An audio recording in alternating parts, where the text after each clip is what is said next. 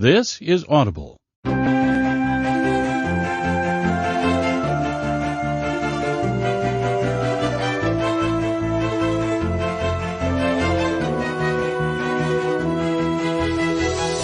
and Grow Rich has inspired millions of people all over the world to incredible success, and it can do the same for you.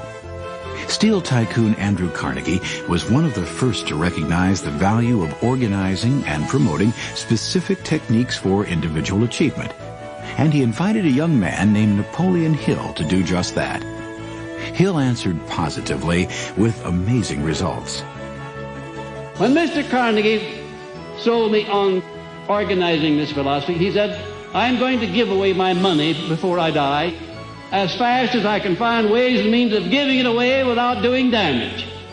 But he said, by far the greatest part of my riches I am entrusting to you to take to the people of the world in the form of the know-how through which I gain my money. And he said, if you carry through the trust and perfect your job, as I sincerely believe you will, you'll live to see the time when you're far and away richer than I am, and when you will have made many more successful men than I have ever made. And ladies and gentlemen, when Mr. Carnegie made that statement, it was just too much for me to swallow. I have already made thousands of times more successful men than Mr. Carnegie ever had. Thousands of times, and I'm still in the process of making. With this Nightingale Conant audio program, you can write your own success story if you listen and apply the techniques you're about to learn. The classic Think and Grow Rich was the first practical philosophy of achievement ever assembled. When it was first published in book form in 1937, it shot to the top of bestseller lists and remains today the Bible for people who want to fulfill themselves and their dreams. This landmark book is presented nearly word for word in the 6 cassettes you're about to hear. Some of the language may seem rather formal for our times, but the information it imparts is as valuable today as it was when it was first released. You'll learn the 13 steps to take to gain riches, both financial and otherwise. You'll discover the starting point of all achievement, how to harness the power of autosuggestion, where the workshop of your mind is housed, and how you can persist in the face of any discouragement. Born into poverty and losing his mother when he was just a child, Napoleon Hill knew all about discouragement. But he triumphed to share this formula for success with people all over the world, a formula that he distilled from the experiences of 500 of the most successful men in the world. You'll hear from him personally in recordings made of his lectures. The rest of his material will be narrated by Joe Slattery. So let's make the first move on the road to riches. We'll begin with some highlights from the publisher's preface. The riches within your grasp cannot always be measured in money. There are great riches in lasting friendships, harmonious family relationships, sympathy and understanding between business associates, an inner harmony which brings peace of mind measurable only in spiritual values. The philosophy of Think and Grow Rich will prepare you to attract and enjoy these higher estates which always have been and always will be denied to all except those who are ready for them. Everyone desires to be rich, but not everyone knows what constitutes enduring riches. And most people believe riches to consist only in material things that money can buy. Now here is a list of the 12 things which constitute real riches. Number 1, a positive mental attitude. Observe that it heads the list. And second, sound physical health. And third, harmony in human relations. And fourth, freedom from fear. And fifth, the hope of future achievement. And sixth, the capacity for applied faith. And 7, willingness to share one's blessings with others. 8, to be engaged in the labor of love. 9, an open mind on all subjects toward all people. 10, complete self-discipline. 11, wisdom with which to understand people. And 12, financial security. Observe, if you will, with great benefit, the fact that money comes at the end of the list of the 12 things that make men rich. Be prepared when you begin to put the philosophy of Think and Grow Rich into action for a changed life which will not only ease the trials and stresses of living, but will also prepare you for the accumulation of material riches in abundance. A word from the author. In every chapter of this book, mention has been made of the money-making secret which has made fortunes for hundreds of exceedingly wealthy men whom I have carefully analyzed over a long period of years. In the chapter on faith, you will read the astounding story of the organization of the giant United States Steel Corporation, as it was conceived and carried out by one of the young men through whom Mr. Carnegie proved that his formula will work for all who are ready for it. This single application of the secret by Charles M. Schwab made him a huge fortune in both money and opportunity. Roughly speaking, this particular application of the formula was worth $600 million. These facts, and they are facts well known to almost everyone who knew Mr. Carnegie, give you a fair idea of what the reading of this book may bring to you, provided you know what it is that you want. The secret to which I refer has been mentioned no fewer than 100 times throughout this book. It has not been directly named, for it seems to work more successfully when it is merely uncovered and left in sight, where those who are ready and searching for it may pick it up. That is why Mr. Carnegie tossed it to me so quietly, without giving me its specific name. If you are ready to put it to use, you will recognize this secret at least once in every chapter. I wish I might feel privileged to tell you how you will know if you are ready, but that would deprive you of much of the benefit you will receive when you make the discovery in your own way. The secret to which I refer cannot be had without a price, although the price is far less than its value. It cannot be had at any price by those who are not intentionally searching for it. It cannot be given away. It cannot be purchased for money, for the reason that it comes in two parts. One part is already in possession of those who are ready for it. The secret serves equally well all who are ready for it. Education has nothing to do with it. Long before I was born, the secret had found its way into the possession of Thomas A. Edison, and he used it so intelligently that he became the world's leading inventor, although he had but 3 months of schooling. When I was performing the 20-year task of research which I had undertaken at Mr. Carnegie's request, I analyzed hundreds of well-known men, many of whom admitted that they had accumulated their vast fortunes through the aid of the Carnegie secret. Among these men were Henry Ford, William Wrigley, Jr., George Eastman, Charles M. Schwab, Theodore Roosevelt, Elbert Hubbard, Wilbur Wright, William Jennings Bryan, John D. Rockefeller, Thomas A. Edison, F. W. Woolworth, Clarence Darrow, Woodrow Wilson, William Howard Taft, Luther Burbank, Dr. Alexander Graham Bell, United States Senator Jennings Randolph.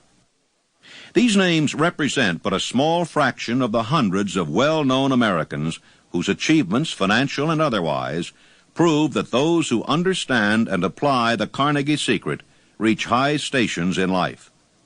Somewhere, as you read, the secret to which I refer will jump from the page and stand boldly before you, if you are ready for it. When it appears, you will recognize it.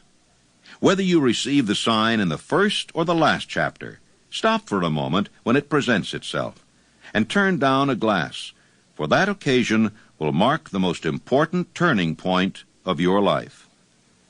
Remember, too, as you go through the book, that it deals with facts and not with fiction, its purpose being to convey a great universal truth through which all who are ready may learn what to do and how to do it. They will also receive the needed stimulus to make a start. As a final word of preparation, before you begin the first chapter, may I offer one brief suggestion which may provide a clue by which the Carnegie secret may be recognized. It is this: all achievement, all earned riches have their beginning in an idea. If you are ready for the secret, You already possess one half of it. Therefore, you will readily recognize the other half the moment it reaches your mind. Napoleon Hill.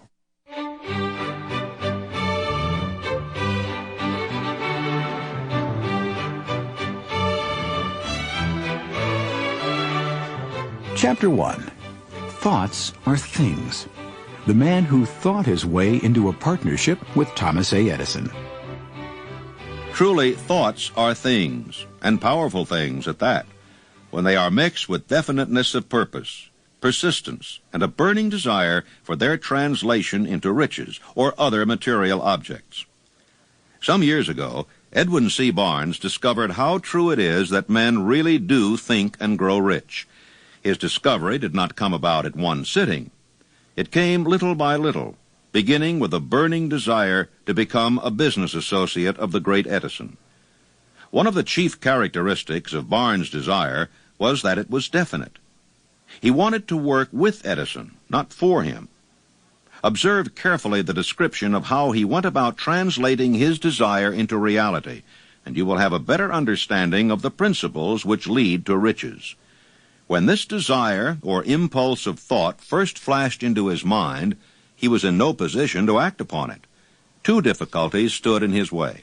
He did not know Mr. Edison, and he did not have enough money to pay his railroad fare to Orange, New Jersey. These difficulties were sufficient to have discouraged the majority of men from making any attempt to carry out the desire. But his was no ordinary desire. He presented himself at Mr. Edison's laboratory and announced he had come to go into business with the inventor. In speaking of the first meeting between Barnes and Edison years later, Mr. Edison said, "He stood there before me looking like an ordinary tramp, but there was something in the expression of his face which conveyed the impression that he was determined to get what he had come after. I had learned from years of experience with men that when a man really desires a thing so deeply that he is willing to stake his entire future on a single turn of the wheel in order to get it, he is sure to win. I gave him the opportunity he asked for, because I saw he had made up his mind to stand by until he succeeded. Subsequent events proved that no mistake was made." It could not have been the young man's appearance which got him his start in the Edison office, for that was definitely against him. It was what he thought that counted. Barnes did not get his partnership with Edison on his first interview. He did get a chance to work in the Edison offices at a very nominal wage. Months went by. Apparently nothing happened to bring nearer the coveted goal which Barnes had set up in his mind as his definite major purpose. But something important was happening in Barnes' mind. He was constantly intensifying his desire to become the business associate of Edison. Psychologists have correctly said that when one is truly ready for a thing, it puts in its appearance. Barnes was ready for a business association with Edison. Moreover, he was determined to remain ready until he got that which he was seeking. He did not say to himself, "Ah, well, what's the use? I guess I'll change my mind and try for a salesman's job." But he did say, "I came here to go into business with Edison, and I'll accomplish this end if it takes the remainder of my life." He meant it. What a different story men would have to tell if only they would adopt a definite purpose and stand by that purpose until it had time to become an all-consuming obsession. Maybe young Barnes did not know it at the time, but his bulldog determination, his persistence in standing back of a single desire, was destined to mow down all opposition and bring him the opportunity he was seeking. When the opportunity came, it appeared in a different form and from a different direction than Barnes had expected. This is one of the tricks of opportunity. It has a sly habit of slipping in by the back door, and often it comes disguised in the form of misfortune or temporary defeat. Perhaps this is why so many fail to recognize opportunity. Mr. Edison had just perfected a new office device, known at that time as the Edison dictating machine. His salesmen were not enthusiastic over the machine. They did not believe it could be sold without great effort. Barnes saw his opportunity. It had crawled in quietly. hidden in a queer-looking machine which interested no one but Barnes and the inventor. Barnes knew he could sell the Edison dictating machine. He suggested this to Edison and promptly got his chance. He did sell the machine. In fact, he sold it so successfully that Edison gave him a contract to distribute and market it all over the nation. Out of that business association, Barnes made himself rich in money. But he did something infinitely greater. He proved that one really may think and grow rich. How much actual cash that original desire of Barnes was worth to him, I have no way of knowing. Perhaps it brought him $2 or $3 million. But the amount, whatever it is, becomes insignificant when it is compared with the greater asset he acquired in the form of definite knowledge that an intangible impulse of thought can be transmuted into material rewards by the application of known principles. Barnes literally thought himself into a partnership with the great Edison. He thought himself into a fortune. He had nothing to start with except the capacity to know what he wanted and the determination to stand by that desire until he realized it.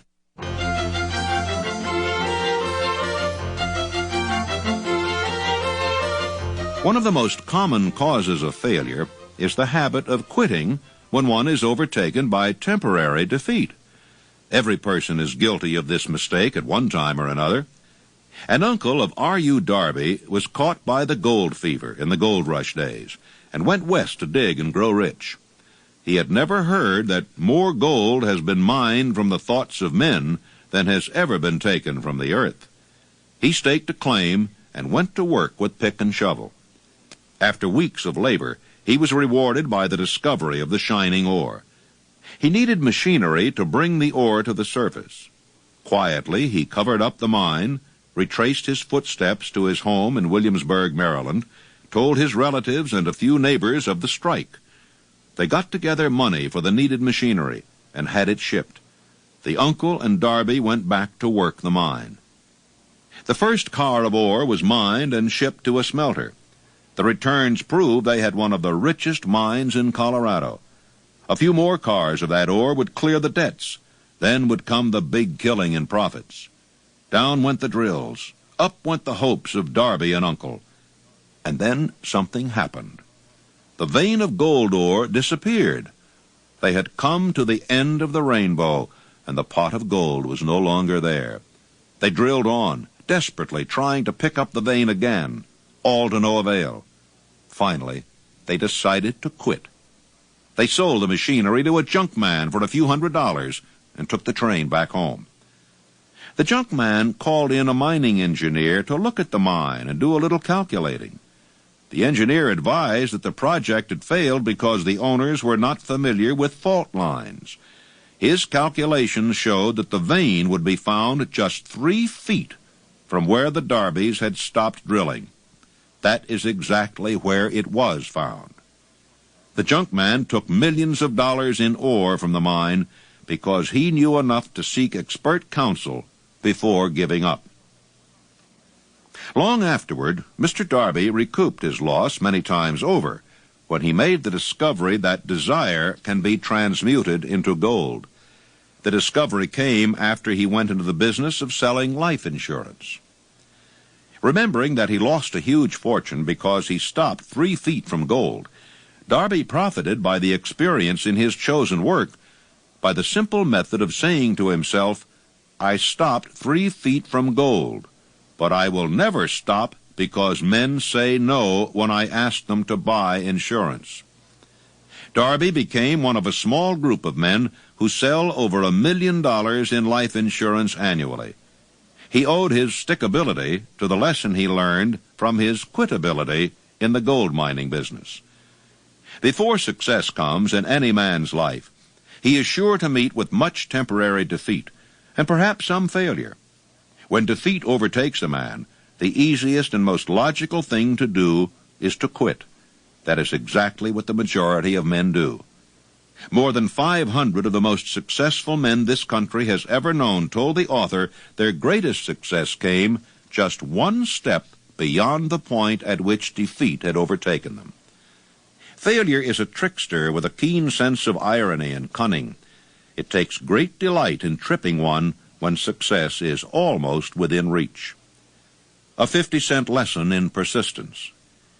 Shortly after Mr. Darby received his degree from the University of Hard Knocks and had decided to profit by his experience in the gold mining business, he had the good fortune to be present on an occasion that proved to him that no does not necessarily mean no.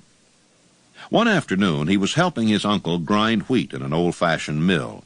The uncle operated a large farm on which a number of sharecrop farmers lived. Quietly the door was opened and a small child, the daughter of a tenant, walked in and took her place near the door. The uncle looked up, saw the child, and barked at her roughly, "What do you want?" Meekly the child replied, "My mammy say send her 50 cents. "I'll not do it," the uncle retorted. "Now you run on home." "Yassa," the child replied, but she did not move. The uncle went ahead with his work, so busily engaged that he did not pay enough attention to the child to observe that she did not leave. When he looked up and saw her still standing there, he yelled at her, "I told you to go home. Now go, or I'll take a switch to you." The little girl said, "Yassa," but she did not budge.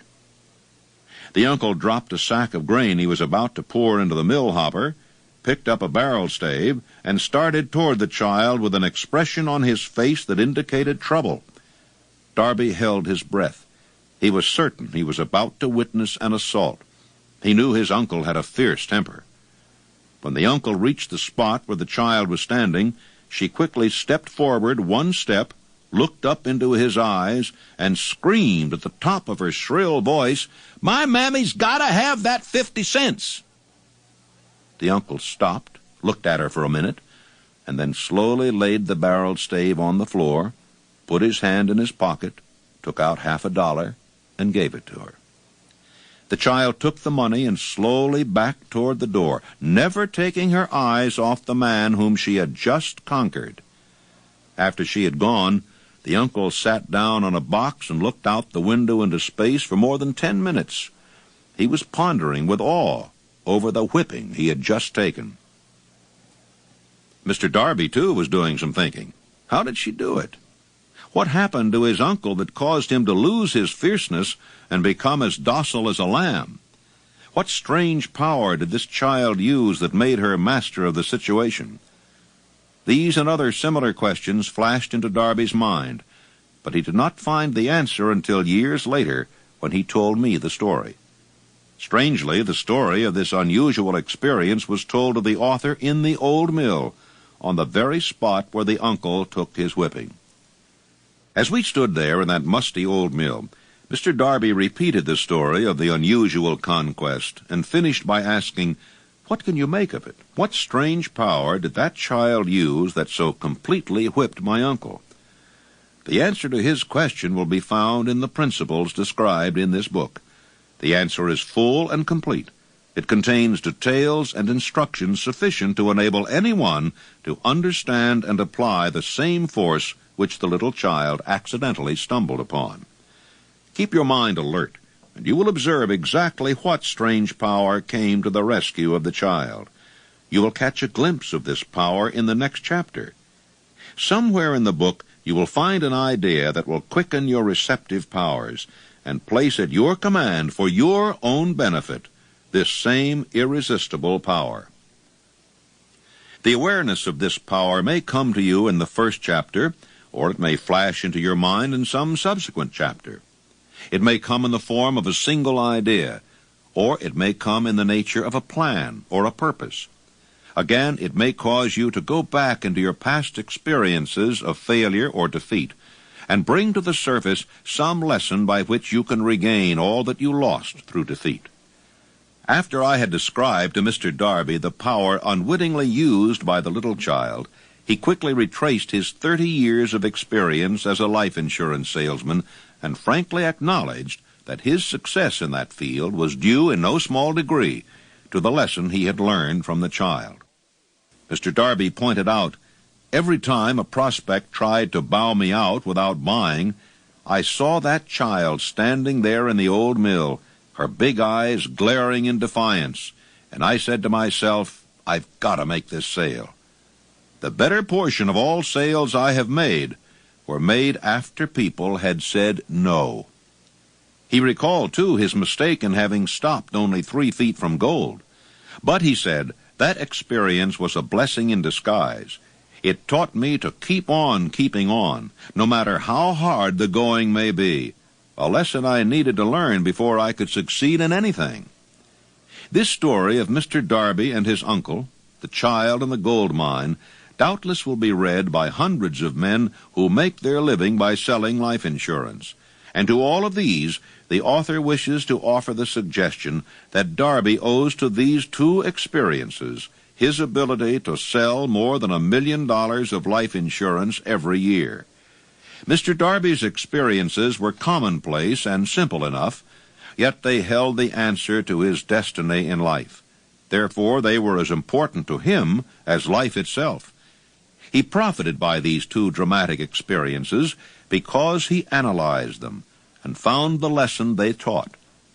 But what of the man who has neither the time nor the inclination to study failure in search of knowledge that may lead to success?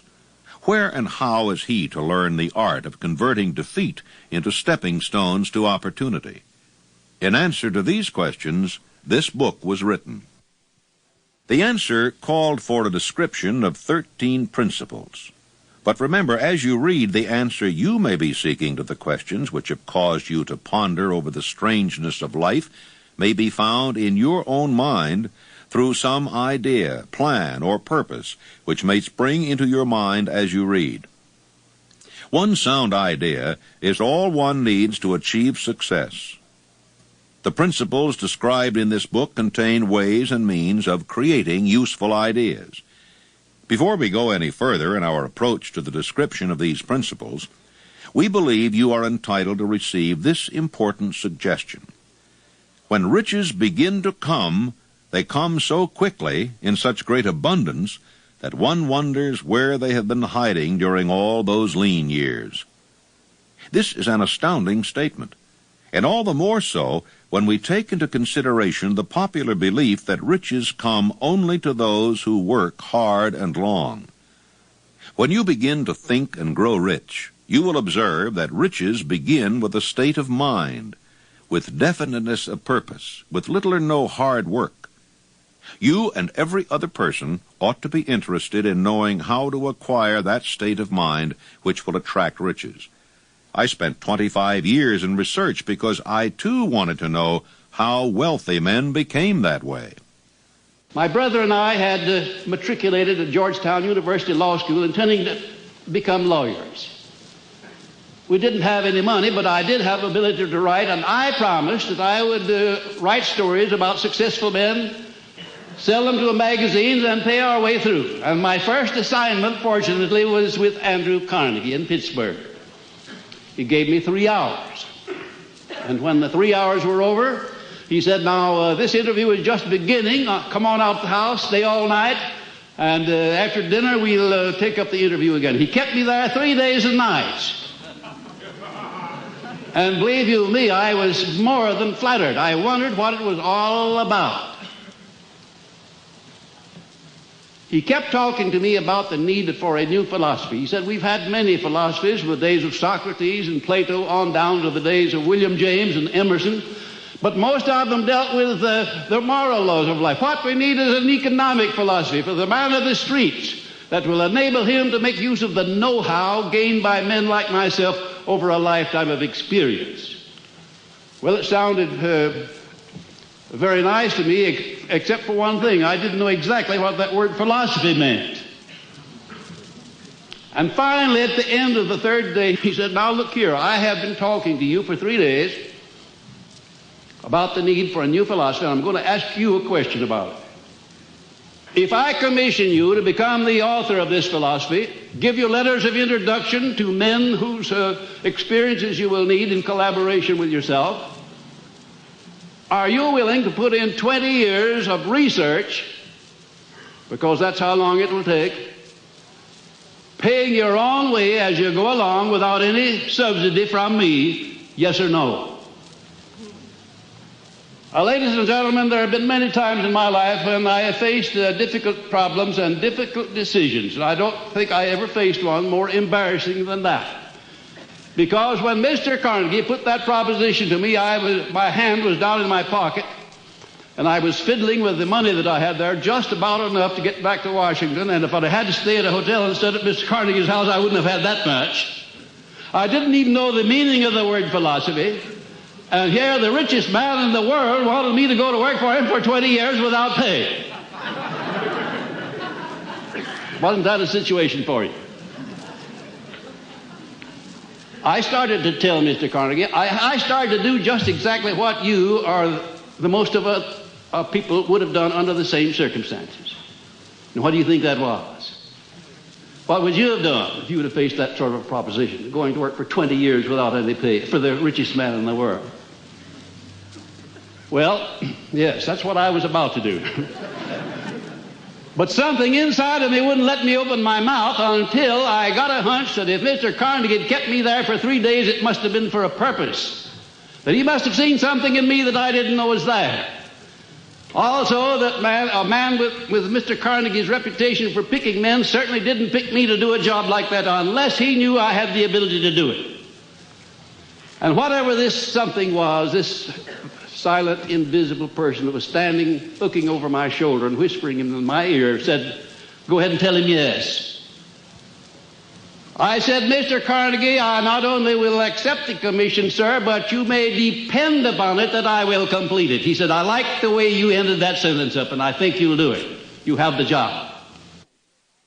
Observe very closely.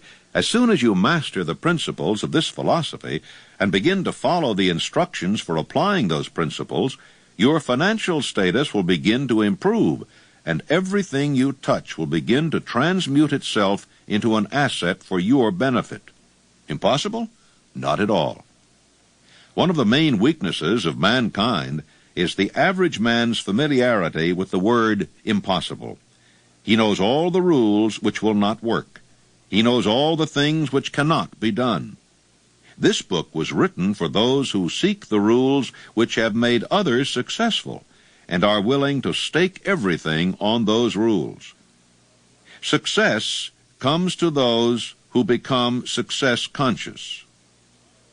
Failure comes to those who indifferently allow themselves to become failure conscious. The object of this book is to help all who seek it to learn the art of changing their minds from failure consciousness to success consciousness. Another weakness found in altogether too many people is the habit of measuring everything and everyone by their own impressions and beliefs. Some persons who read this will believe that they cannot think and grow rich because their thought habits have been steeped in poverty, want, misery, failure, and defeat.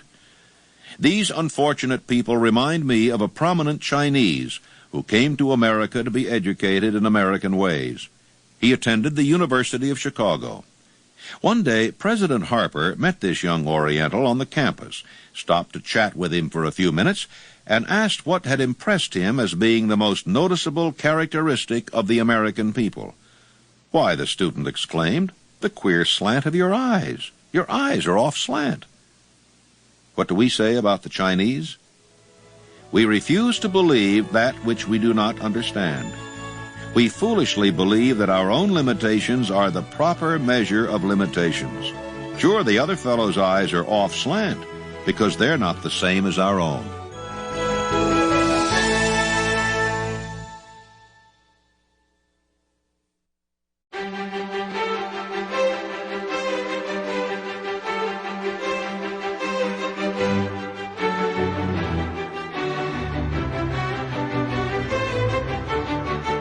Chapter 1 continued, Thoughts are Things. The impossible Ford V8 motor. When Henry Ford decided to produce his famous V8 motor, he chose to build an engine with the entire 8 cylinders cast in one block and instructed his engineers to produce a design for the engine. The design was placed on paper, but the engineers agreed to a man that it was simply impossible to cast an 8-cylinder engine block in one piece. Ford said, "Produce it anyway." But they replied, "It's impossible." "Go ahead," Ford commanded, "and stay on the job until you succeed, no matter how much time is required." The engineers went ahead. There was nothing else for them to do if they were to remain on the Ford staff. 6 months went by. Nothing happened. Another 6 months passed, and still nothing happened. The engineers tried every conceivable plan to carry out the orders, but the thing seemed out of the question. Impossible. At the end of the year, Ford checked with his engineers, and again they informed him that they had found no way to carry out his orders. "Go right ahead," said Ford. "I want it, and I'll have it." They went ahead, and then, as if by a stroke of magic, the secret was discovered. The Ford determination had won once more. This story may not be described with minute accuracy, but the sum and substance of it is correct. Deduce from it, you who wish to think and grow rich, the secret of the Ford millions if you can.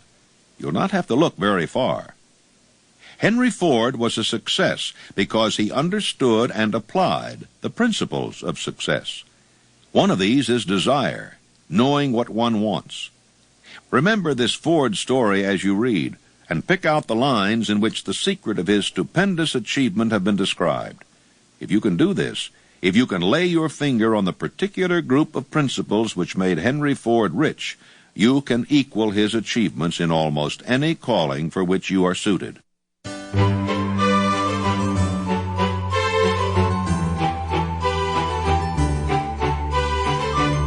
When Henley wrote the prophetic lines, "I am the master of my fate, I am the captain of my soul," he should have informed us that we are the masters of our fate, the captains of our souls, because we have the power to control our thoughts. He should have told us that our brains become magnetized with the dominating thoughts which we hold in our minds, and by means with which no man is familiar, these magnets attract to us the forces, the people, the circumstances of life which harmonize with the nature of our dominating thoughts. He should have told us that before we can accumulate riches in great abundance, we must magnetize our minds with intense desire for riches, that we must become money conscious until the desire for money drives us to create definite plans for acquiring it. But being a poet and not a philosopher, Henley contented himself by stating a great truth in poetic form, leaving those who followed him to interpret the philosophical meaning of his lines. Little by little, the truth has unfolded itself, until it now appears certain that the principles described in this book hold the secret of mastery over our economic fate. We are now ready to examine the first of these principles. Maintain a spirit of open-mindedness, and remember as you read, they are the invention of no one man. The principles have worked for many men. You can put them to work for your own enduring benefit. You will find it easy, not hard, to do. Some years ago, I delivered the commencement address at Salem College, Salem, West Virginia. I emphasized the principle described in the next chapter with so much intensity that one of the members of the graduating class definitely appropriated it and made it a part of his own philosophy. The young man became a congressman and an important factor in Franklin D. Roosevelt's administration. He wrote me a letter in which he so clearly stated his opinion of the principle outlined in the next chapter that I have chosen to publish his letter as an introduction to that chapter. It gives you an idea of the rewards to come. My dear Napoleon, my service as a member of Congress having given me an insight into the problems of men and women, I am writing to offer a suggestion which may become helpful to thousands of worthy people. In 1922, you delivered the commencement address at Salem College when I was a member of the graduating class. In that address, you planted in my mind an idea which has been responsible for the opportunity I now have to serve the people of my state, and will be responsible in a very large measure for whatever success I may have in the future. I recall, as though it were yesterday, the marvelous description you gave of the method by which Henry Ford, with but little schooling, without a dollar, with no influential friends, rose to great heights. I made up my mind then, even before you had finished your speech, that I would make a place for myself no matter how many difficulties I had to surmount. Thousands of young people will finish their schooling this year and within the next few years. Every one of them will be seeking just such a message of practical encouragement as the one I received from you. They will want to know where to turn, what to do to get started in life. You can tell them because you have helped to solve the problems of so many, many people. There are thousands of people in America today who would like to know how they can convert ideas into money, people who must start at scratch, without finances, and recoup their losses. If anyone can help them, you can. If you publish the book, I would like to own the first copy that comes from the press, personally autographed by you. With best wishes, believe me, cordially yours, Jennings Randolph. 35 years after I made that speech, it was my pleasure to return to Salem College and deliver the baccalaureate sermon. At that time, I received an honorary Doctor of Literature degree from Salem College. Since that time in 1922, I have watched Jennings Randolph rise to become one of the nation's leading airlines executives, a great inspirational speaker, and United States Senator from West Virginia.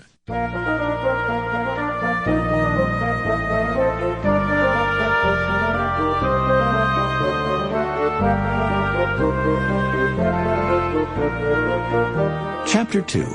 Desire, the starting point of all achievement, the first step toward riches. When Edwin C. Barnes climbed down from the freight train in Orange, New Jersey more than 50 years ago, he may have resembled a tramp, but his thoughts were those of a king. As he made his way from the railroad tracks to Thomas A. Edison's office, his mind was at work. He saw himself standing in Edison's presence.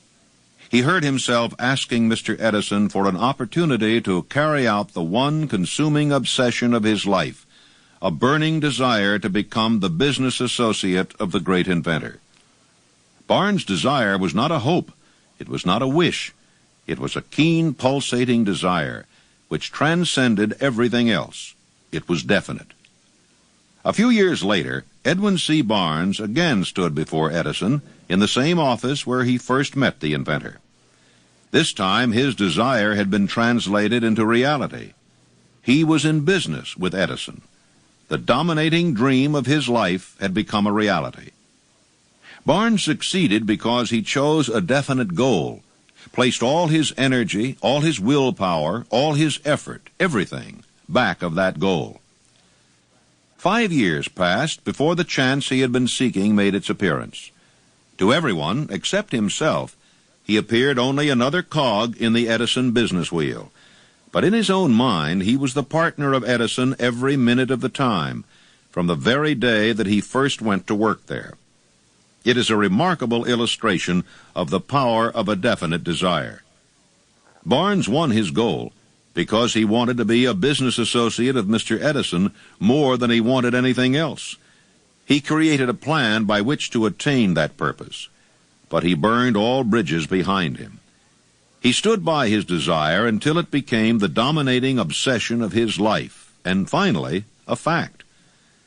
When he went to Orange, he did not say to himself, "I will try to induce Edison to give me a job of some sort." He said, "I will see Edison and put him on notice that I have come to go into business with him."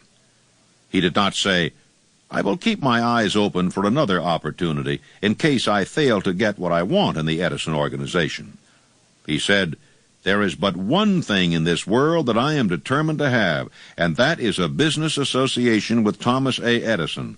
I will burn all bridges behind me and stake my entire future on my ability to get what I want." He left himself no possible way of retreat. He had to win or perish. That is all there is to the Barnes story of success.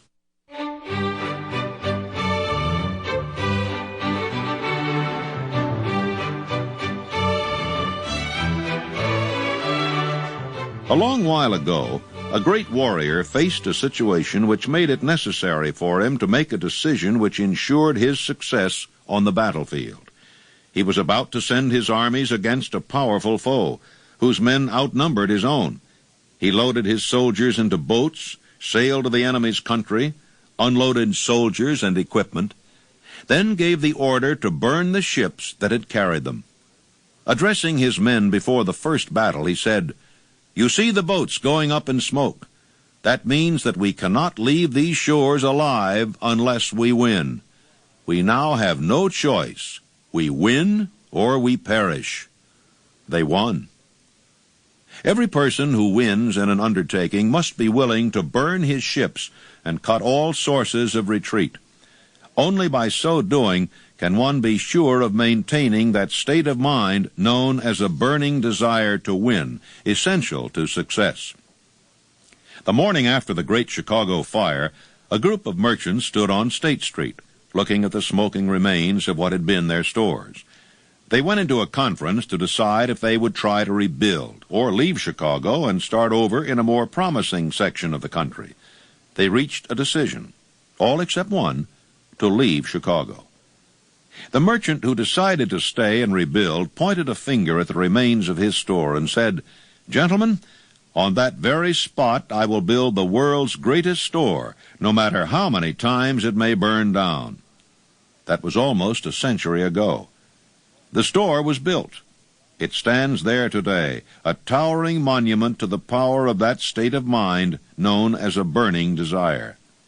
The easy thing for Marshall Field to have done would have been exactly what his fellow merchants did. When the going was hard and the future looked dismal, they pulled up and went where the going seemed easier. Mark well this difference between Marshall Field and the other merchants, because it is the same difference which distinguishes practically all who succeed from those who fail. Every human being who reaches the age of understanding of the purpose of money wishes for it. Wishing will not bring riches, but desiring riches with a state of mind that becomes an obsession, then planning definite ways and means to acquire riches, and backing those plans with persistence which does not recognize failure, will bring riches. The method by which desire for riches can be transmuted into its financial equivalent consists of 6 definite practical steps. That is, first, fix in your mind the exact amount of money you desire. It is not sufficient merely to say, "I want plenty of money." Be definite as to the amount. There is a psychological reason for definiteness, which will be described in a subsequent chapter. Second, determine exactly what you intend to give in return for the money you desire. There is no such reality as something for nothing. Third, establish a definite date when you intend to possess the money you desire. Fourth, create a definite plan for carrying out your desire, and begin at once, whether you are ready or not, to put this plan into action. Fifth, write out a clear, concise statement of the amount of money you intend to acquire, name the time limit for its acquisition, state what you intend to give in return for the money, and describe clearly the plan through which you intend to accumulate it. Sixth, read your written statement aloud twice daily, once just before retiring at night and once after arising in the morning. As you read, see and feel and believe yourself already in possession of the money. It is important that you follow the instructions described in these 6 steps. It is especially important that you observe and follow the instructions in the 6th paragraph. You may complain that it's impossible for you to see yourself in possession of money before you actually have it. Here is where a burning desire will come to your aid. If you truly desire money so keenly that your desire is an obsession, you will have no difficulty in convincing yourself that you will acquire it. The object is to want money and to become so determined to have it that you convince yourself you will have it. Can you imagine yourself a millionaire? To the uninitiated, who has not been schooled in the working principles of the human mind, these instructions may appear impractical. It may be helpful to all who fail to recognize the soundness of the 6 steps to know that the information they convey was received from Andrew Carnegie, who began as an ordinary laborer in the steel mills, but managed, despite his humble beginning, to make these principles yield him a fortune of considerably more than $100 million. It may be a further help to know that the 6 steps here recommended were carefully scrutinized by the late Thomas A. Edison, who placed his stamp of approval upon them as being not only the steps essential for the accumulation of money, but for the attainment of any goal. The steps call for no hard labor. They call for no sacrifice. They do not require one to become ridiculous or credulous. To apply them calls for no great amount of education. But the successful application of these 6 steps does call for sufficient imagination to enable one to see and to understand that accumulation of money cannot be left to chance, good fortune, and luck. One must realize that all who have accumulated great fortunes first did a certain amount of dreaming, hoping, wishing, desiring, and planning before they acquired money. You may as well know right here that you can never have riches in great quantity unless you can work yourself into a white heat of desire for money and actually believe you will possess it. The power of great dreams. We who are in this race for riches should be encouraged to know that this changed world in which we live is demanding new ideas, new ways of doing things, new leaders, new inventions, new methods of teaching, new methods of marketing, new books, new literature, new features for television, new ideas for moving pictures. Back of all this demand for new and better things, there is one quality which one must possess to win, and that is definiteness of purpose, the knowledge of what one wants, and a burning desire to possess it. We who desire to accumulate riches should remember the real leaders of the world always have been men who harnessed and put into practical use the intangible, unseen forces of unborn opportunity, and have converted those forces, or impulses of thought, into skyscrapers, cities, factories, airplanes, automobiles, and every form of convenience that makes life more pleasant. In planning to acquire your share of the riches, let no one influence you to scorn the dreamer. To win the big stakes in this changed world, you must catch the spirit of the great pioneers of the past, whose dreams have given to civilization all that it has of value, the spirit which serves as the lifeblood of our own country, your opportunity and mine to develop and market our talents. If the thing you wish to do is right and you believe in it, go ahead and do it. Put your dream across, and never mind what they say if you meet with temporary defeat, for they, perhaps, do not know that every failure brings with it the seed of an equivalent success. Thomas Edison dreamed of a lamp that could be operated by electricity, began where he stood to put his dream into action, and despite more than 10,000 failures, he stood by that dream until he had made it a physical reality. Practical dreamers do not quit. Imagine a man, for instance, standing by through 10,000 different failures, as Mr. Edison did, before giving up. His personal initiative was so definite that he told me that if he hadn't found the secret of the incandescent electric lamp, that at that very moment he would be in the laboratory working on it instead of being out there wasting his time talking with me. And then in a more serious note, Mr. Edison said, you know, I had to succeed because I finally ran out of things that wouldn't work. And I've thought of that so many times, wondering why more people don't keep on keeping on until they run out of things that won't work, for then they're bound to find the thing that will work. The Wright brothers dreamed of a machine that would fly through the air. Now one may see evidence all over the world that they dreamed soundly. Marconi dreamed of a system for harnessing the intangible forces of the ether. Evidence that he did not dream in vain may be found in every radio and television set in the world. It may interest you to know that Marconi's friends had him taken into custody and examined in a psychopathic hospital when he announced he had discovered a principle through which he could send messages through the air without the aid of wires or other direct physical means of communication. The dreamers of today fare better. The world is filled with an abundance of opportunity which the dreamers of the past never knew. How to get dreams off the launching pad. A burning desire to be and to do is the starting point from which the dreamer must take off. Dreams are not born of indifference, laziness, or lack of ambition. Remember that all who succeed in life get off to a bad start and pass through many heartbreaking struggles before they arrive. The turning point in the lives of those who succeed usually comes at the moment of some crisis, through which they are introduced to their other selves. John Bunyan wrote The Pilgrim's Progress, which is among the finest of all English literature, after he had been confined in prison and sorely punished because of his views on the subject of religion. O. Henry discovered the genius which slept within his brain after he had met with great misfortune and was confined in a prison cell in Columbus, Ohio. Being forced through misfortune to become acquainted with his other self and to use his imagination, he discovered himself to be a great author instead of a miserable criminal and outcast. Charles Dickens began by pasting labels on blacking pots.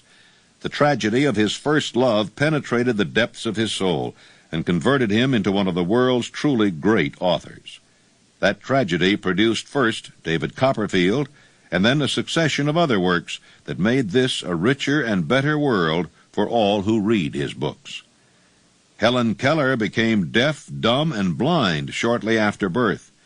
Despite her great misfortune, she has written her name indelibly in the pages of the history of the great. Her entire life has served as evidence that no one is ever defeated until defeat has been accepted as a reality. Robert Burns was an illiterate country lad. He was cursed by poverty and grew up to be a drunkard in the bargain. The world was made better for his having lived, because he clothed beautiful thoughts in poetry, and thereby plucked a thorn and planted a rose in its place. Beethoven was deaf. Milton was blind.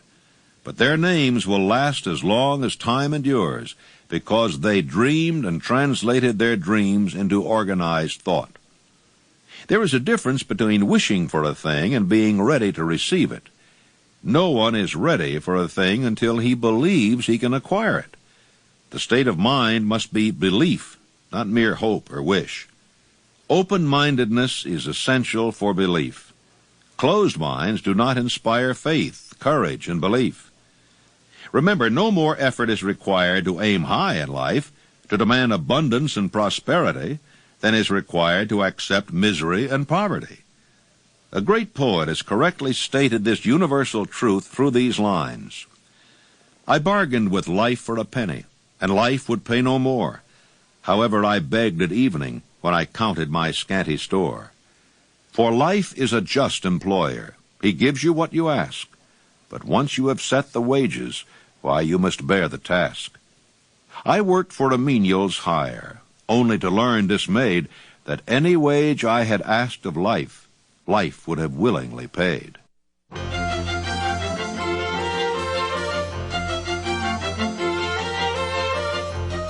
As a fitting climax to this chapter, I wish to introduce one of the most unusual persons I have ever known. I first saw him a few minutes after he was born. He came into the world without any physical sign of ears, and the doctor admitted, when pressed for an opinion on the case, that the child might be deaf and mute for life. I challenged the doctor's opinion. I had the right to do so. I was the child's father. When my second son, Blair, was born, he was born without ears. And the doctors told me that he would be a deaf-mute all of his life. I told them he would not be a deaf-mute, and that he would live to have 100% of his hearing just like other children. And one of these doctors came over and put his arm on my shoulder, and he said, "Now look here, Napoleon. There are some things in this world that neither you nor I nor anyone else can do anything about. And now you face one of those situations." I said, "Doctor, there is nothing in this world that I can't do something about, if it's nothing more than adjust myself to an unpleasant situation so it does not destroy my spirit." I went to work on that child through prayer before I ever saw him. I worked on him continuously, almost 4 hours a day for the first 4 years of his life. And at the age of about 18 months, we recognized that he was beginning to hear. We didn't know just how much. But by the time he had reached the 4th year, he had developed 65% of his normal hearing.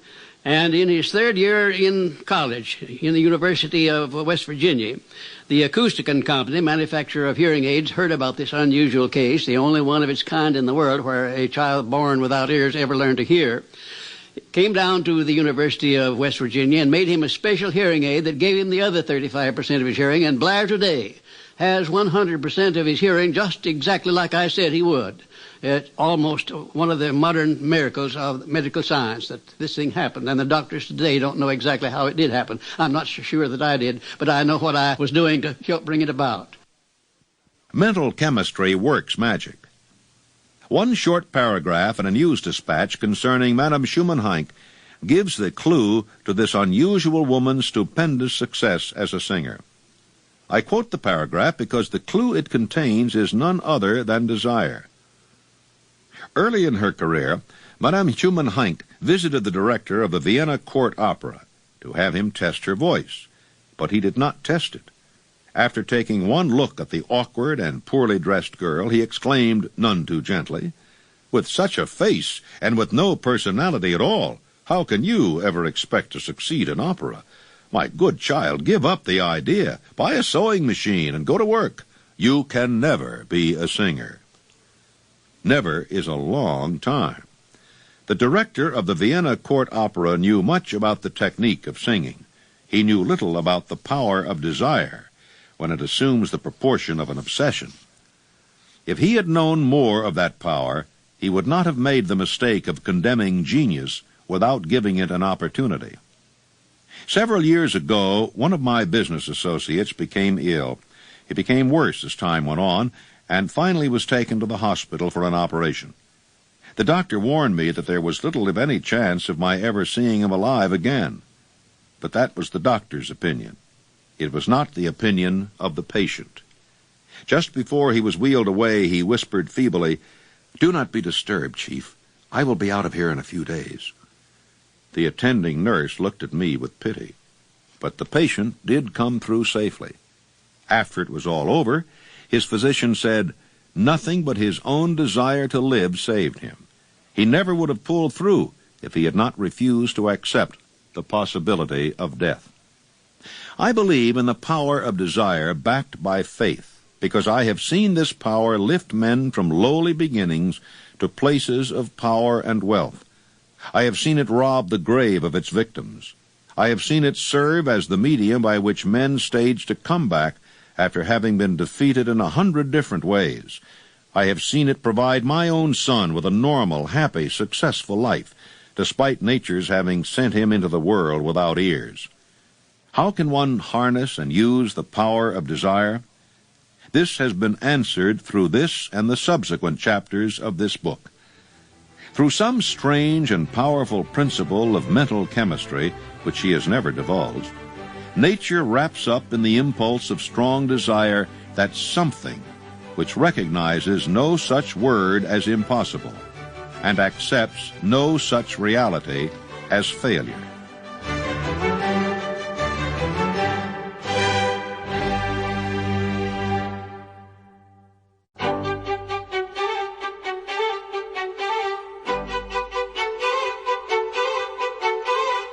Chapter 3. Faith. Visualization of and belief in attainment of desire. The second step toward riches. Faith is the head chemist of the mind.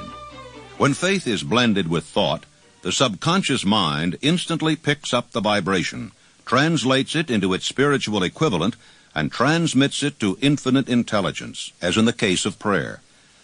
The emotions of faith, love, and sex are the most powerful of all the major positive emotions.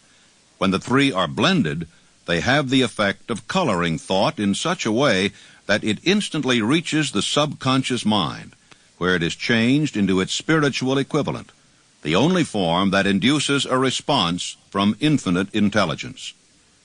How to develop faith?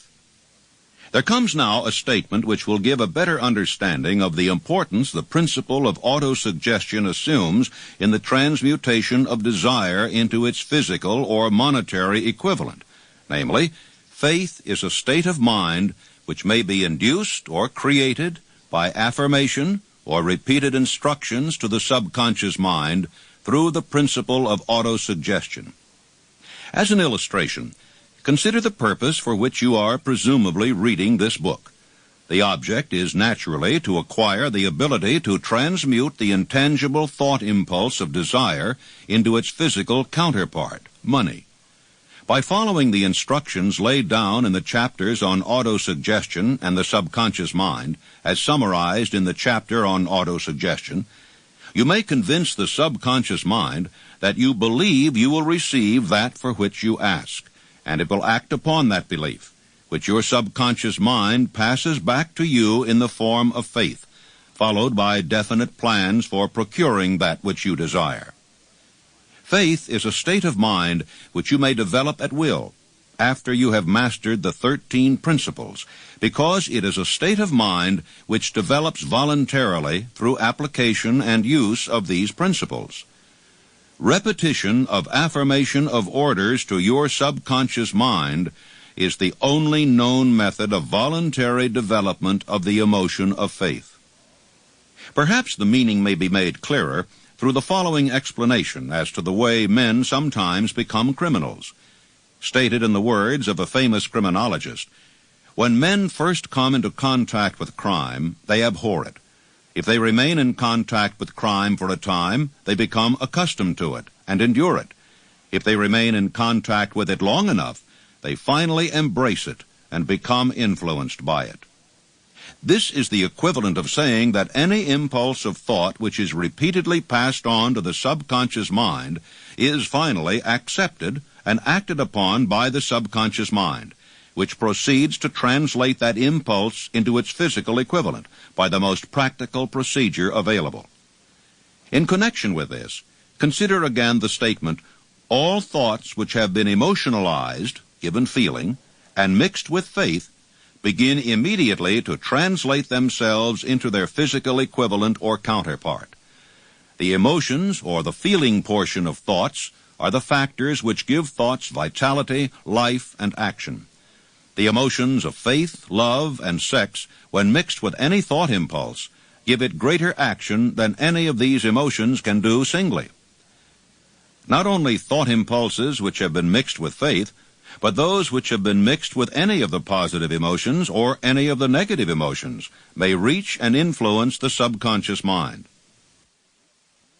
No one is doomed to bad luck.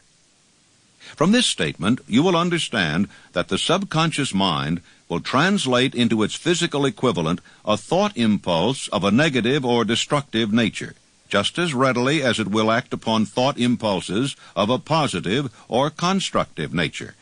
This accounts for the strange phenomenon which so many millions of people experience, referred to as misfortune or bad luck.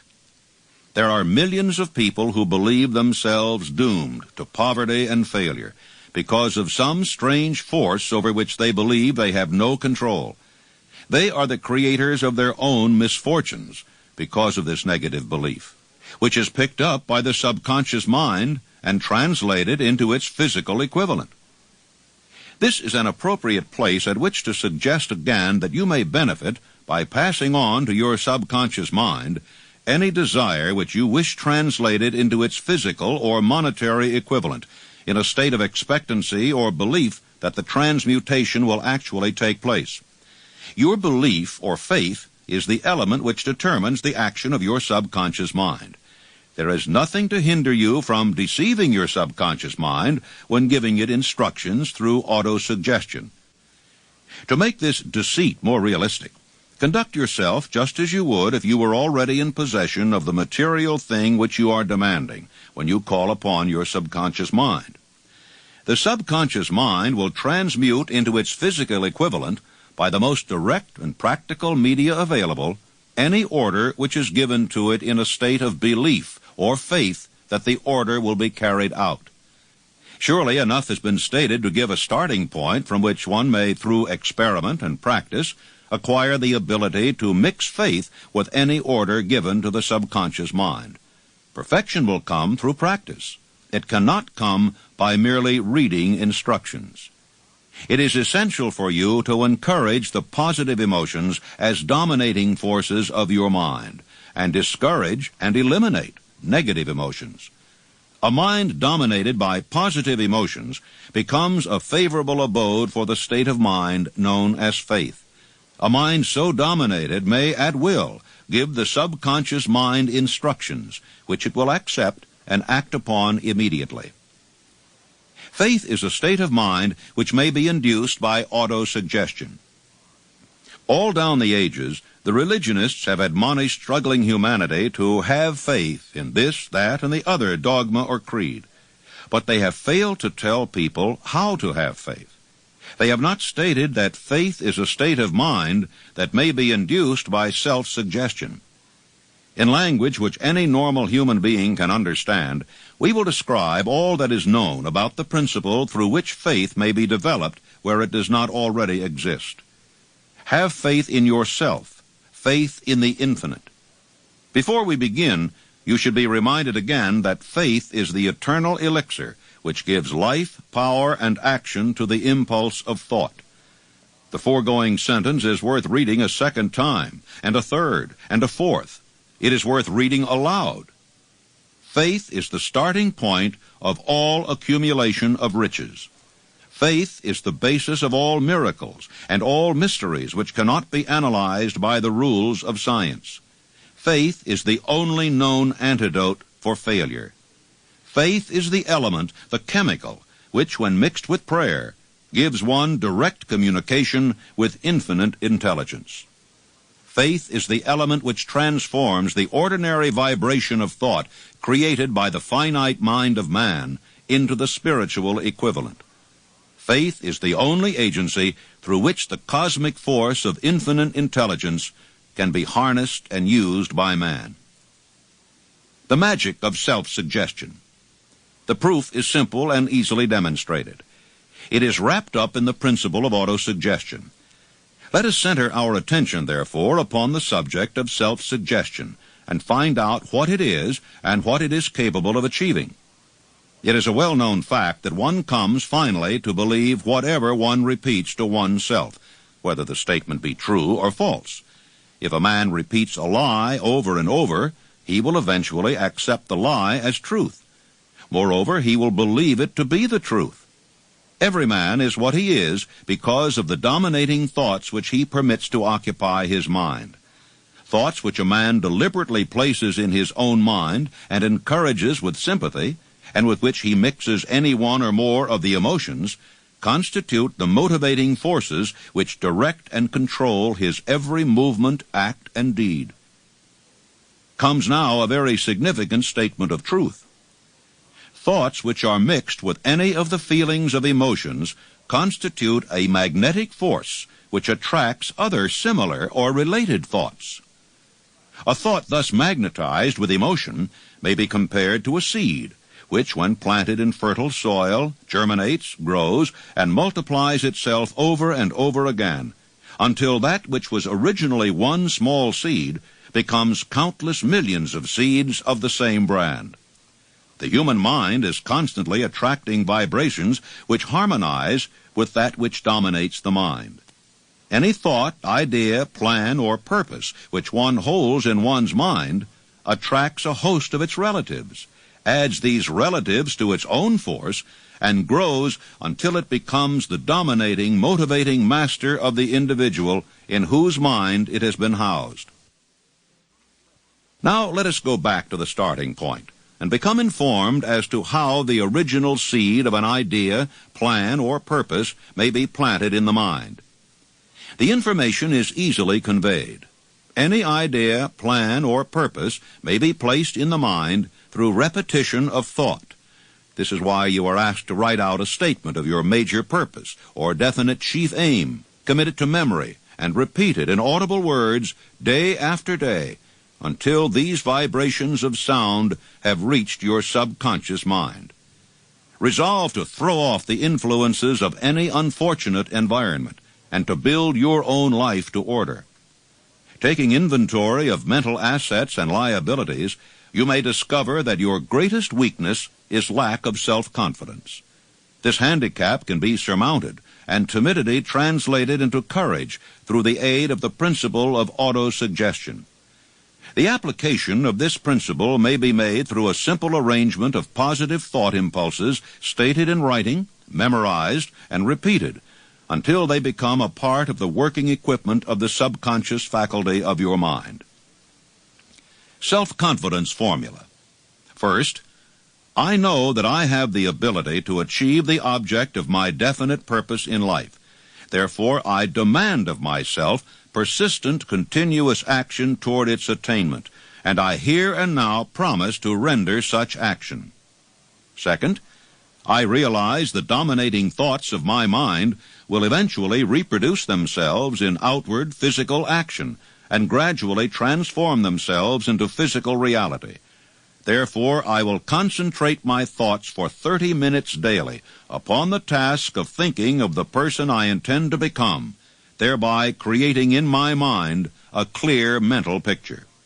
Third, I know through the principle of autosuggestion, any desire that I persistently hold in my mind will eventually seek expression through some practical means of attaining the object back of it.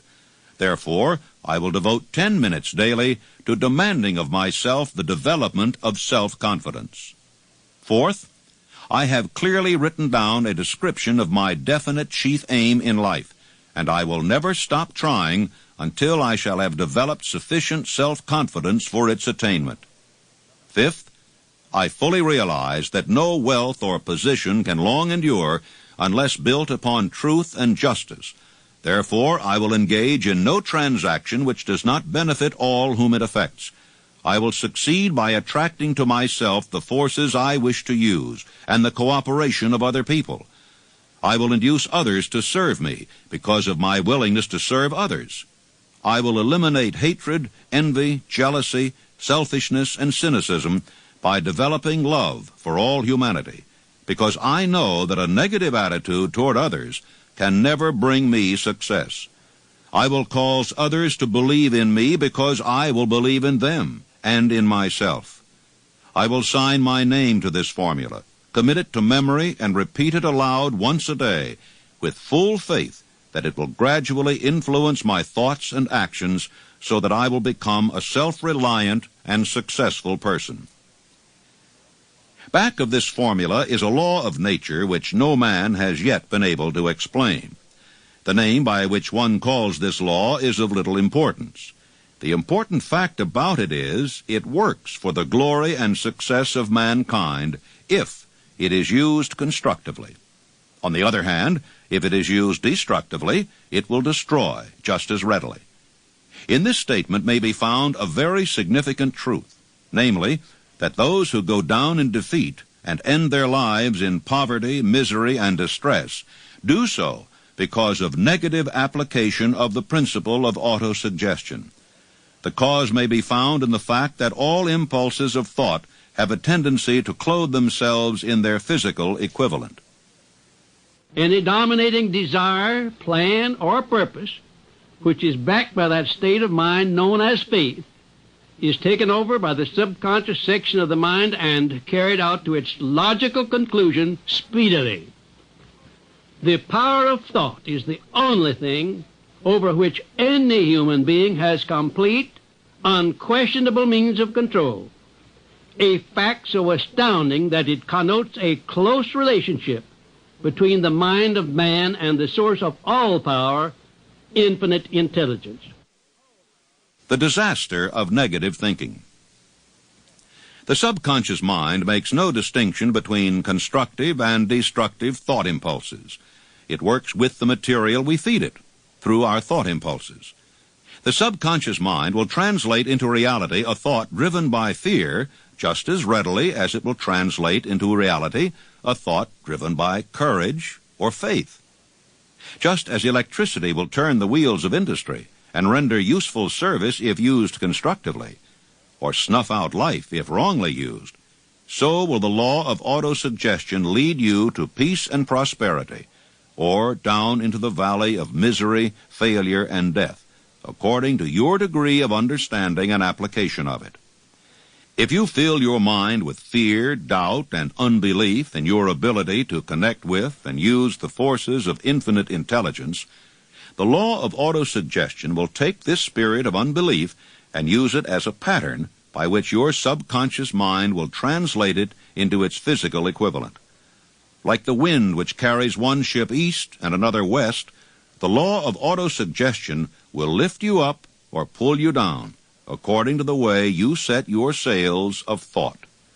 The law of autosuggestion, through which any person may rise to altitudes of achievement which stagger the imagination, is well described in the following verse. If you think you are beaten, you are. If you think you dare not, you don't.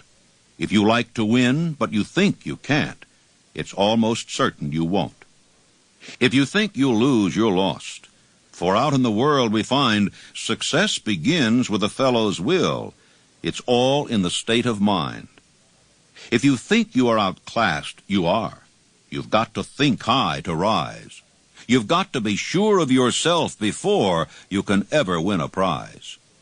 Life's battles don't always go to the stronger or faster man. But soon or late, the man who wins is the man who thinks he can. Observe the words which have been emphasized, and you will catch the deep meaning which the poet had in mind. What genius lies asleep in your brain?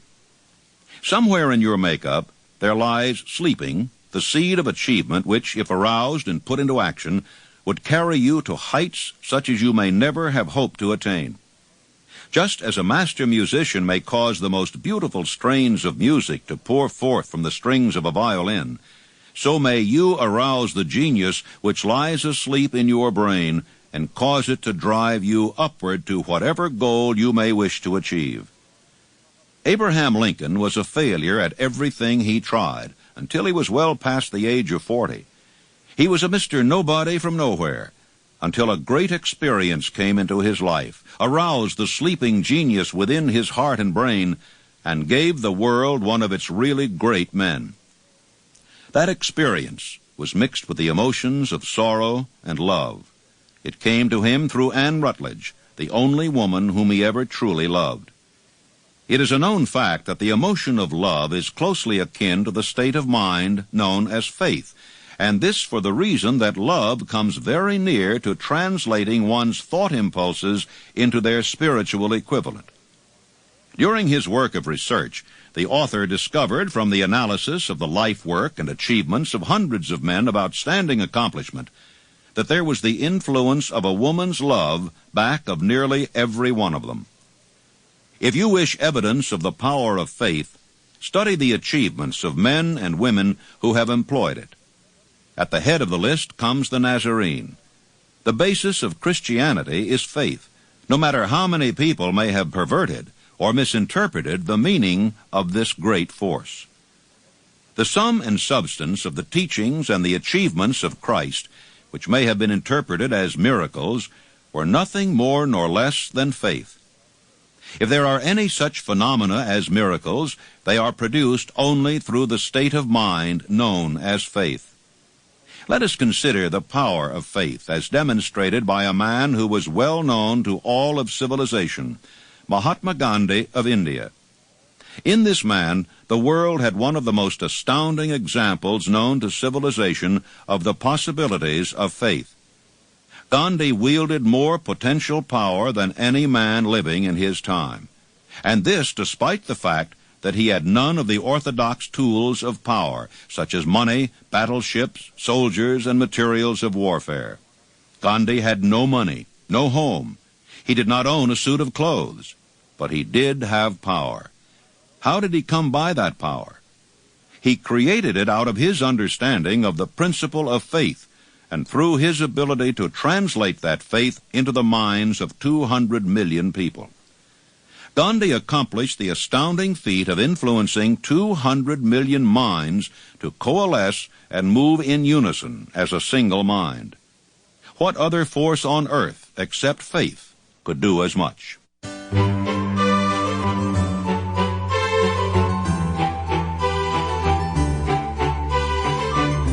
Because of the need for faith and cooperation in operating business and industry, it will be both interesting and profitable to analyze an event which provides an excellent understanding of the method by which industrialists and businessmen accumulate great fortunes, by giving before they try to get.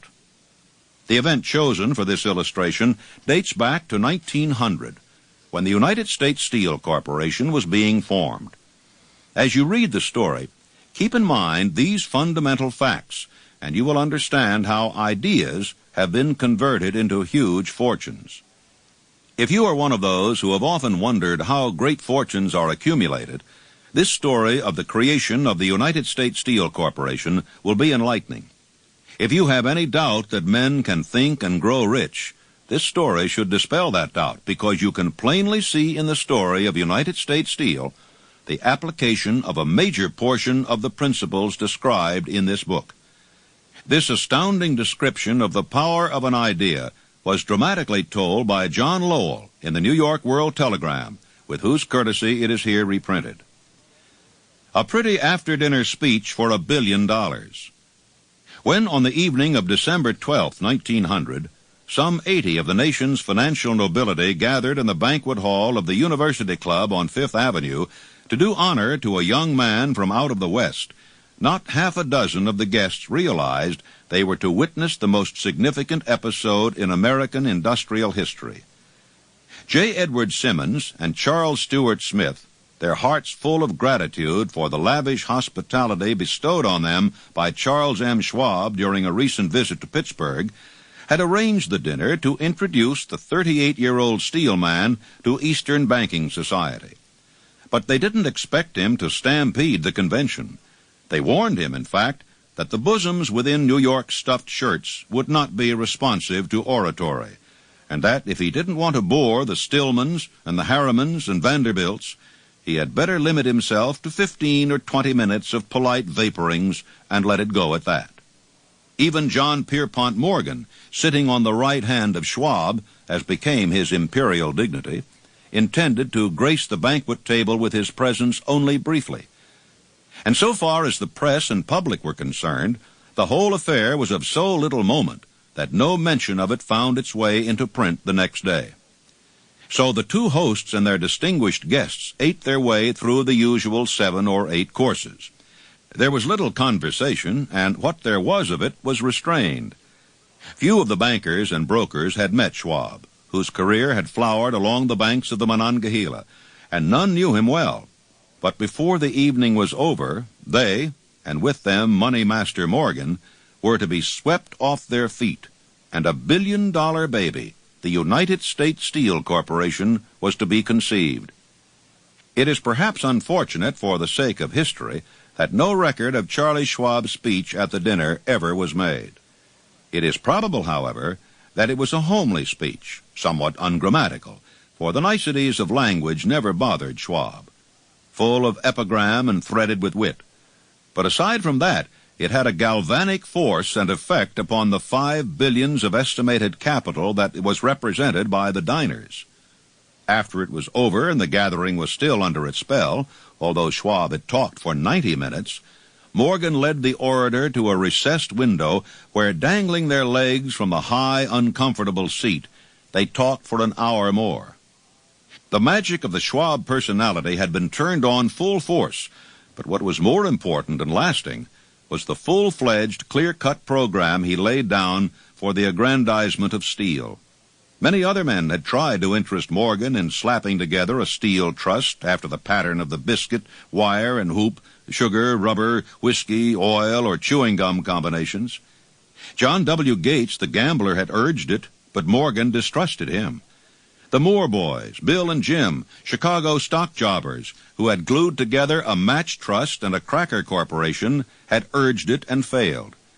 Elbert H. Gary, the sanctimonious country lawyer, wanted to foster it, but he wasn't big enough to be impressive.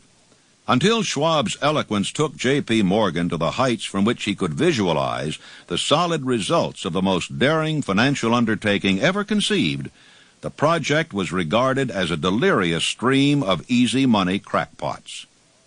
The financial magnetism that began a generation ago to attract thousands of small and sometimes inefficiently managed companies into large and competition-crushing combinations had become operative in the steel world through the devices of that jovial business pirate John W. Gates. Gates already had formed the American Steel and Wire Company out of a chain of small concerns, and together with Morgan had created the Federal Steel Company. But by the side of Andrew Carnegie's gigantic vertical trust, a trust owned and operated by 53 partners, those other combinations were picayune. They might combine to their heart's content, but the whole lot of them couldn't make a dent in the Carnegie organization, and Morgan knew it. The eccentric old Scot knew it, too. From the magnificent heights of Skibo Castle, he had viewed, first with amusement and then with resentment, the attempts of Morgan's smaller companies to cut into his business.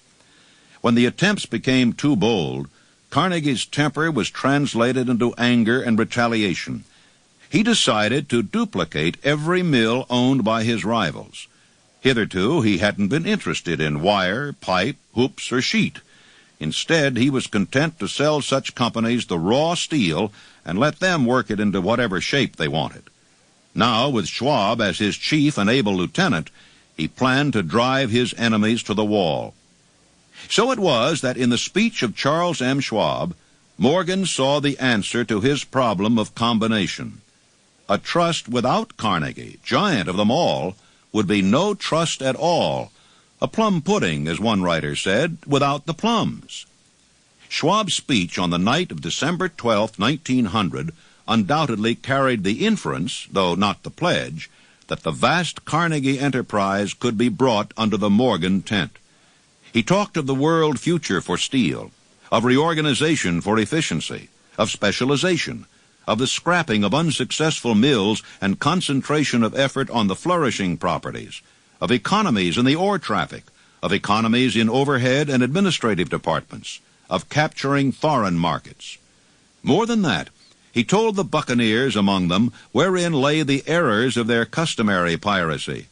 Their purposes, he inferred, had been to create monopolies, raise prices, and pay themselves fat dividends out of privilege. Schwab condemned the system in his heartiest manner. The short-sightedness of such a policy, he told his hearers, lay in the fact that it restricted the market in an era when everything cried for expansion. By cheapening the cost of steel, he argued, an ever-expanding market would be created. More uses for steel would be devised, and a goodly portion of the world trade could be captured. Actually, though he did not know it, Schwab was an apostle of modern mass production. So the dinner at the University Club came to an end.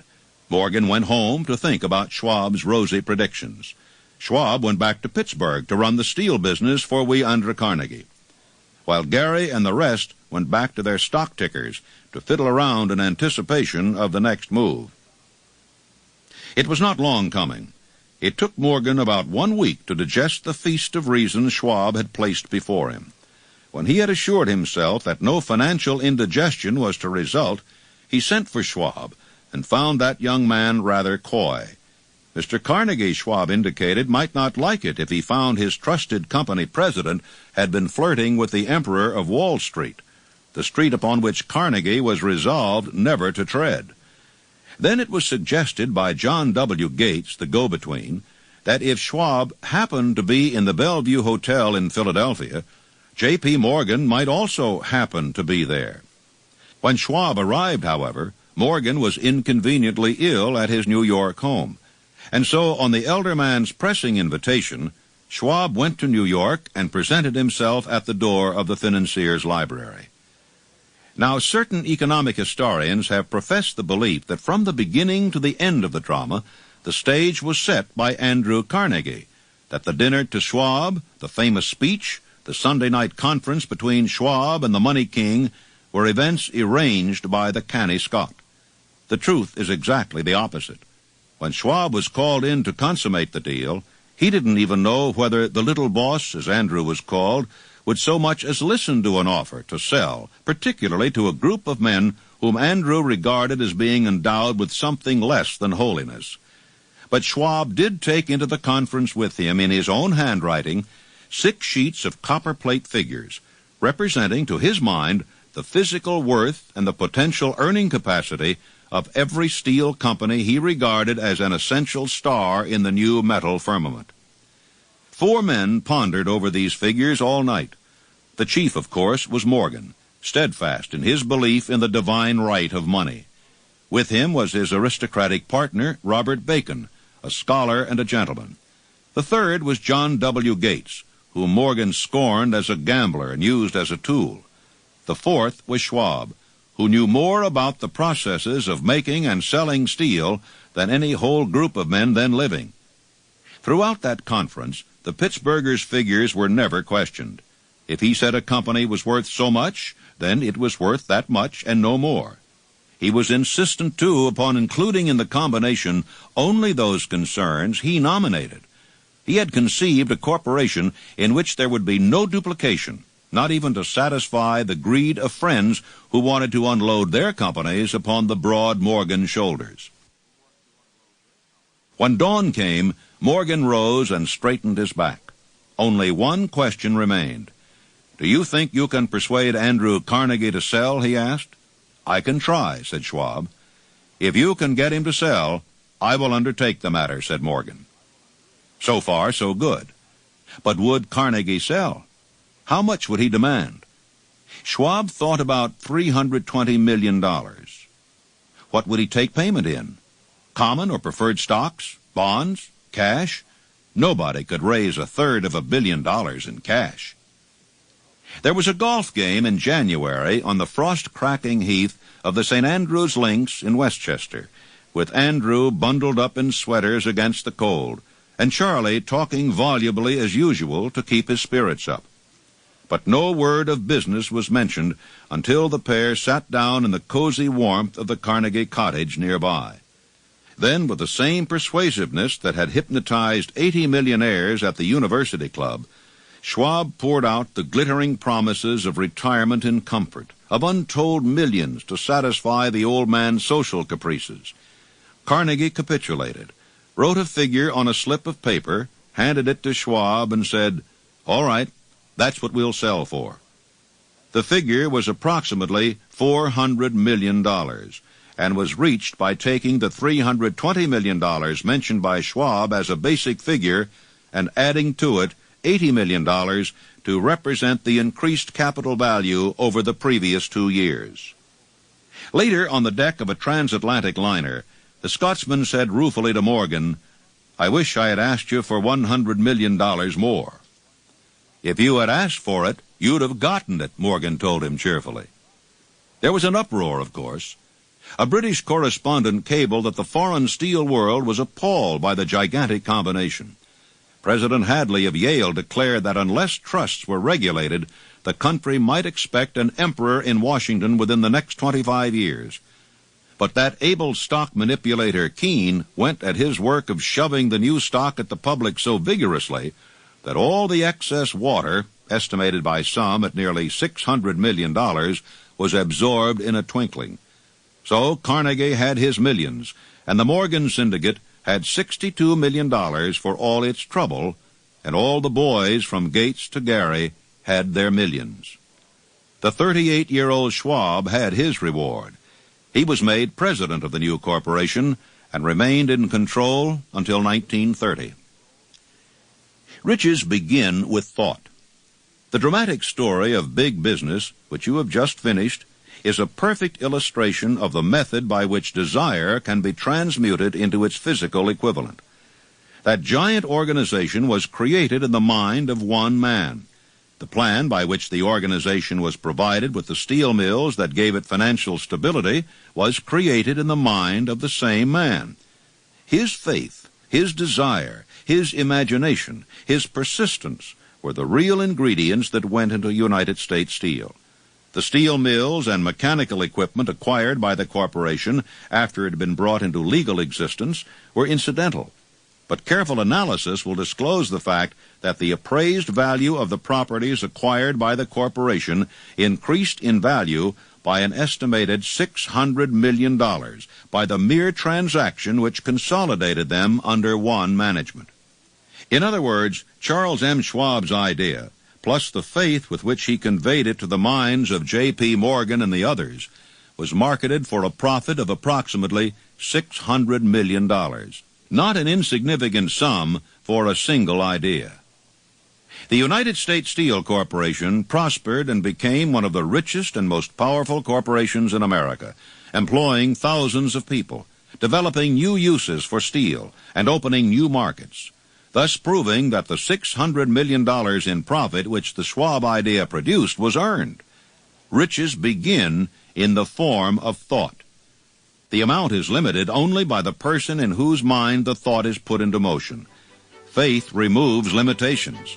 Remember this when you are ready to bargain with life for whatever it is that you ask as your price for having passed this way.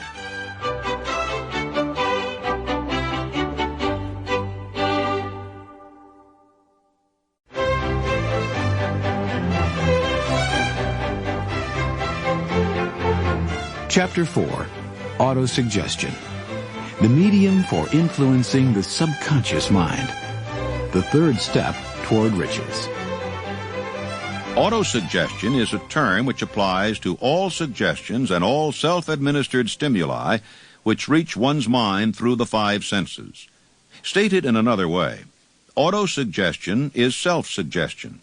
It is the agency of communication between that part of the mind where conscious thought takes place, and that which serves as the seat of action for the subconscious mind. Through the dominating thoughts which one permits to remain in the conscious mind, whether these thoughts be negative or positive is immaterial, the principle of autosuggestion voluntarily reaches the subconscious mind and influences it with these thoughts. Nature has so built man that he has absolute control over the material which reaches his subconscious mind through his five senses, although this is not meant to be construed as a statement that man always exercises this control. In the great majority of instances, he does not exercise it, which explains why so many people go through life in poverty. Recall what has been said about the subconscious mind resembling a fertile garden spot, in which weeds will grow in abundance if the seeds of more desirable crops are not sown therein. Autosuggestion is the agency of control through which an individual may voluntarily feed his subconscious mind on thoughts of a creative nature, or by neglect, permit thoughts of a destructive nature to find their way into this rich garden of the mind.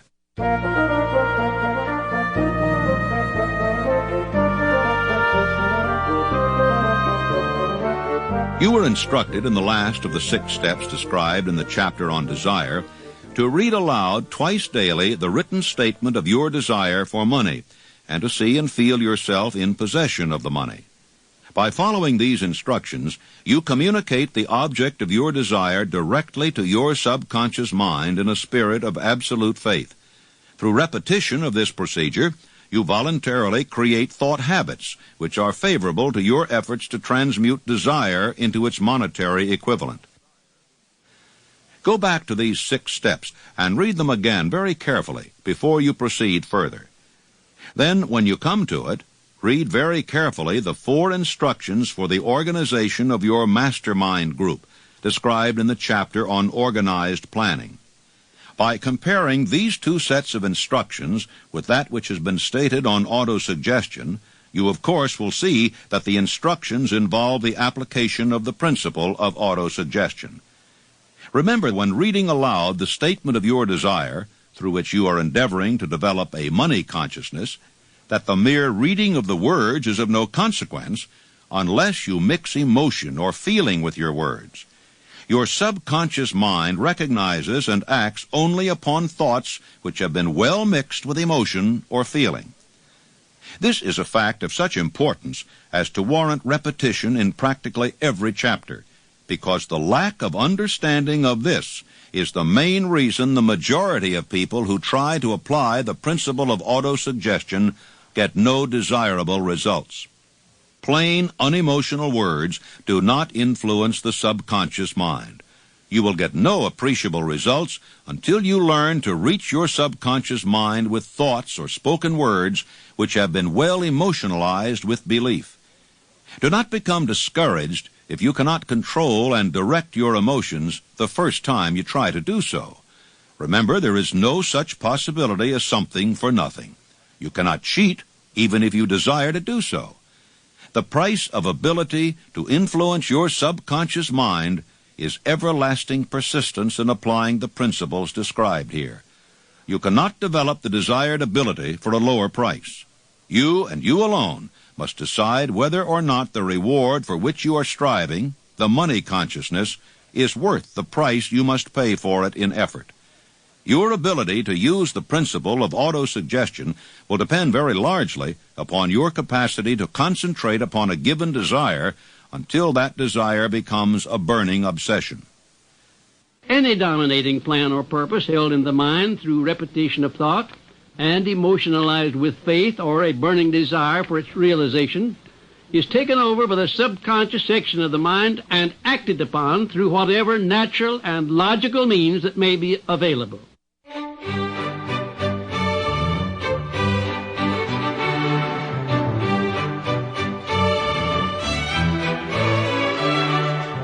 When you begin to carry out the instructions in connection with the 6 steps described in the 2nd chapter, it will be necessary for you to make use of the principle of concentration.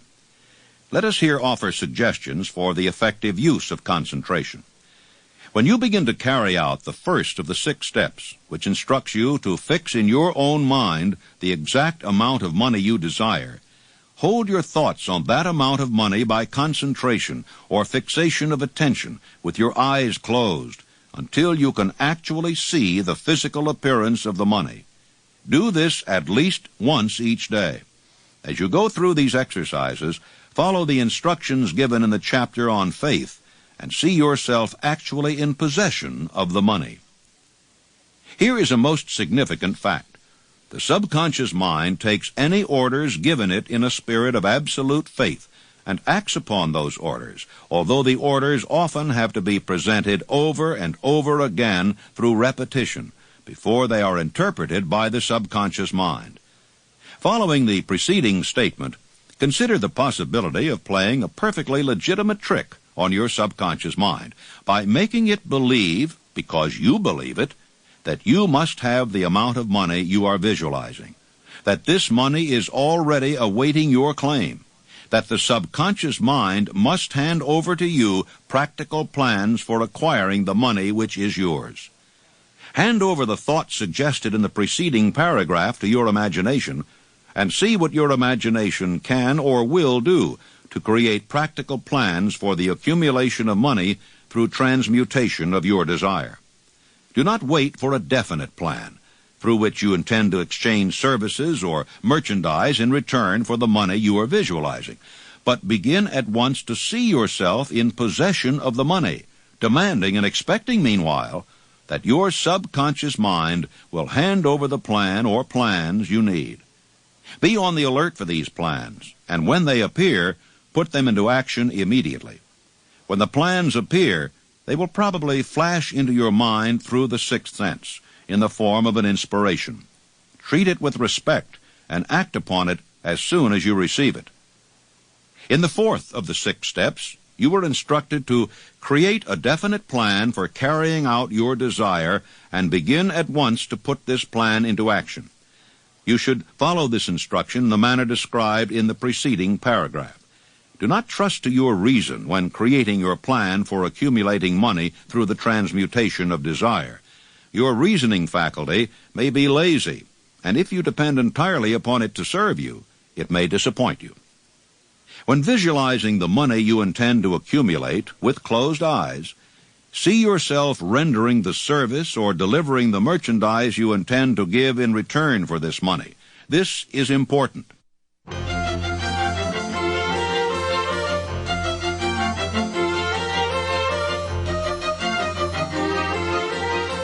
The instructions given in connection with the 6 steps in the 2nd chapter will now be summarized and blended with the principles covered by this chapter as follows. First, go into some quiet spot, preferably in bed at night, where you will not be disturbed or interrupted. Close your eyes and repeat aloud, so you may hear your own words, the written statement of the amount of money you intend to accumulate, the time limit for its accumulation, and a description of the service or merchandise you intend to give in return for the money. As you carry out these instructions, see yourself already in possession of the money. For example, suppose that you intend to accumulate $50,000 by the 1st of January 5 years hence, that you intend to give personal services in return for the money in the capacity of a salesman. Your written statement of your purpose should be similar to the following. By the first day of January 19 so-and-so, I will have in my possession $50,000, which will come to me in various amounts from time to time during the interim. In return for this money, I will give the most efficient service of which I am capable, rendering the fullest possible quantity and the best possible quality of service in the capacity of salesman of, and here describe the service or merchandise you intend to sell. I believe that I will have this money in my possession. My faith is so strong that I can now see this money before my eyes. I can touch it with my hands. It is now awaiting transfer to me at the time and in the proportion that I deliver the service I intend to render in return for it. I am awaiting a plan by which to accumulate this money, and I will follow that plan when it is received. Second, repeat this program night and morning until you can see in your imagination the money you intend to accumulate. Third, place a written copy of your statement where you can see it night and morning, and read it just before retiring and upon arising until it has been memorized. Remember, as you carry out these instructions, that you are applying the principle of autosuggestion for the purpose of giving orders to your subconscious mind.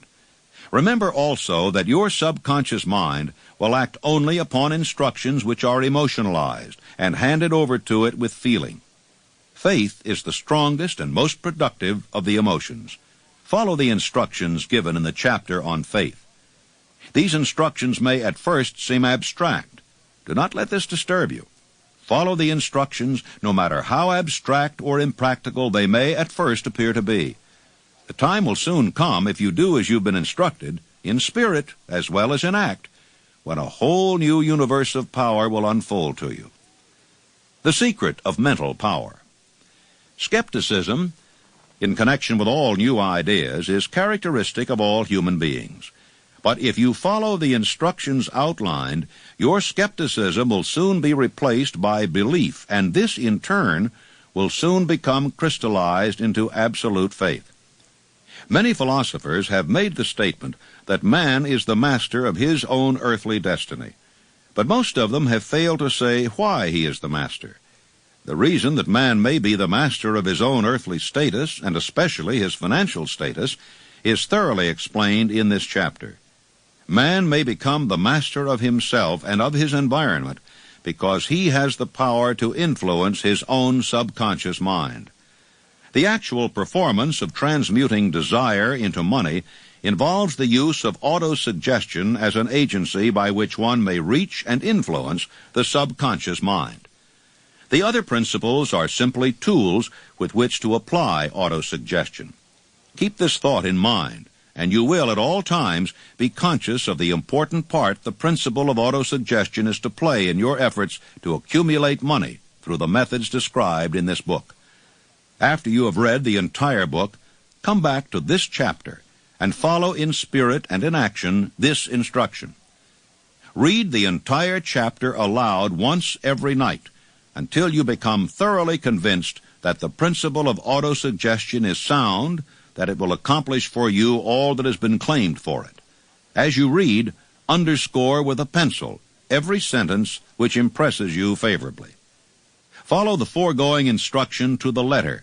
It will open the way for a complete understanding and mastery of the principles of success.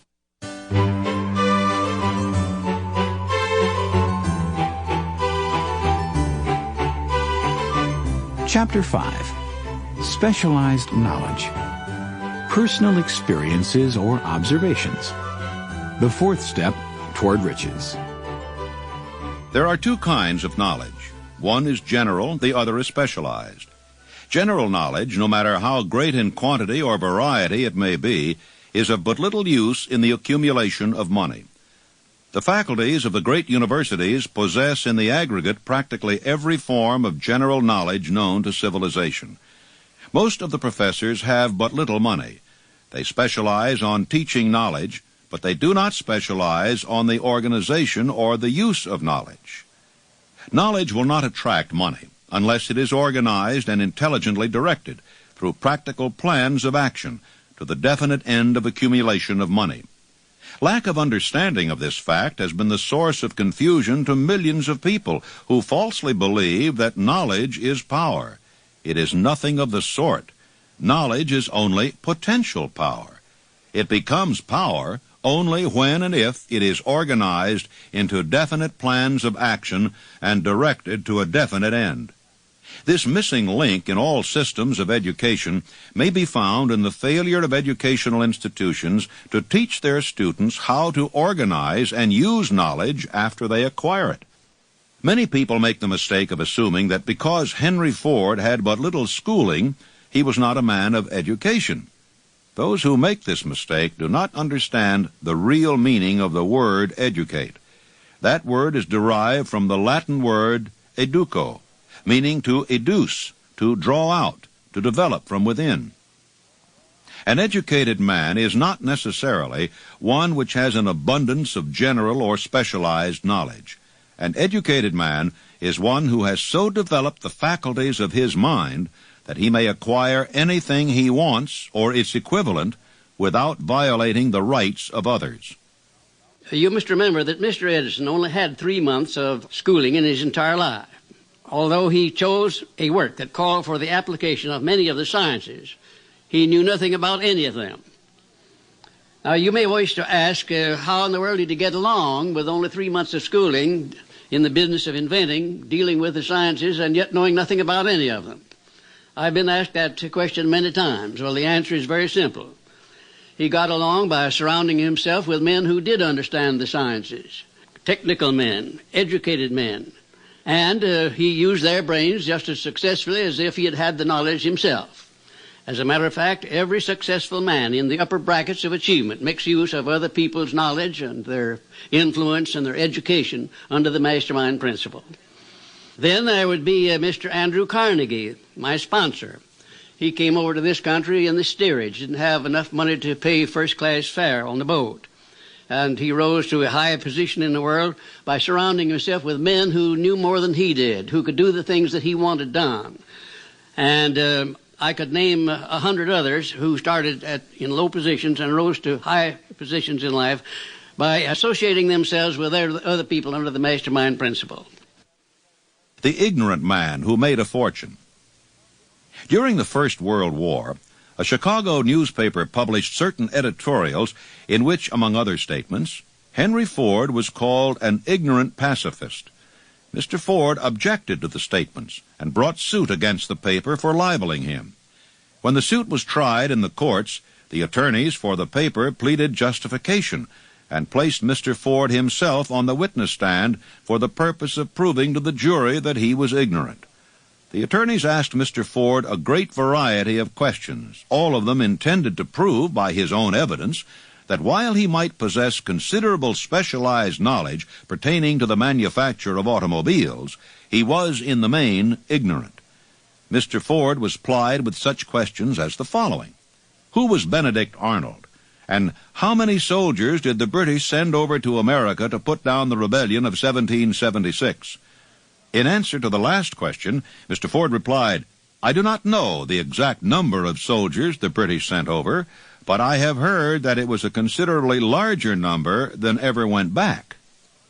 Finally, Mr. Ford became tired of this line of questioning, and in reply to a particularly offensive question, he leaned over, pointed his finger at the lawyer who had asked the question, and said, If I should really want to answer the foolish question you have just asked, or any of the other questions you have been asking me, let me remind you that I have a row of electric push buttons on my desk, and by pushing the right button, I can summon to my aid men who can answer any question I desire to ask concerning the business to which I am devoting most of my efforts. Now, will you kindly tell me why I should clutter up my mind with general knowledge for the purpose of being able to answer questions when I have men around me who can supply any knowledge I require? There certainly was good logic to that reply. That answer floored the lawyer. Every person in the courtroom realized it was the answer not of an ignorant man, but of a man of education. Any man is educated who knows where to get knowledge when he needs it, and how to organize that knowledge into definite plans of action. Through the assistance of his mastermind group, Henry Ford had at his command all the specialized knowledge he needed to enable him to become one of the wealthiest men in America. It was not essential that he have this knowledge in his own mind. You can get all the knowledge you need. Before you can be sure of your ability to transmute desire into its monetary equivalent, you will require specialized knowledge of the service, merchandise, or profession which you intend to offer in return for fortune. Perhaps you may need much more specialized knowledge than you have the ability or the inclination to acquire, and if this should be true, you may bridge your weakness through the aid of your mastermind group. The accumulation of great fortunes calls for power, and power is acquired through highly organized and intelligently directed specialized knowledge. But that knowledge does not necessarily have to be in the possession of the man who accumulates the fortune. The preceding paragraph should give hope and encouragement to the man with ambition to accumulate a fortune who has not possessed himself of the necessary education to supply such specialized knowledge as he may require. Men sometimes go through life suffering from inferiority complexes because they are not men of education. The man who can organize and direct a mastermind group of men who possess knowledge useful in the accumulation of money is just as much a man of education as any man in the group. Thomas A. Edison had only 3 months of schooling during his entire life. He did not lack education. Neither did he die poor. Henry Ford had less than a 6th grade schooling, but he managed to do pretty well by himself financially. Specialized knowledge is among the most plentiful and the cheapest forms of service which may be had. If you doubt this, consult the payroll of any university. It pays to know how to purchase knowledge.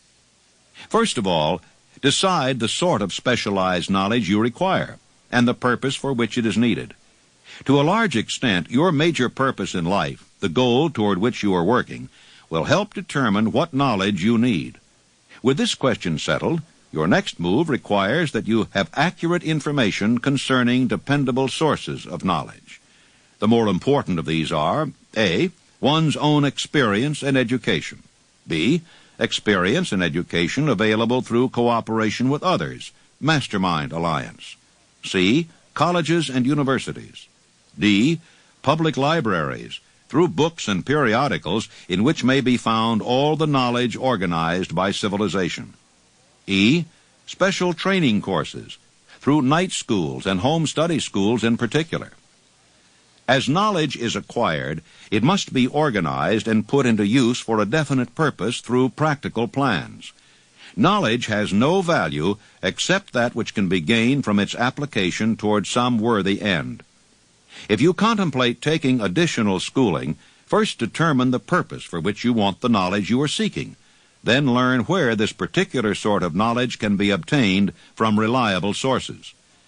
Successful men in all callings never stop acquiring specialized knowledge related to their major purpose, business, or profession. Those who are not successful usually make the mistake of believing that the knowledge-acquiring period ends when one finishes school. The truth is that schooling does little more than to put one in the way of learning how to acquire practical knowledge. The order of the day is specialization. One of the most reliable and practical sources of knowledge available to those who need specialized schooling are the night schools operated in most large cities. The correspondence schools give specialized training anywhere the U.S. mails go, on all subjects that can be taught by the extension method. One advantage of home study training is the flexibility of the study program, which permits one to study during spare time. Another advantage of home study training, if the school is carefully chosen, is the fact that most courses offered by home study schools carry with them generous privileges of consultation which can be of priceless value to those needing specialized knowledge. No matter where you live, you can share the benefits. Anything acquired without effort and without cost is generally unappreciated, often discredited. Perhaps this is why we get so little from our marvelous opportunity in public schools. The self-discipline one receives from a definite program of specialized study makes up to some extent for the wasted opportunity when knowledge was available without cost. Correspondence schools are highly organized business institutions. Their tuition fees are so low that they are forced to insist upon prompt payments. Being asked to pay, whether the student makes good grades or poor, has the effect of causing one to follow through with the course when he would otherwise drop it. The correspondence schools have not stressed this point sufficiently, for the truth is that their collection departments constitute the very finest sort of training on decision, promptness, and the habit of finishing what one begins. I learned this from experience more than 45 years ago. I enrolled for a home study course in advertising. After completing 8 or 10 lessons, I stopped studying, but the school did not stop sending me bills. Moreover, it insisted upon payment, whether I kept up my studies or not. I decided that if I had to pay for the course, which I had legally obligated myself to do, I should complete the lessons and get my money's worth. I felt at the time that the collection system of the school was somewhat too well organized, but I learned later in life that it was a valuable part of my training for which no charge had been made. Being forced to pay, I went ahead and completed the course. Later in life, I discovered that the efficient collection system of that school had been worth much in the form of money earned because of the training and advertising I had so reluctantly taken.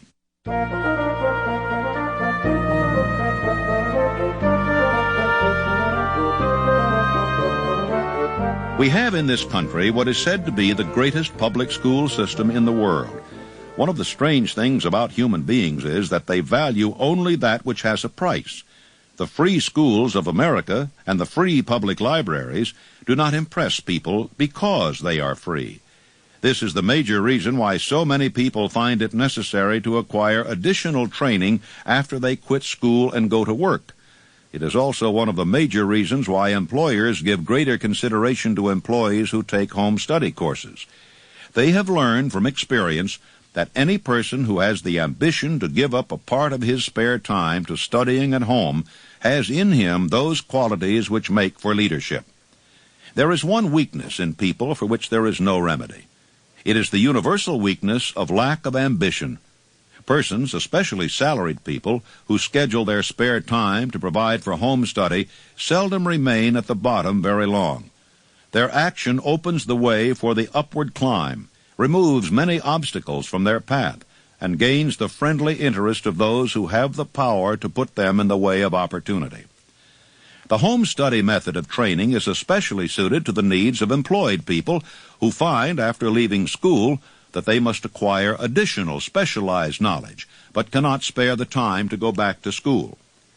Stuart Austin Weir prepared himself as a construction engineer and followed this line of work until the Depression limited his market to where it did not give him the income he required.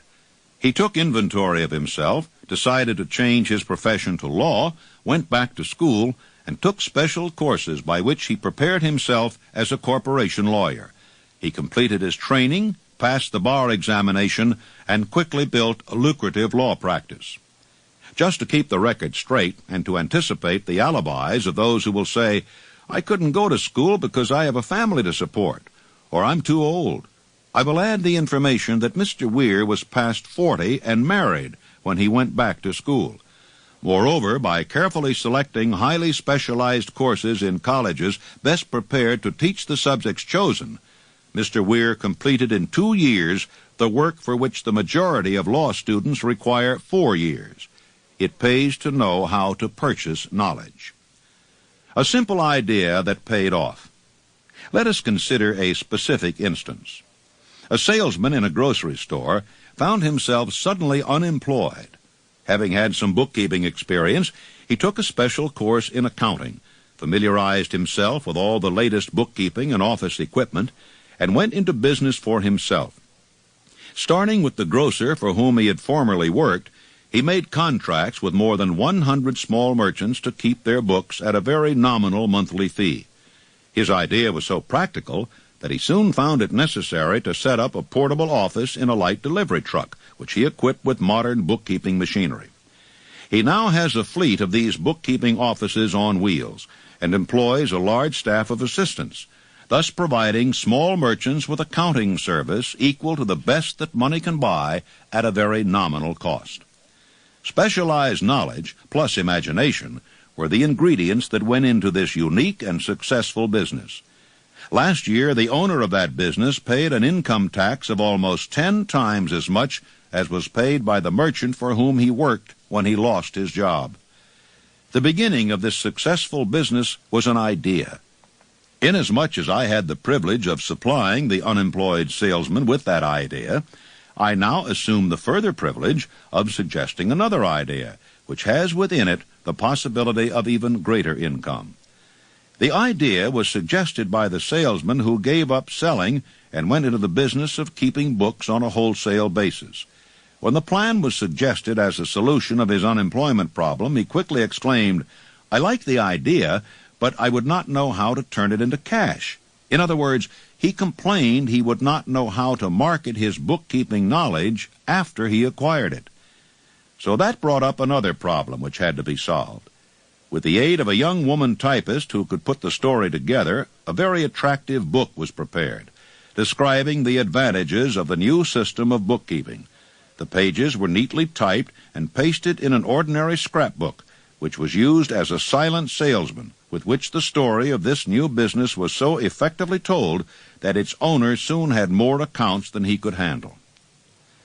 A tested plan for landing the ideal job. There are thousands of people all over the country who need the services of a merchandising specialist capable of preparing an attractive brief for use in marketing personal services. The idea here described was born of necessity to bridge an emergency which had to be covered, but it did not stop by serving merely one person. The woman who created the idea has a keen imagination. She saw in her newly born brainchild the making of a new profession to serve thousands of people who need practical guidance in marketing personal services. Spurred to action by the instantaneous success of her first prepared plan to market personal services, this energetic woman turned next to the solution of a similar problem for her son, who had just finished college but had been totally unable to find a market for his services. The plan she originated for his use was the finest specimen of merchandising of personal services I have ever seen. When the plan book had been completed, it contained nearly 50 pages of beautifully typed, properly organized information, telling the story of her son's native ability, schooling, personal appearances, and a great variety of other information too extensive for description. The plan book also contained a complete description of the position her son desired, together with a marvelous word picture of the exact plan he would use in filling the position. The preparation of the plan book required several weeks' labor, during which time its creator sent her son to the public library almost daily to procure data needed in selling his services to best advantage. She sent him also to all the competitors of his prospective employer, and gathered from them vital information concerning their business methods, which was of great value in the formation of the plan that he intended to use in filling the position he sought. When the plan had been finished, it contained more than half a dozen very fine suggestions for the use and benefit of the prospective employer. One may be inclined to ask, why go to all this trouble to secure a job? The answer is, doing a thing well never is trouble. The plan prepared by this woman for the benefit of her son helped him get the job for which he applied at the first interview at a salary fixed by himself. Moreover, and this too is important, the position did not require the young man to start at the bottom. He began as a junior executive at an executive salary. Why go to all this trouble? Well, for one thing, the planned presentation of this young man's application for a position clipped off no less than 10 years of time he would have required to get to where he began had he started at the bottom and worked his way up. This idea of starting at the bottom and working one's way up may appear to be sound, but the major objection to it is this: too many of those who begin at the bottom never manage to lift their heads high enough to be seen by opportunity, so they remain at the bottom. It should be remembered also that the outlook from the bottom is not so very bright or encouraging. It has a tendency to kill off ambition. We call it getting into a rut, which means that we accept our fate because we form the habit of daily routine, a habit that finally becomes so strong we cease to try to throw it off. And that is another reason why it pays to start 1 or 2 steps above the bottom. By so doing, one forms the habit of looking around, of observing how others get ahead, of seeing opportunity, and of embracing it without hesitation. Make dissatisfaction work for you. Dan Halpin is a splendid example of what I mean. During his college days, he was manager of the famous 1930 National Championship Notre Dame football team, when it was under the direction of the late Knute Rockne. Halpin finished college at a mighty unfavorable time, when the Depression had made jobs scarce. So after a fling at investment banking and motion pictures, he took the first opening with a potential future he could find: selling electrical hearing aids on a commission basis. Anyone could start in that sort of job, and Halpin knew it, but it was enough to open the door of opportunity to him.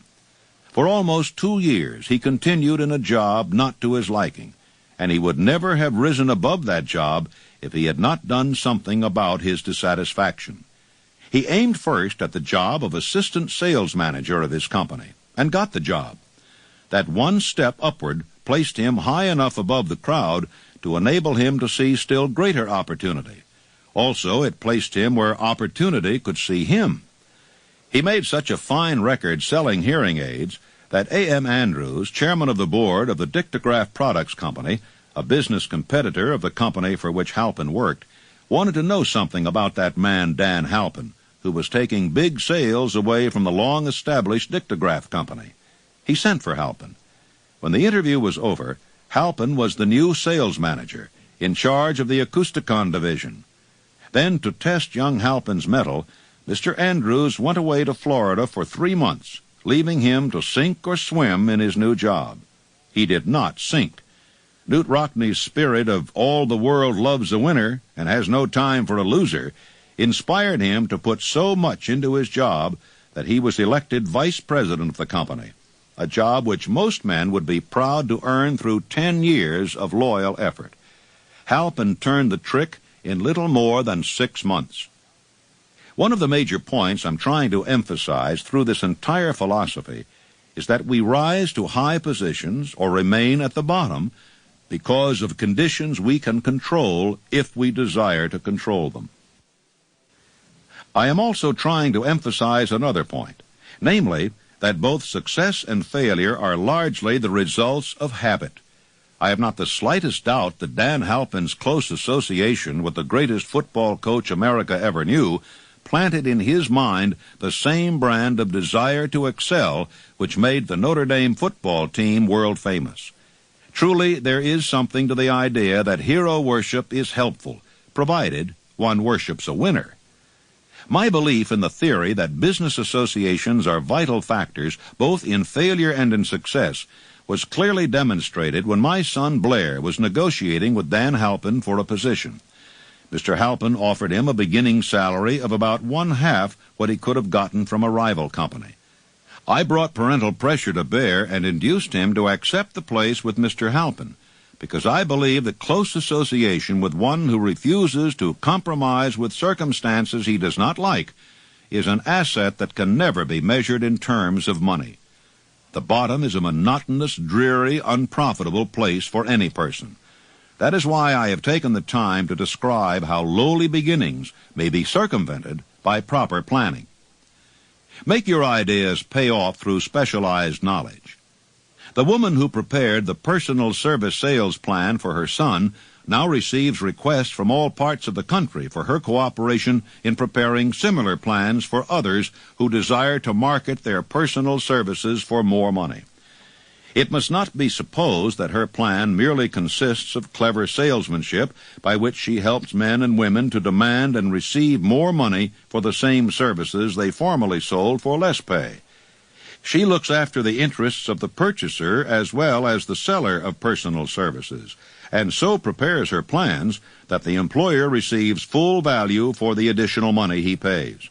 If you have the imagination and seek a more profitable outlet for your personal services, this suggestion may be the stimulus for which you have been searching. The idea is capable of yielding an income far greater than that of the average doctor, lawyer, or engineer whose education required several years in college. There is no fixed price for sound ideas. Back of all ideas is specialized knowledge. Unfortunately, for those who do not find riches in abundance, specialized knowledge is more abundant and more easily acquired than ideas. Because of this very truth, there is a universal demand and an ever-increasing opportunity for the person capable of helping men and women to sell their personal services advantageously. Capability means imagination, the one quality needed to combine specialized knowledge with ideas in the form of organized plans designed to yield riches. If you have imagination, this chapter may present you with an idea sufficient to serve as the beginning of the riches you desire. Remember, the idea is the main thing. Specialized knowledge may be found just around the corner. Any corner.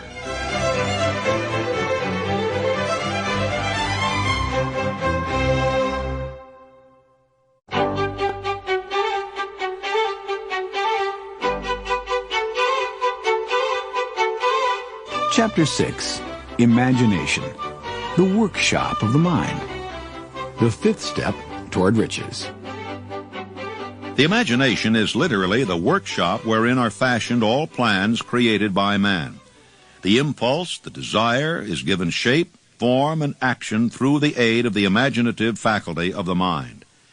It has been said that man can create anything which he can imagine. Through the aid of his imaginative faculty, man has discovered and harnessed more of nature's forces during the past 50 years than during the entire history of the human race previous to that time. He has conquered the air so completely that the birds are a poor match for him in flying. He has analyzed and weighed the sun at a distance of millions of miles, and has determined through the aid of imagination the elements of which it consists. He has increased the speed of locomotion until he may now travel at a speed of more than 600 miles an hour. Man's only limitation within reason lies in his development and use of his imagination.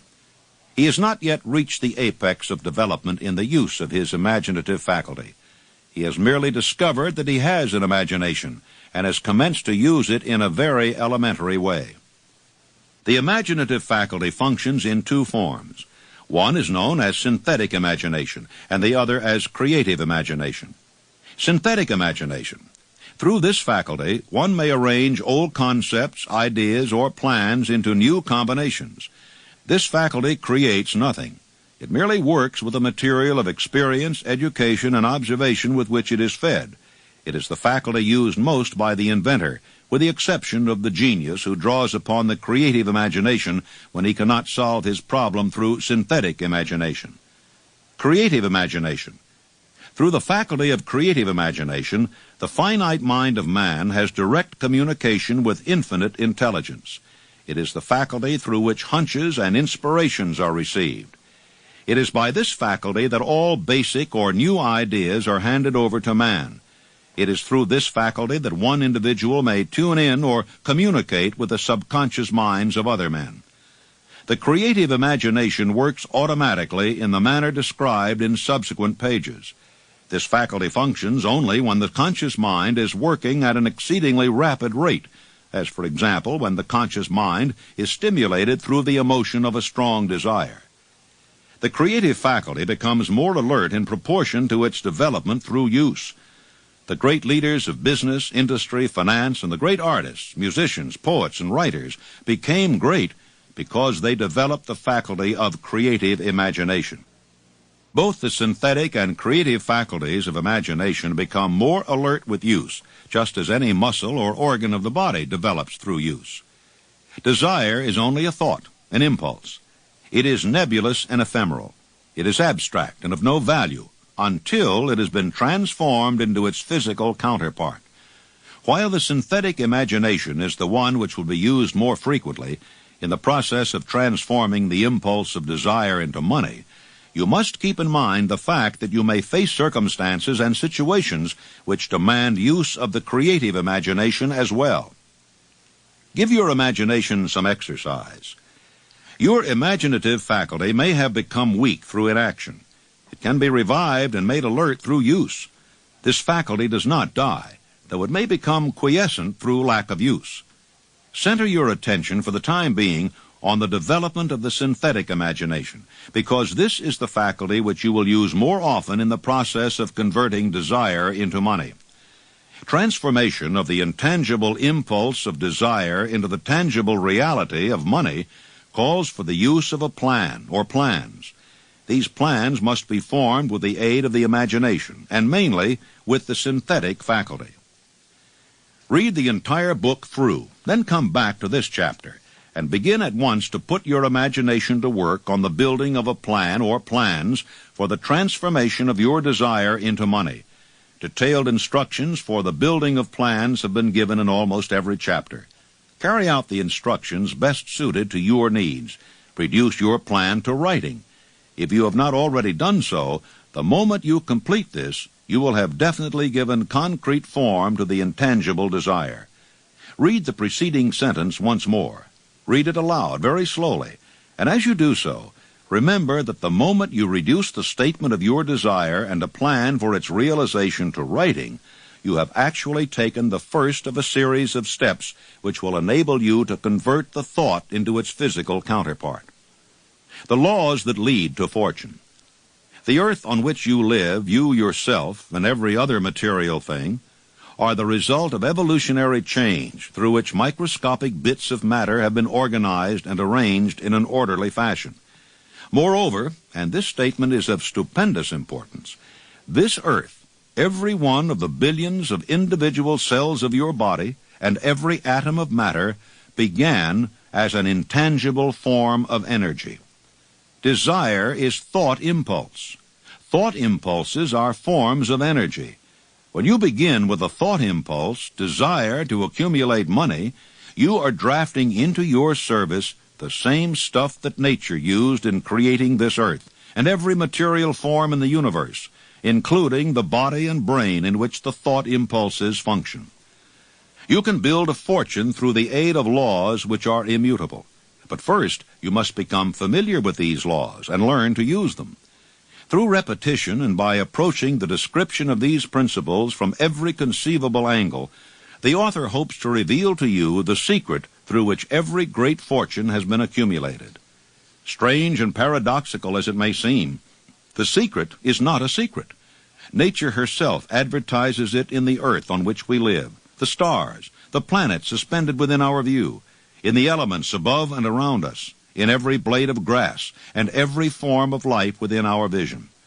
The principles which follow will open the way for understanding of imagination. Assimilate that which you understand as you read this philosophy for the first time. Then, when you reread and study it, you will discover that something has happened to clarify it and give you a broader understanding of the whole. Above all, do not stop nor hesitate in your study of these principles until you have read the book at least 3 times, for then you will not want to stop. How to make practical use of imagination. Ideas are the beginning points of all fortunes. Ideas are products of the imagination. Let us examine a few well-known ideas which have yielded huge fortunes, with the hope that these illustrations will convey definite information concerning the method by which imagination may be used in accumulating riches. The enchanted kettle. 50 years ago, an old country doctor drove to town, hitched his horse, quietly slipped into a drugstore by the back door and began dickering with the young drug clerk. For more than an hour, behind the prescription counter, the old doctor and the clerk talked in low tones. Then the doctor left.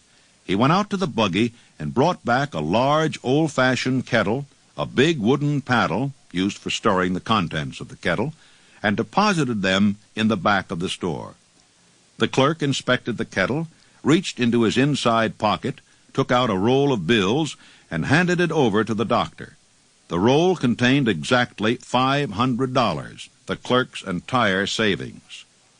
The doctor handed over a small slip of paper on which was written a secret formula. The words on that small slip of paper were worth a king's ransom, but not to the doctor.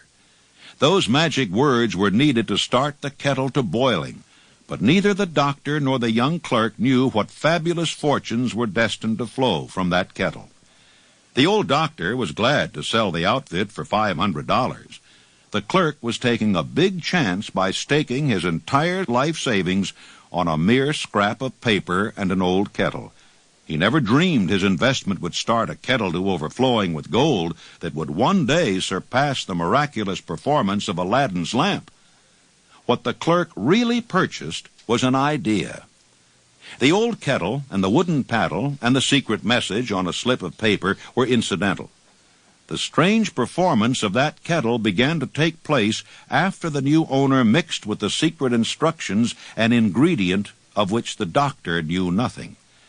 See if you can discover what it was that the young man added to the secret message which caused the kettle to overflow with gold. Here you have a story of facts, stranger than fiction, facts which began in the form of an idea. Let us take a look at the vast fortunes of gold this idea has produced. It has paid and still pays huge fortunes to men and women all over the world who distribute the contents of the kettle to millions of people. The old kettle is now one of the world's largest consumers of sugar, thus providing jobs of a permanent nature to thousands of men and women engaged in growing sugar cane and in refining and marketing sugar.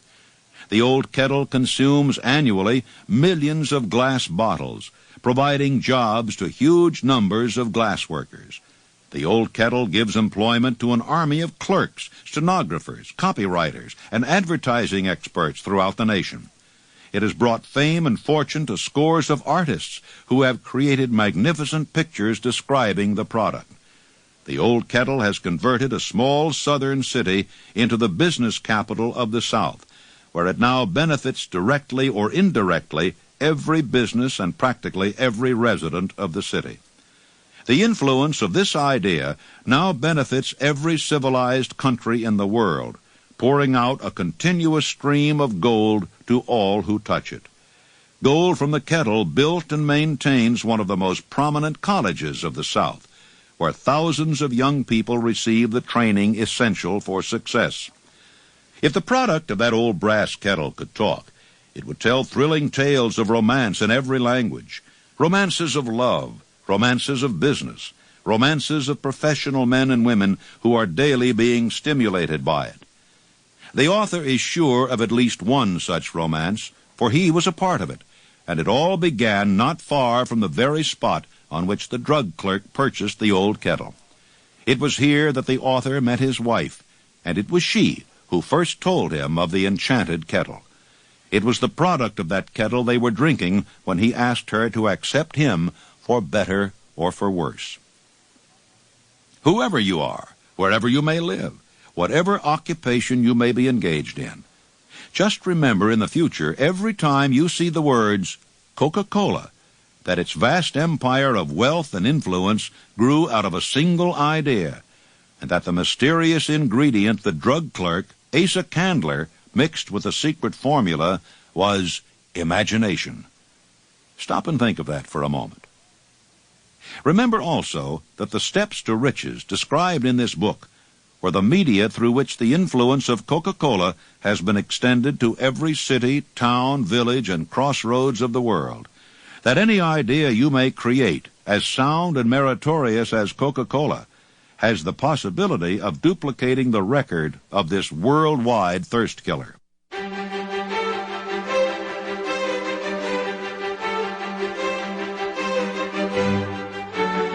This story proves the truth of that old saying, where there's a will, there's a way.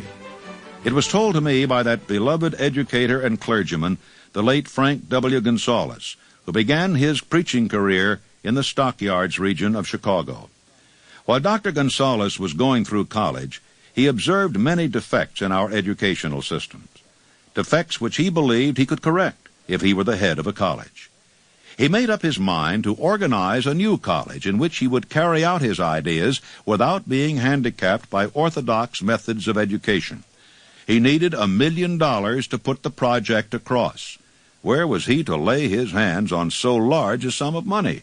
That was the question that absorbed most of this ambitious young preacher's thought. But he couldn't seem to make any progress.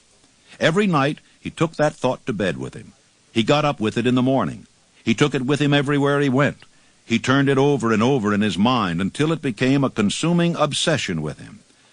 Being a philosopher as well as a preacher, Dr. Gonzales recognized, as do all who succeed in life, that definiteness of purpose is the starting point from which one must begin. He recognized, too, that definiteness of purpose takes on animation, life, and power when backed by a burning desire to translate that purpose into its material equivalent. He knew all these great truths, yet he did not know where or how to lay his hands on $1 million. The natural procedure would have been to give up and quit by saying, well, my idea is a good one, but I cannot do anything with it because I can never procure the necessary $1 million. That is exactly what the majority of people would have said. But it is not what Dr. Gonzales said. What he said and what he did are so important that I now introduce him and let him speak for himself. One Sunday afternoon, I sat in my room thinking of ways and means of raising the money to carry out my plans. For nearly 2 years I'd been thinking, but I had done nothing but think. The time had come for action. I made up my mind then and there that I would get the necessary $1 million within a week. How? I was not concerned about that. The main thing of importance was the decision to get the money within a specified time.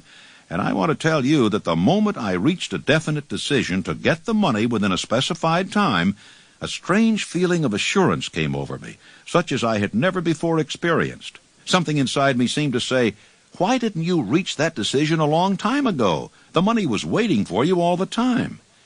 Things began to happen in a hurry. I called the newspapers and announced I would preach a sermon the following morning entitled, "What I Would Do If I Had $1 Million."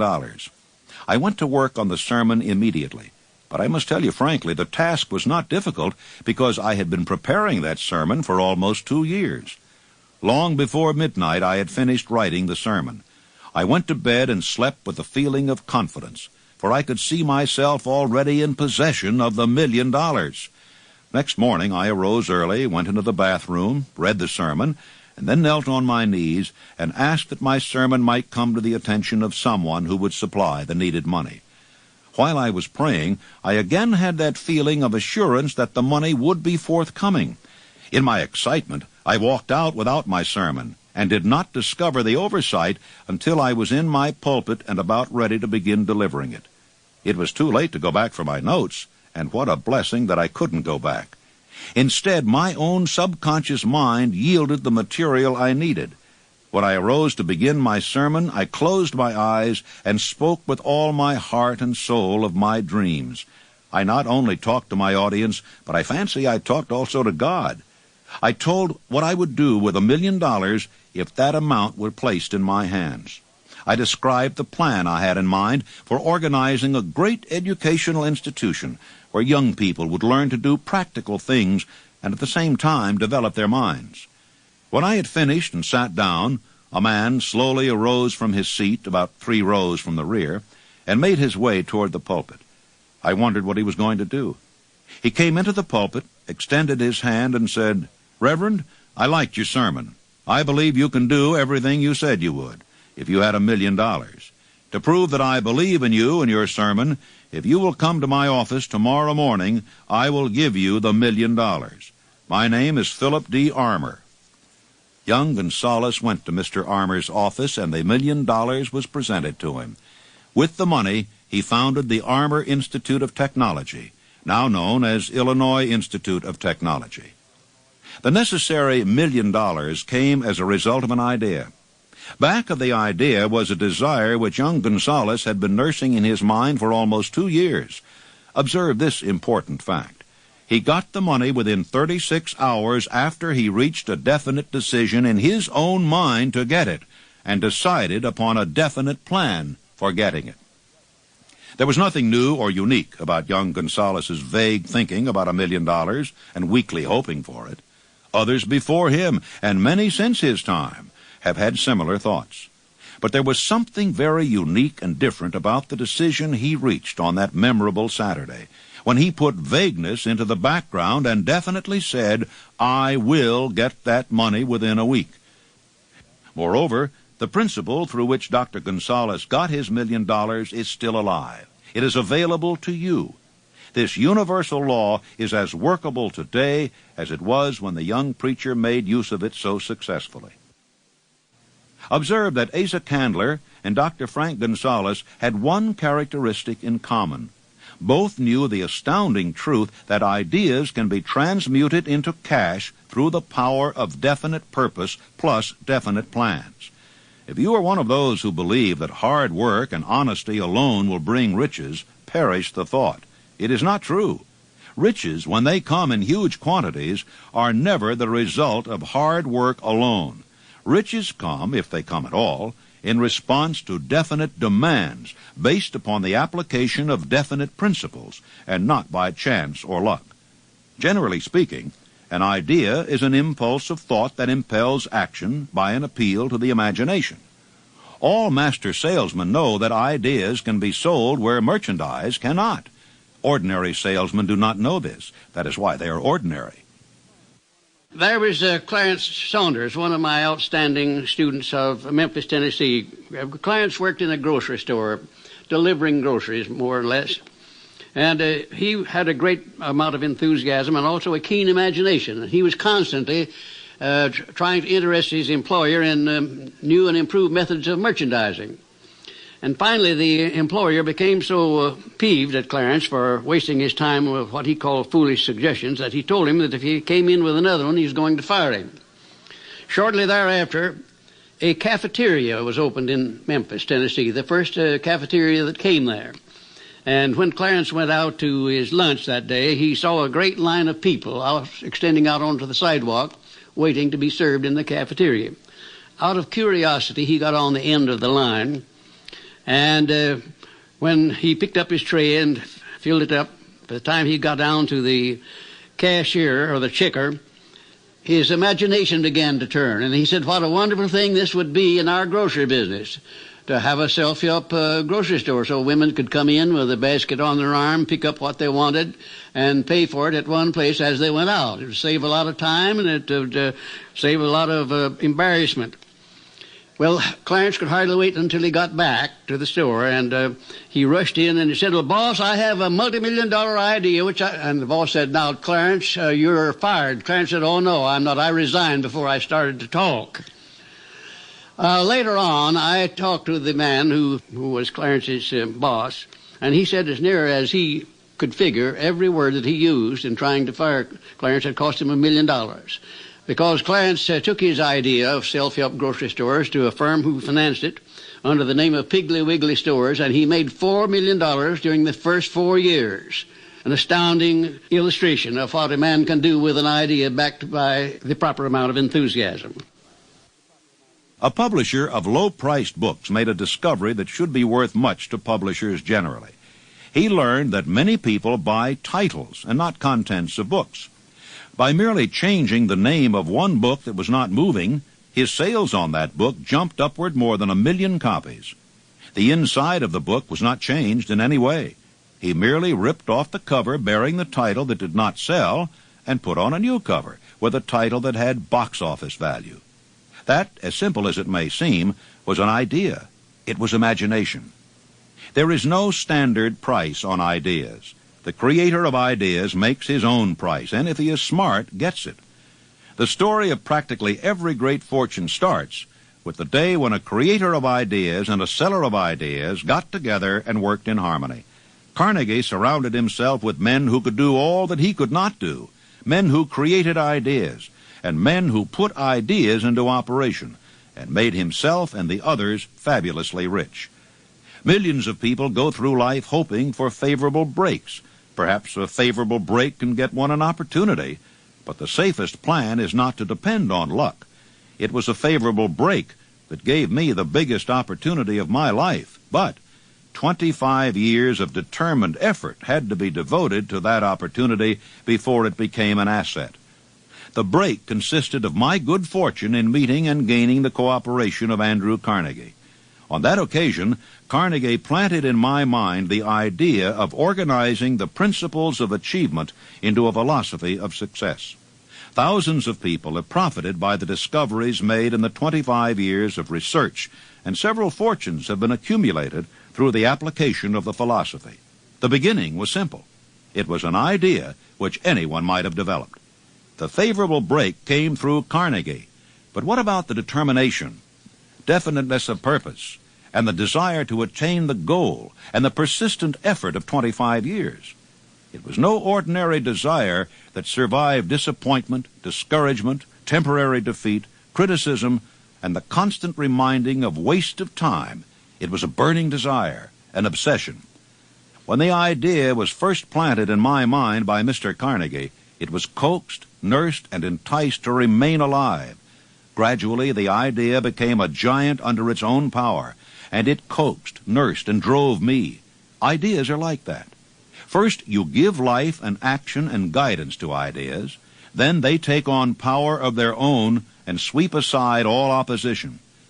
Ideas are intangible forces, but they have more power than the physical brains that give birth to them. They have the power to live on after the brain that creates them has returned to dust.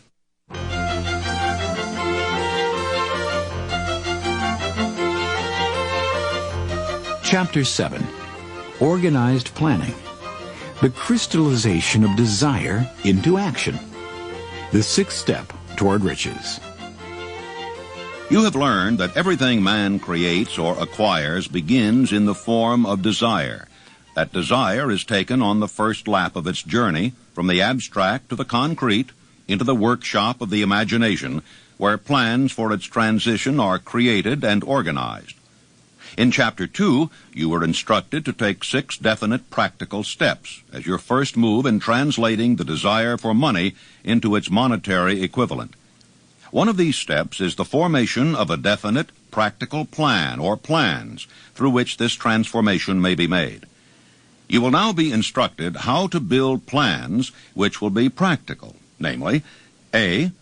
Ally yourself with a group of as many people as you may need for the creation and carrying out of your plan or plans for the accumulation of money, making use of the mastermind principle described in a later chapter. Compliance with this instruction is absolutely essential. Do not neglect it. B. Before forming your mastermind alliance, decide what advantages and benefits you may offer the individual members of your group in return for their cooperation. No one will work indefinitely without some form of compensation. No intelligent person will either request or expect another to work without adequate compensation, although this may not always be in the form of money. C. Arrange to meet with the members of your mastermind group at least twice a week, and more often if possible, until you have jointly perfected the necessary plan or plans for the accumulation of money. D.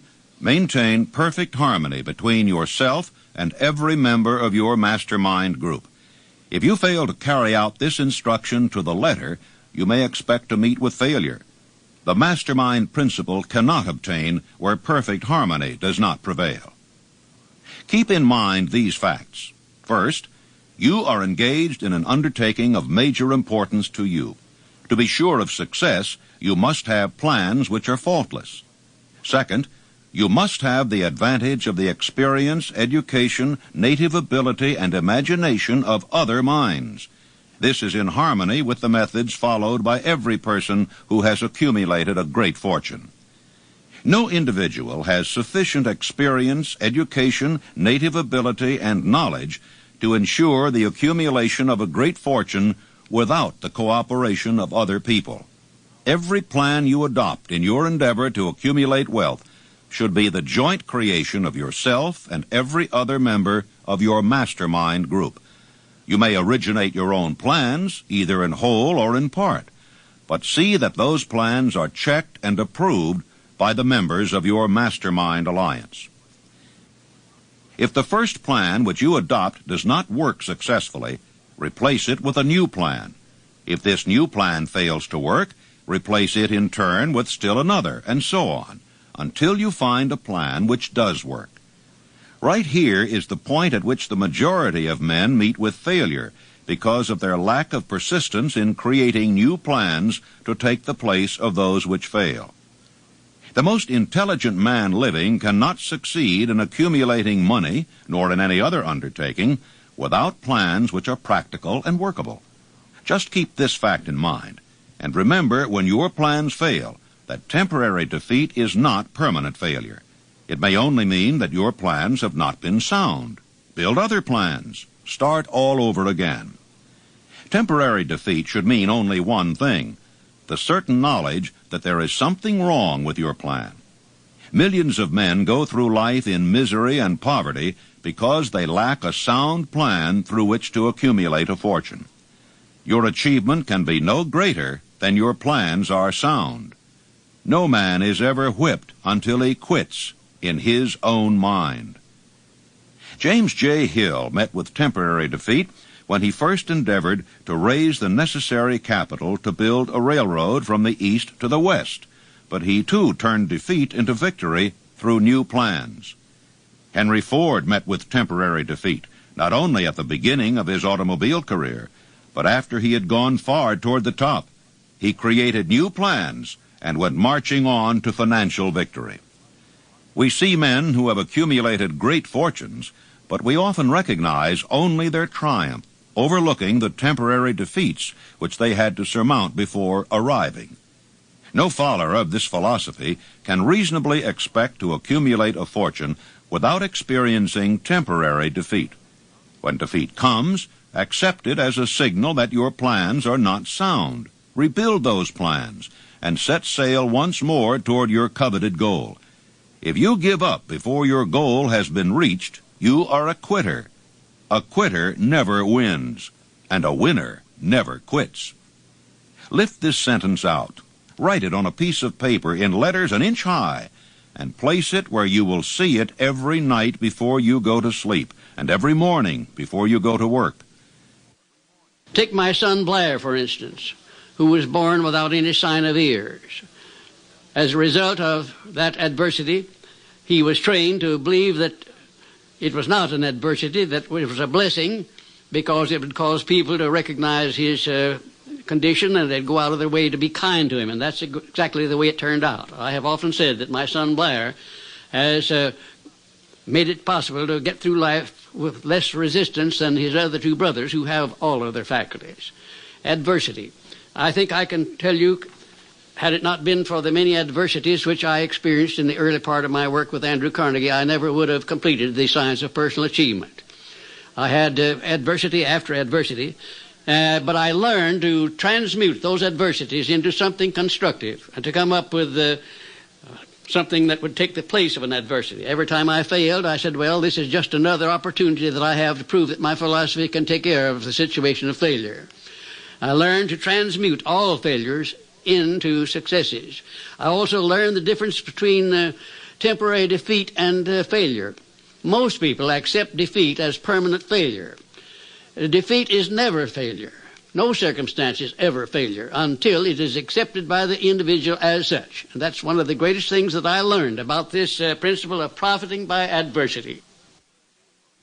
When you begin to select members for your mastermind group, endeavor to select those who do not take defeat seriously. Some people foolishly believe that only money can make money. This is not true. Desire, transmuted into its monetary equivalent through the principles laid down here, is the agency through which money is made. Money of itself is nothing but inert matter. It cannot move, think, or talk, but it can hear when a man who desires it calls it to come.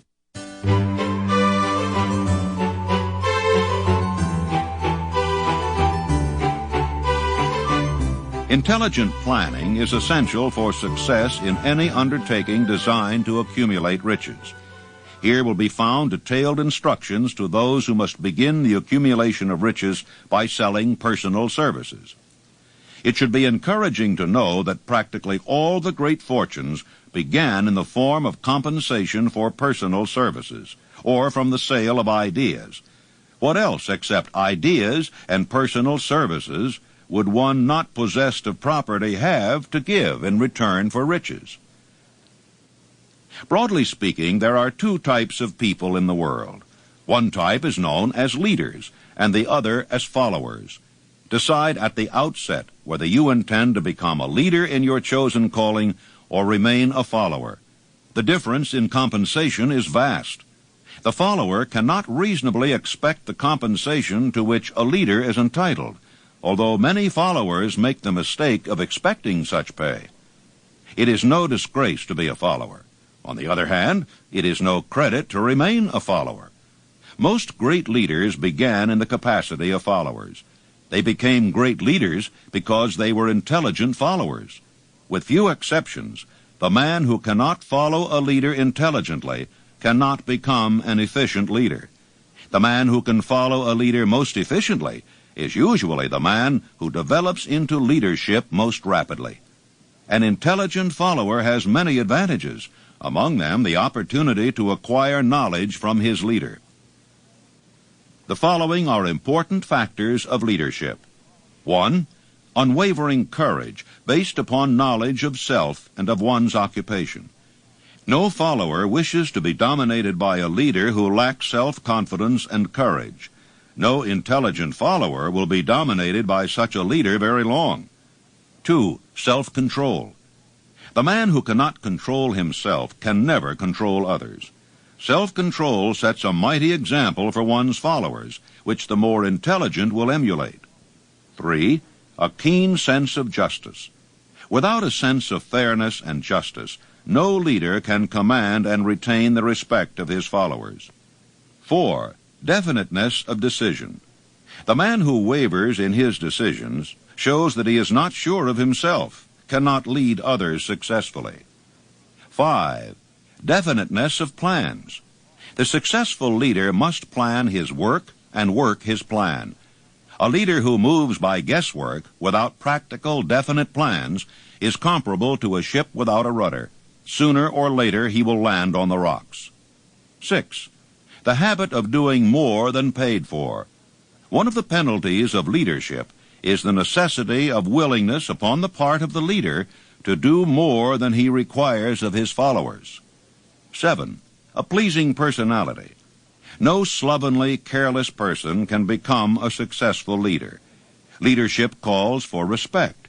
Followers will not respect a leader who does not grade high on all of the factors of a pleasing personality. 8. Sympathy and understanding. The successful leader must be in sympathy with his followers. Moreover, he must understand them and their problems. 9. Mastery of detail.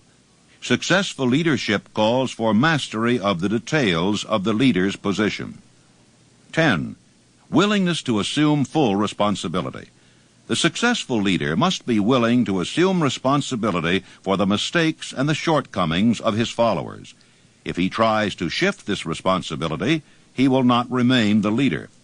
If one of his followers makes a mistake and shows himself incompetent, the leader must consider that it is he who failed.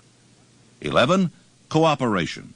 The successful leader must understand and apply the principles of cooperative effort and be able to induce his followers to do the same. Leadership calls for power, and power calls for cooperation. There are two forms of leadership. The first, and by far the most effective, is leadership by consent of and with the sympathy of the followers. The second is leadership by force, without the consent and sympathy of the followers. History is filled with evidences that leadership by force cannot endure. The downfall and disappearance of dictators and kings is significant. It means that people will not follow forced leadership indefinitely. Napoleon, Mussolini, Hitler were examples of leadership by force. Their leadership passed. Leadership by consent of the followers is the only brand which can endure. Men may follow the forced leadership temporarily, but they will not do so willingly. The new brand of leadership will embrace the 11 factors of leadership described in this chapter, as well as some other factors. The man who makes these the basis of his leadership will find abundant opportunity to lead in any walk of life.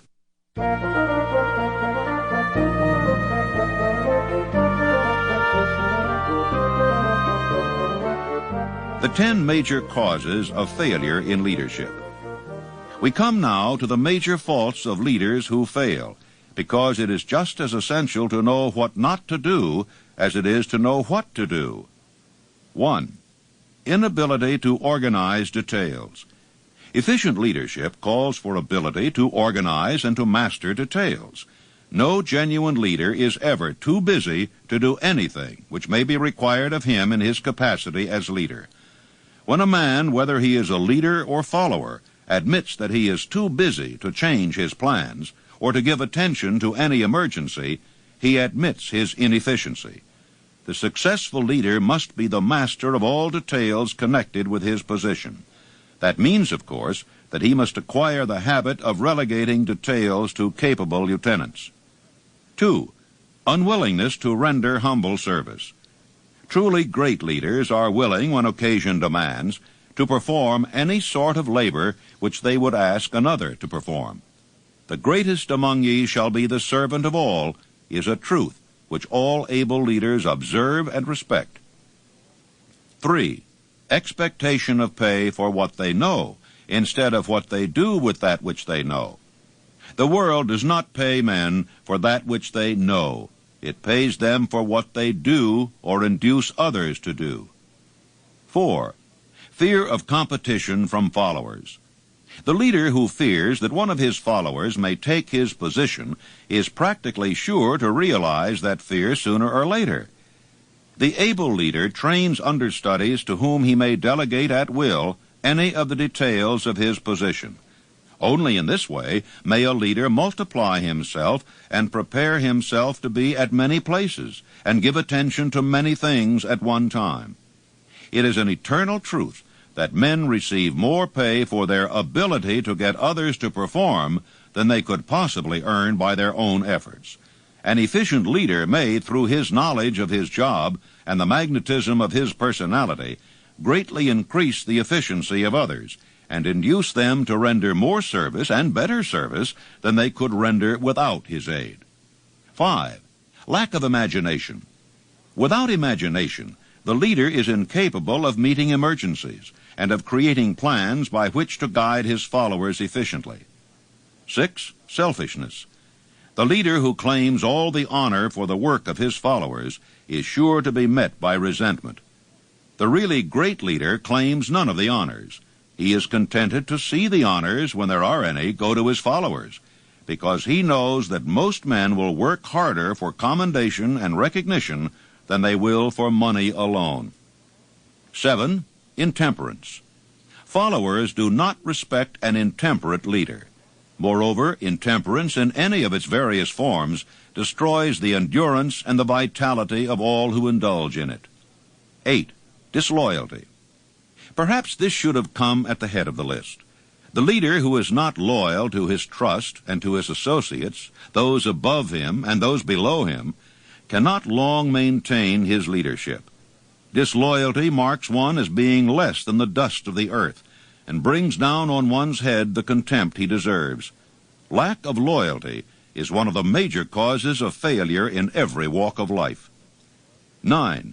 Emphasis of the authority of leadership. The efficient leader leads by encouraging, and not by trying to instill fear in the hearts of his followers. The leader who tries to impress his followers with his authority comes within the category of leadership through force. If a leader is a real leader, he will have no need to advertise that fact except by his conduct, his sympathy, understanding, fairness, and a demonstration that he knows his job. 10. Emphasis of title. The competent leader requires no title to give him the respect of his followers. The man who makes too much over his title generally has little else to emphasize. The doors to the office of the real leader are open to all who wish to enter, and his working quarters are free from formality or ostentation. These are among the more common of the causes of failure in leadership. Any one of these faults is sufficient to induce failure. Study the list carefully if you aspire to leadership, and make sure that you are free of these faults.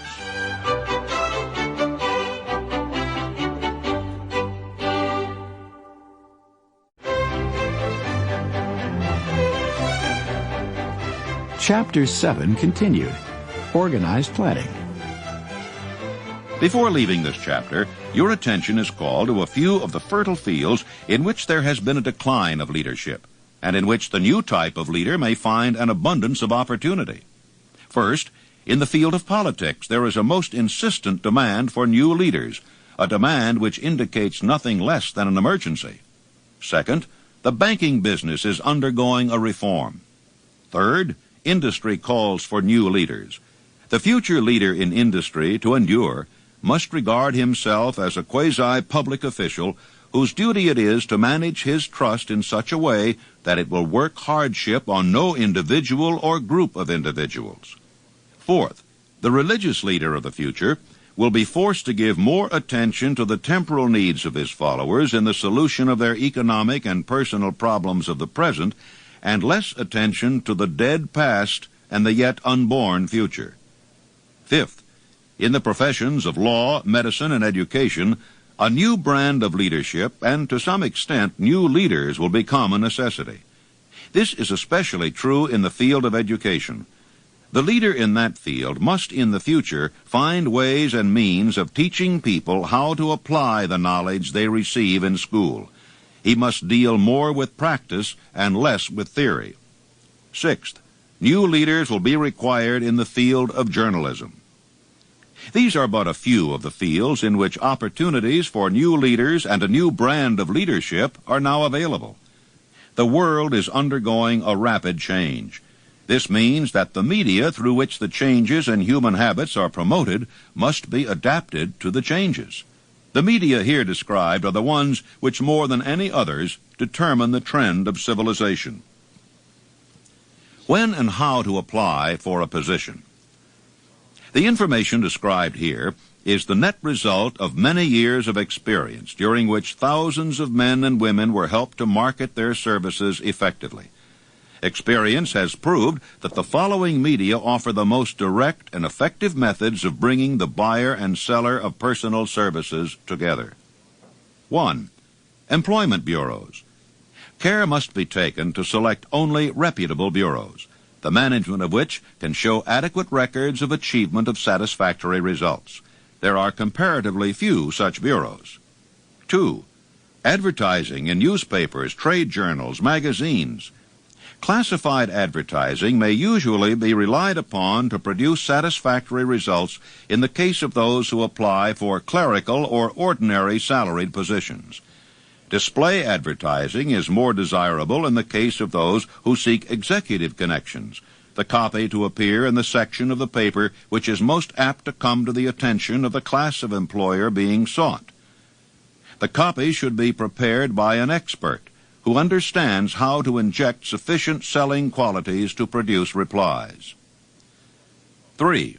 Personal letters of application directed to particular firms or individuals most apt to need such services as are being offered. Letters should be neatly typed always and signed by hand. With the letter should be sent a complete brief or outline of the applicant's qualifications. Both the letter of application and the brief of experience or qualifications should be prepared by an expert. See instructions as to information to be supplied. 4. Application through personal acquaintances. When possible, the applicant should endeavor to approach prospective employers through some mutual acquaintance. This method of approach is particularly advantageous in the case of those who seek executive connections and do not wish to appear to be peddling themselves. 5. Application in person. In some instances, it may be more effective if the applicant offers personally his services to prospective employers, in which event a complete written statement of qualifications for the position should be presented for the reason that prospective employers often wish to discuss one's record with associates. Information to be supplied in a written brief. This brief should be prepared as carefully as a lawyer would prepare the brief of a case to be tried in court. Unless the applicant is experienced in the preparation of such briefs, an expert should be consulted, and his services enlisted for this purpose. Successful merchants employ men and women who understand the art and the psychology of advertising to present the merits of their merchandise. One who has personal services for sale should do the same. The following information should appear in the brief. 1. Education. State briefly but definitely what schooling you have had, and in what subjects you specialized in school, giving the reasons for that specialization. 2. Experience. If you have had experience in connection with positions similar to the one you seek, describe it fully. State names and addresses of former employers. Be sure to bring out clearly any special experience you may have had, which would equip you to fill the position you seek. 3. References. Practically every business firm desires to know all about the previous records, the antecedents, and so on of prospective employees who seek positions of responsibility. Attach to your brief photostatic copies of letters from A. Former employers, B. Teachers under whom you studied, C. Prominent people whose judgment may be relied upon. 4. Photograph of self. Attach to your brief a recent unmounted photograph of yourself. 5. Apply for a specific position. Avoid application for a position without describing exactly what particular position you seek. Never apply for just a position. That indicates you lack specialized qualifications.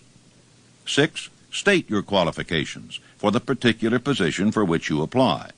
Give full details as to the reason you believe you are qualified for the particular position you seek. This is the most important detail of your application.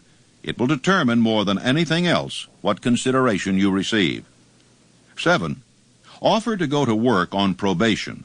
This may appear to be a radical suggestion, but experience has proved that it seldom fails to win at least a trial. If you are sure of your qualifications, a trial is all you need. Incidentally, such an offer indicates that you have confidence in your ability to fill the position you seek. It is most convincing. Make clear the fact that your offer is based upon A. Your confidence in your ability to fill the position, B. Your confidence in your prospective employer's decision to employ you after trial, C. Your determination to have the position. 8. Knowledge of your prospective employer's business. Before applying for a position, do sufficient research in connection with the business to familiarize yourself thoroughly with that business and indicate in your brief the knowledge that you have acquired in this field. This will be impressive, as it will indicate that you have imagination and a real interest in the position you seek. Remember that it is not the lawyer who knows the most law, but the one who best prepares his case who wins. If your case is properly prepared and presented, your victory will have been more than half won at the outset. Do not be afraid of making your brief too long. Employers are just as much interested in purchasing the services of well-qualified applicants as you are in securing employment. In fact, the success of most successful employers is due in the main to their ability to select well-qualified lieutenants. They want all the information available. Remember another thing. Neatness in the preparation of your brief will indicate that you are a painstaking person. I have helped to prepare briefs for clients which were so striking and out of the ordinary that they resulted in the employment of the applicant without a personal interview. When your brief has been completed, have it neatly bound and lettered or typed similar to the following. A brief of the qualifications of Robert K. Smith, applying for the position of private secretary to the president of the blank company, Incorporated. Change names each time brief is shown. This personal touch is sure to command attention. Have your brief neatly typed on the finest paper you can obtain. and bound with a heavy paper of the book cover variety, the binder to be changed and the proper firm name to be inserted if it is to be shown to more than one company. Your photograph should be pasted on one of the pages of your brief. Follow these instructions to the letter, improving upon them whenever your imagination suggests. Successful salesmen groom themselves with care. They understand that first impressions are lasting. Your brief is your salesman. Give it a good suit of clothes so it will stand out in bold contrast to anything your prospective employer ever saw in the way of an application for a position. If the position you seek is worth having, it is worth going after with care. Moreover, if you sell yourself to an employer in a manner that impresses him with your individuality, you probably will receive more money for your services from the very start than you would if you applied for employment in the usual conventional way. If you seek employment through an advertising agency or an employment agency, have the agent use copies of your brief in marketing your services. This will help to gain preference for you both with the agent and the prospective employers. How to get the exact position you desire. Everyone enjoys doing the kind of work for which he is best suited. An artist loves to work with paints, a craftsman with his hands, a writer loves to write. Those with less definite talents have their preferences for certain fields of business and industry. If America does anything well, it offers a full range of occupations, tilling the soil, manufacturing, marketing, and the professions. First, decide exactly what kind of job you want. If the job doesn't already exist, perhaps you can create it. Second, choose the company or individual for whom you wish to work. Third, study your prospective employer as to policies, personnels, chances of advancement. Fourth, by analysis of yourself and your talents and capabilities, figure what you can offer and plan ways and means of giving advantages, services, developments, ideas that you believe you can successfully deliver. Fifth, forget about a job. Forget whether or not there is an opening. Forget the usual routine of, have you got a job for me? Concentrate on what you can give. Sixth, once you have your plan in mind, arrange with an experienced writer to put it on paper in neat form and in full detail. Seventh, present it to the proper person with authority, and he will do the rest. Every company is looking for men who can give something of value, whether it be ideas, services, or connections. Every company has room for the man who has a definite plan of action which is to the advantage of that company. This line of procedure may take a few days or weeks of extra time, but the difference in income, in advancement, and in gaining recognition will save years of hard work at small pay. It has many advantages, the main one being that it will often save from 1 to 5 years of time in reaching a chosen goal. Every person who starts or gets in halfway up the ladder does so by deliberate and careful planning. For instance, back in the early days when I wanted to get a job from a certain firm while I was going to high school, here's the way I went about it. I wrote an application stating my qualifications and my desire for the job. The answer came back, no, too sorry, no position open. Next, I sent a telegram. Answer was still no. Next, I sent a special delivery letter every day for a week. Answer was still no. Next, I sent a special delivery every hour for 2 days. And the firm telegraphed me to come and go to work. Men and women who market their services to best advantage in the future must recognize the change which has taken place in connection with the relationship between employer and employee. The future relationship between employers and their employees will be more in the nature of a partnership consisting of A, the employer, B, the employee, C, the public they serve. This new way of marketing personal services is called new for many reasons. First, both the employer and the employee of the future will be considered as fellow employees, whose business it will be to serve the public efficiently. In times past, employers and employees have bartered among themselves, driving the best bargains they could with one another, not considering that in the final analysis they were in reality bargaining at the expense of the third party, the public they serve. Courtesy and service are the watchwords of merchandising today, and apply to the person who is marketing personal services even more directly than to the employer whom he serves, because in the final analysis, both the employer and his employee are employed by the public they serve. If they fail to serve well, they pay by the loss of their privilege of serving. During the Depression, I spent several months in the anthracite coal region of Pennsylvania, studying conditions which all but destroyed the coal industry.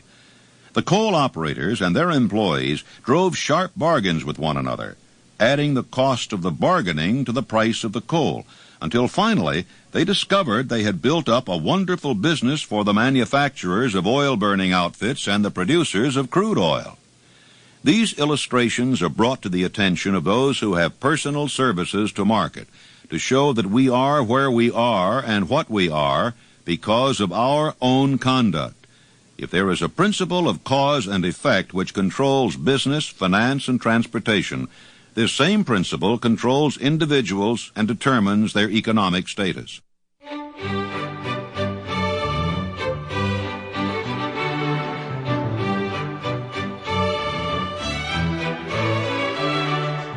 The causes of success in marketing services effectively and permanently have been clearly described. Unless those causes are studied, analyzed, understood, and applied, no man can market his services effectively and permanently. Every person must be his own salesman of personal services. The quality and the quantity of service rendered, and the spirit in which it is rendered, determine to a large extent the price and the duration of employment. To market personal services effectively, which means a permanent market at a satisfactory price under pleasant conditions, one must adopt and follow the QQS formula, which means that quality plus quantity plus the proper spirit of cooperation equals perfect salesmanship of service. Remember the QQS formula, but do more. Apply it as a habit. Let us analyze the formula to make sure we understand exactly what it means. 1. Quality of service shall be construed to mean the performance of every detail in connection with your position in the most efficient manner possible, with the object of greater efficiency always in mind. 2. Quantity of service shall be understood to mean the habit of rendering all the service of which you are capable at all times, with the purpose of increasing the amount of service rendered as greater skill is developed through practice and experience. Emphasis is again placed on the word habit. 3. Spirit of service shall be construed to mean the habit of agreeable, harmonious conduct which will induce cooperation from associates and fellow employees. Let me relate my experience with Franklin D. Roosevelt in the White House in 1933, and will give you a fine indication of how the students of this philosophy may profit by this important principle.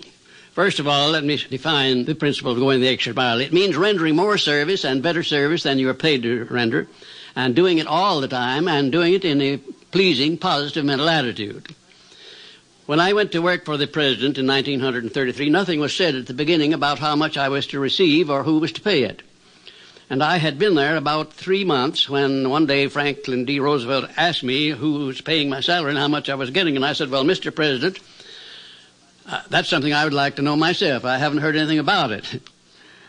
And we talked on for a little while, and I said, well, now, Mr. President, you know, I have been serving you ever since you were Assistant Secretary of the Navy, and particularly while you were Governor of New York.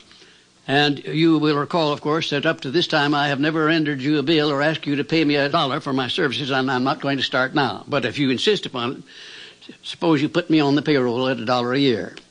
And that's exactly what he did. Well, I took my typewriter down to the White House, and when I wasn't actually serving the President or some member of his staff or cabinet, I started writing books. I wrote 6 books that first year, among them Think and Grow Rich, the book that has made me popular all over the world, you might say. I had no intention of publishing that book when I was writing it. I was writing it to myself to keep my mind positive in those days of chaos. Well, some 3 years after I left the service of the President, I got out these manuscripts and read them, and I made up my mind that the only one worth publishing was Think and Grow Rich. And when I took it to my publisher, he said, well, what is in this book that leads you to believe it would sell? I said, you will have to read it to find out. He took it home with him and read it. He had his whole staff read it paragraph by paragraph, and then they took a vote on it, and they voted unanimously that it was the best manuscript that ever came to that publishing house. They printed it, put it to work, and it's been selling as a bestseller all over the world up to this time. It has grossed over $18 million, and probably will gross many more millions of dollars while I'm still alive. It's been translated into many languages. It was endorsed by Mahatma Gandhi and distributed widely throughout India. It went from there to Brazil, where it was translated into the Portuguese language and is widely distributed throughout Latin America. And I think if you will stop and consider the wages that I asked, the wages that I received of $1 a year, and the service that I gave for that, you'll recognize what can be accomplished by going the extra mile. Now, let me give you some of the benefits that comes from going the extra mile. Well, it places the law of increasing returns squarely back of one. It brings one to the favorable attention of those who can and do provide opportunities for self-promotion. It tends to permit one to become indispensable in many different human relationships, and therefore enables one to command more than average compensation. It leads to a mental growth and physical perfection in various forms of service, thereby developing greater ability and skill in one's chosen vocation. It protects one against the loss of employment and places one in a position to choose his own job and working conditions. It enables one to profit by the law of contrast, because the majority of people do not practice the habit of going the extra mile. As a matter of fact, the majority of people don't even go the first mile. And it leads to the development of a positive, pleasing personal attitude, which is among the more important traits of a pleasing personality. And it tends to develop a keen, alert imagination, as it is a habit which keeps one continuously seeking new and more efficient ways of rendering service. It definitely serves to develop self-reliance. It serves also to build the confidence of others in one's integrity. And it is the only logical reason to justify one in asking for a promotion or for more wages, because if a man is not doing any more than he's paid for, then obviously he has no right to ask for more pay. Adequacy of quality and quantity of service is not sufficient to maintain a permanent market for your services. The conduct or the spirit in which you deliver service is a strong determining factor in connection with both the price you receive and the duration of employment. Andrew Carnegie stressed this point more than others in connection with his description of the factors which lead to success in the marketing of personal services. He emphasized again and again the necessity for harmonious conduct. He stressed the fact that he would not retain any man, no matter how great a quantity or how efficient the quality of his work, unless he worked in a spirit of harmony. Mr. Carnegie insisted upon men being agreeable. To prove that he placed a high value upon this quality, he helped many men who conformed to his standards to become very wealthy. Those who did not conform had to make room for others. The importance of a pleasing personality has been stressed because it is a factor which enables one to render service in the proper spirit. If one has a personality which pleases and renders service in a spirit of harmony, these assets often make up for deficiencies in both the quality and the quantity of service one renders. Nothing, however, can be successfully substituted for pleasing conduct. The capital value of your services. The person whose income is derived entirely from the sale of personal services is no less a merchant than the man who sells commodities. And it might well be added such a person is subject to exactly the same rules of conduct as the merchant who sells merchandise.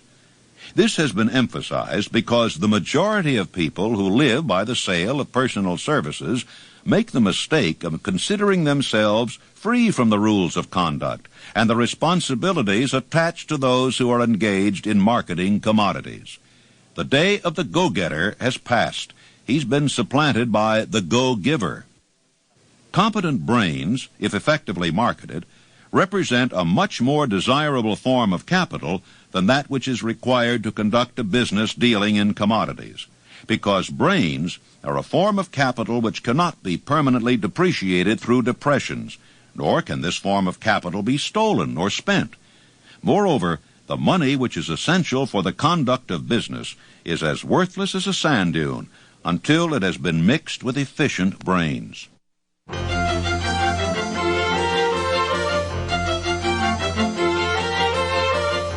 Life's greatest tragedy consists of men and women who earnestly try and fail. The tragedy lies in the overwhelmingly large majority of people who fail, as compared to the few who succeed. I have had the privilege of analyzing several thousand men and women, 98% of whom were classed as failures. My analysis proved that there are 31 major reasons for failure, and 13 major principles through which people accumulate fortunes. In this chapter, a description of the 31 major causes of failure will be given.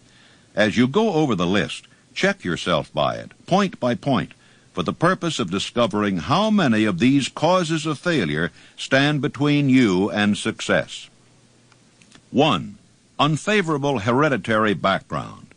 There is but little, if anything, which can be done for people who are born with a deficiency in brain power. This philosophy offers but one method of bridging this weakness, through the aid of the mastermind.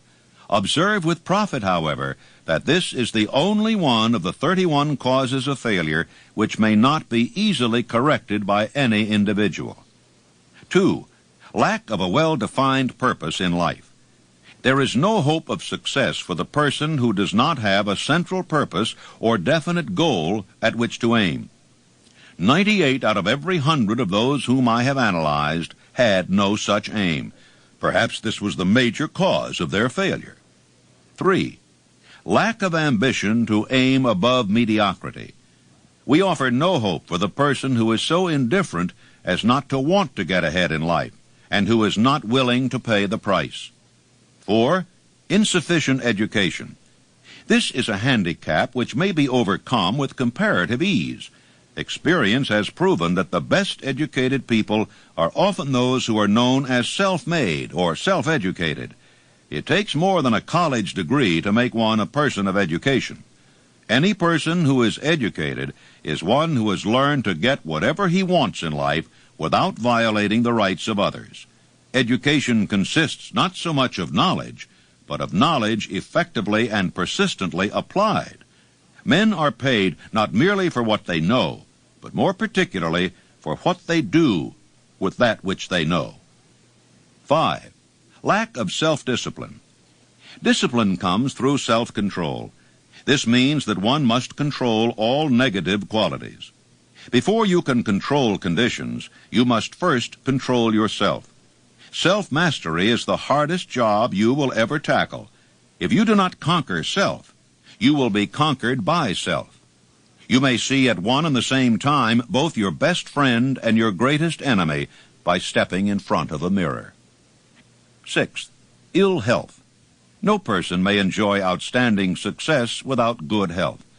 Many of the causes of ill health are subject to mastery and control. These in the main are A. Overeating of foods not conducive to health. B. Wrong habits of thought, giving expression to negatives. C. Wrong use of and overindulgence in sex. D. Lack of proper physical exercise. E. An inadequate supply of fresh air due to improper breathing. 7.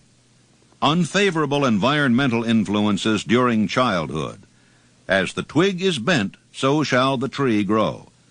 Most people who have criminal tendencies acquire them as the result of bad environment and improper associates during childhood. 8. Procrastination. This is one of the most common causes of failure.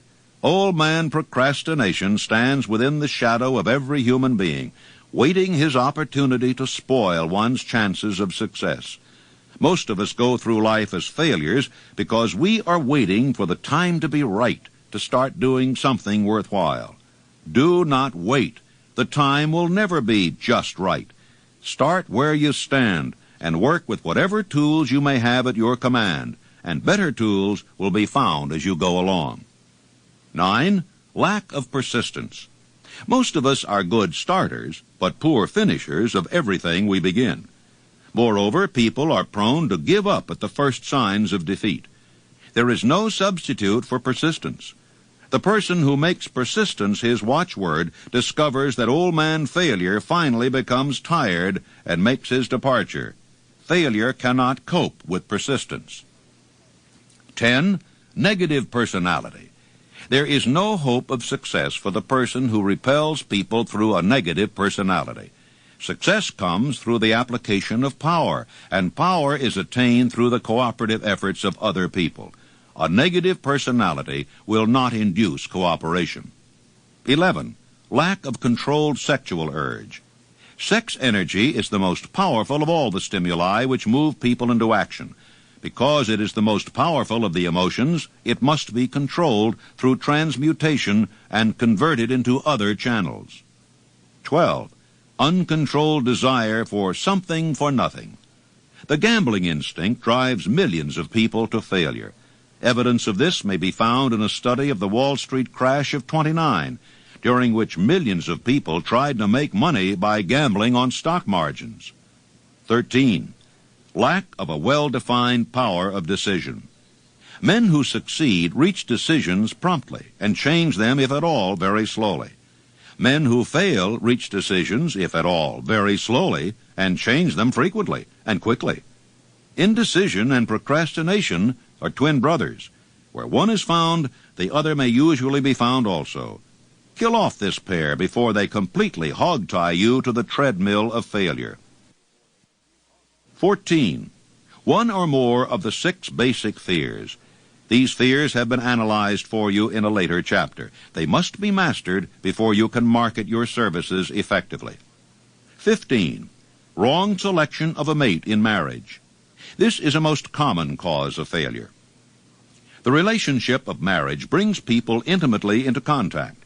Unless this relationship is harmonious, failure is likely to follow. Moreover, it will be a form of failure that is marked by misery and unhappiness, destroying all signs of ambition. 16. Overcaution. The person who takes no chances generally has to take whatever is left when others are through choosing. Overcaution is as bad as undercaution. Both are extremes to be guarded against. Life itself is filled with the element of chance. 17. Wrong selection of associates in business. This is one of the most common causes of failure in business. In marketing personal services, one should use great care to select an employer who will be an inspiration and who is himself intelligent and successful. We emulate those with whom we associate most closely. Pick an employer who is worth emulating. 18. Superstition and prejudice. Superstition is a form of fear. It is also a sign of ignorance. Men who succeed keep open minds and are afraid of nothing. 19. Wrong selection of a vocation. No man can succeed in a line of endeavor which he does not like. The most essential step in the marketing of personal services is that of selecting an occupation into which you can throw yourself wholeheartedly. 20. Lack of concentration of effort. The jack of all trades seldom is good at any. Concentrate all of your efforts on one definite chief aim. 21. The habit of indiscriminate spending. The spendthrift cannot succeed mainly because he stands eternally in fear of poverty. Form the habit of systematic saving by putting aside a definite percentage of your income. Money in the bank gives one a very safe foundation of courage when bargaining for the sale of personal services. Without money, one must take what one is offered and be glad to get it. 22. Lack of enthusiasm. Without enthusiasm, one cannot be convincing. Moreover, enthusiasm is contagious, and the person who has it under control is generally welcome in any group of people. 23. Intolerance. The person with a closed mind on any subject seldom gets ahead. Intolerance means that one has stopped acquiring knowledge. The most damaging forms of intolerance are those connected with religious, racial, and political differences of opinion. 24. Intemperance. The most damaging forms of intemperance are connected with eating, strong drink, and sexual activities. Overindulgence in any of these is fatal to success. 25. Inability to cooperate with others. More people lose their positions and their big opportunities in life because of this fault than for all other reasons combined. It is a fault which no well-informed businessman or leader will tolerate. 26. Possession of power that was not acquired through self-effort. Sons and daughters of wealthy men and others who inherit money which they did not earn. Power in the hands of one who did not acquire it gradually is often fatal to success. Quick riches are more dangerous than poverty. 27. Intentional dishonesty. There is no substitute for honesty. One may be temporarily dishonest by force of circumstances over which one has no control without permanent damage. But there is no hope for the person who is dishonest by choice. Sooner or later, his deeds will catch up with him, and he will pay by loss of reputation and perhaps even loss of liberty. 28. Egotism and vanity. These qualities serve as red lights which warn others to keep away. They are fatal to success. 29. Guessing instead of thinking. Most people are too indifferent or lazy to acquire facts with which to think accurately. They prefer to act on opinions created by guesswork or snap judgments. 30. Lack of capital. This is a common cause of failure among those who start out in business for the first time without sufficient reserve of capital to absorb the shock of their mistakes and to carry them over until they have established a reputation. 31. Under this, name any particular cause of failure from which you have suffered that has not been included in the foregoing list. In these 31 major causes of failure is found a description of the tragedy of life, which obtains for practically every person who tries and fails. It will be helpful if you can induce someone who knows you well to go over this list with you and help to analyze you by the 31 causes of failure. It may be beneficial if you try this alone. Most people cannot see themselves as others see them. You may be one who cannot. The oldest of admonitions is, "Man, know thyself." If you market merchandise successfully, you must know the merchandise. The same is true in marketing personal services. You should know all of your weaknesses in order that you may either bridge them or eliminate them entirely. You should know your strength in order that you may call attention to it when selling your services. You can know yourself only through accurate analysis. The folly of ignorance in connection with self was displayed by a young man who applied to the manager of a well-known business for a position. He made a very good impression until the manager asked him what salary he expected. He replied that he had no fixed sum in mind, lack of a definite aim. The manager then said, "We will pay you all you are worth after we try you out for a week." "I will not accept it," the applicant replied, "because I am getting more than that where I am now employed." Before you even start to negotiate for a readjustment of your salary in your present position or to seek employment elsewhere, be sure that you are worth more than you now receive. It is one thing to want money. Everyone wants more. But it is something entirely different to be worth more. Many people mistake their wants for their just dues. Your financial requirements or wants have nothing whatever to do with your worth. Your value is established entirely by your ability to render useful service or your capacity to induce others to render such service.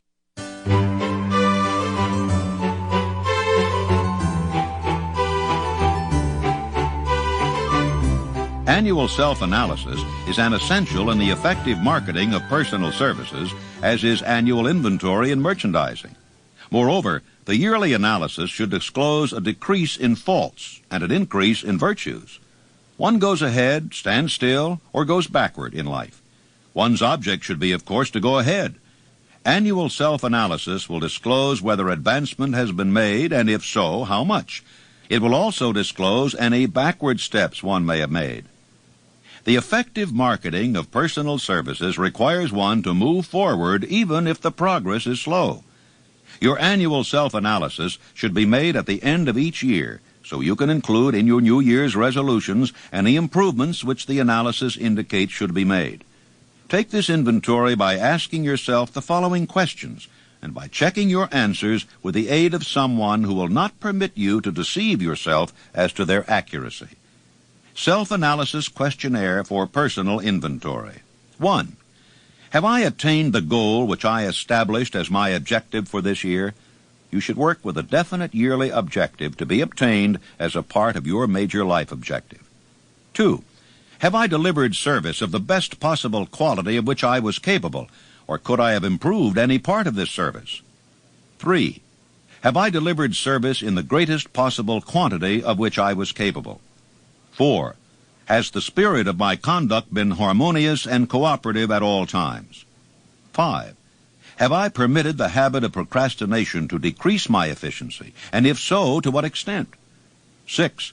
Have I improved my personality, and if so, in what ways? 7. Have I been persistent in following my plans through to completion? 8. Have I reached decisions promptly and definitely on all occasions? 9. Have I permitted any one or more of the 6 basic fears to decrease my efficiency? 10. Have I been either overcautious or undercautious? 11. Has my relationship with my associates in work been pleasant or unpleasant? If it has been unpleasant, has the fault been partly or wholly mine? 12. Have I dissipated any of my energy through lack of concentration of effort? 13. Have I been open-minded and tolerant in connection with all subjects? 14. In what way have I improved my ability to render service? 15. Have I been intemperate in any of my habits? 16. Have I expressed, either openly or secretly, any form of egotism? 17.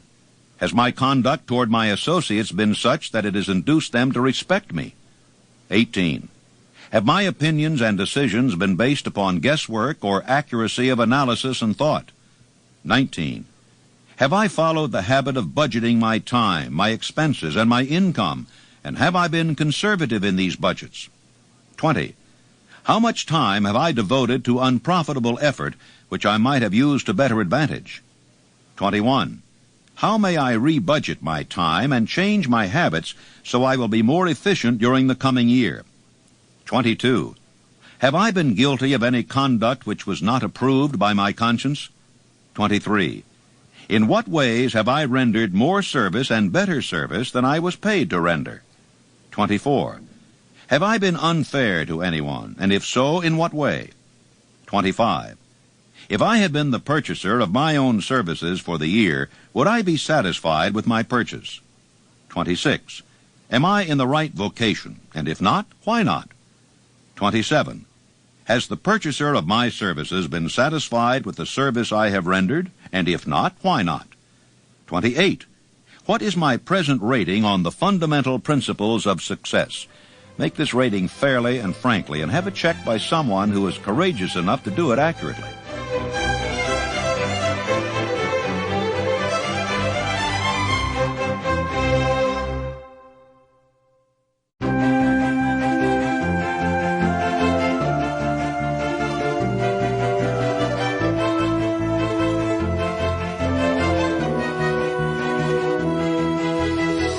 Chapter 7 continued.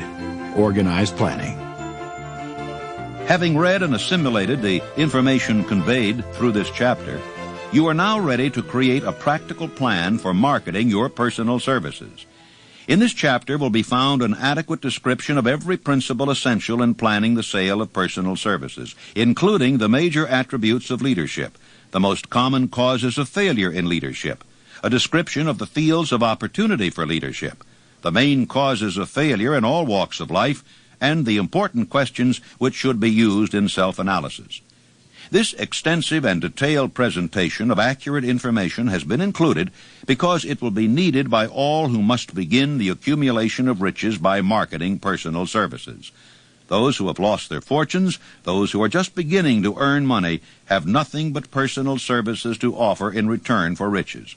Therefore, it is essential that they have available the practical information needed to market services to best advantage. Complete assimilation and understanding of the information here conveyed will be helpful in marketing one's own services, and it will also help one to become more analytical and capable of judging people.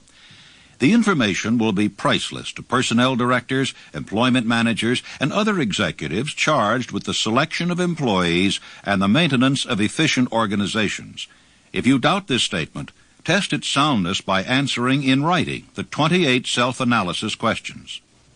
Where and how one may find opportunities to accumulate riches. Now that we have analyzed the principles by which riches may be accumulated, we naturally ask, where may one find favorable opportunities to apply these principles? Very well. Let us take inventory and see what the United States of America offers the person seeking riches, great or small. To begin with, let us remember, all of us, that we live in a country where every law-abiding citizen enjoys freedom of thought and freedom of deed unequaled anywhere in the world. Most of us have never taken inventory of the advantages of this freedom. We have never compared our unlimited freedom with the curtailed freedom in other countries. Here we have freedom of thought, freedom in the choice and enjoyment of education, freedom in religion, freedom in politics, freedom in the choice of a business, profession, or occupation, freedom to accumulate and own without molestation all the property we can accumulate, freedom to choose our place of residence, freedom in marriage, freedom through equal opportunity to all races, freedom of travel from one state to another, freedom in our choice of foods, and freedom to aim for any station in life for which we have prepared ourselves, even for the presidency of the United States. We have other forms of freedom, but this list will give a bird's-eye view of the most important, which constitute opportunity of the highest order. This advantage of freedom is all the more conspicuous because the United States is the only country guaranteeing to every citizen, whether native-born or naturalized, so broad and varied a list of freedoms. Next, let us recount some of the blessings which our widespread freedom has placed within our hands. Take the average American family, for example, meaning the family of average income, and sum up the benefits available to every member of the family in this land of opportunity and plenty. A. Food. Next to freedom of thought and deed comes food, clothing, and shelter, the three basic necessities of life. Because of our universal freedom, the average American family has available at its very door the choicest selection of food to be found anywhere in the world, and at prices within its financial range. B. Shelter. This family lives in a comfortable apartment, heated by steam, lighted with electricity, with gas for cooking. There are other conveniences in this apartment, but the foregoing list will give a fair idea of some of the concrete evidences of the freedom we of America enjoy. C. Clothing. Anywhere in the United States, the woman of average clothing requirements can dress very comfortably and neatly for less than $400 a year, and the average man can dress for the same or less. Only the three basic necessities of food, clothing, and shelter have been mentioned. The average American citizen has other privileges and advantages available in return for modest effort, not exceeding 8 hours per day of labor. The average American has security of property rights, not found in any other country in the world. He can place his surplus money in a bank with the assurance that his government will protect it and make good to him if the bank fails. If an American citizen wants to travel from one state to another, he needs no passport, no one's permission. He may go when he pleases and return at will. Moreover, he may travel by train, private automobile, bus, airplane, or ship, as his pocketbook permits. The miracle that has provided these blessings. We often hear politicians proclaiming the freedom of America when they solicit votes, but seldom do they take the time or devote sufficient effort to the analysis of the source or nature of this freedom. Having no axe to grind, no grudge to express, no ulterior motives to be carried out, I have the privilege of going into a frank analysis of that mysterious, abstract, greatly misunderstood something which gives to every citizen of America more blessings, more opportunities to accumulate wealth, more freedom of every nature than may be found in any other country. I have the right to analyze the source and nature of this unseen power, because I know, and have known for more than half a century, many of the men who organize that power, and many who are now responsible for its maintenance. The name of this mysterious benefactor of mankind is capital. Capital consists not alone of money, but more particularly of highly organized, intelligent groups of men who plan ways and means of using money efficiently for the good of the public and profitably to themselves. These groups consist of scientists, educators, chemists, inventors, business analysts, publicity men, transportation experts, accountants, lawyers, doctors, and both men and women who have highly specialized knowledge in all fields of industry and business. They pioneer, experiment, and blaze trails in new fields of endeavor. They support colleges, hospitals, public schools, build good roads, publish newspapers, pay most of the cost of government, and take care of the multitudinous details essential to human progress. Stated briefly, the capitalists are the brains of civilization, because they supply the entire fabric of which all education, enlightenment, and human progress consists. Money without brains is always dangerous. Properly used, it is the most important essential of civilization. Some slight idea of the importance of organized capital may be had by trying to imagine yourself burdened with the responsibility of collecting, without the aid of capital, and delivering to a family a simple breakfast. To supply the tea, you would have to make a trip to China or India, both a very long way from America. Unless you are an excellent swimmer, you would become rather tired before making the round trip. Then, too, another problem would confront you. What would you use for money, even if you had the physical endurance to swim the ocean? To supply sugar, you would have to take another long swim to Cuba, or a long walk to the sugar beet section of Utah.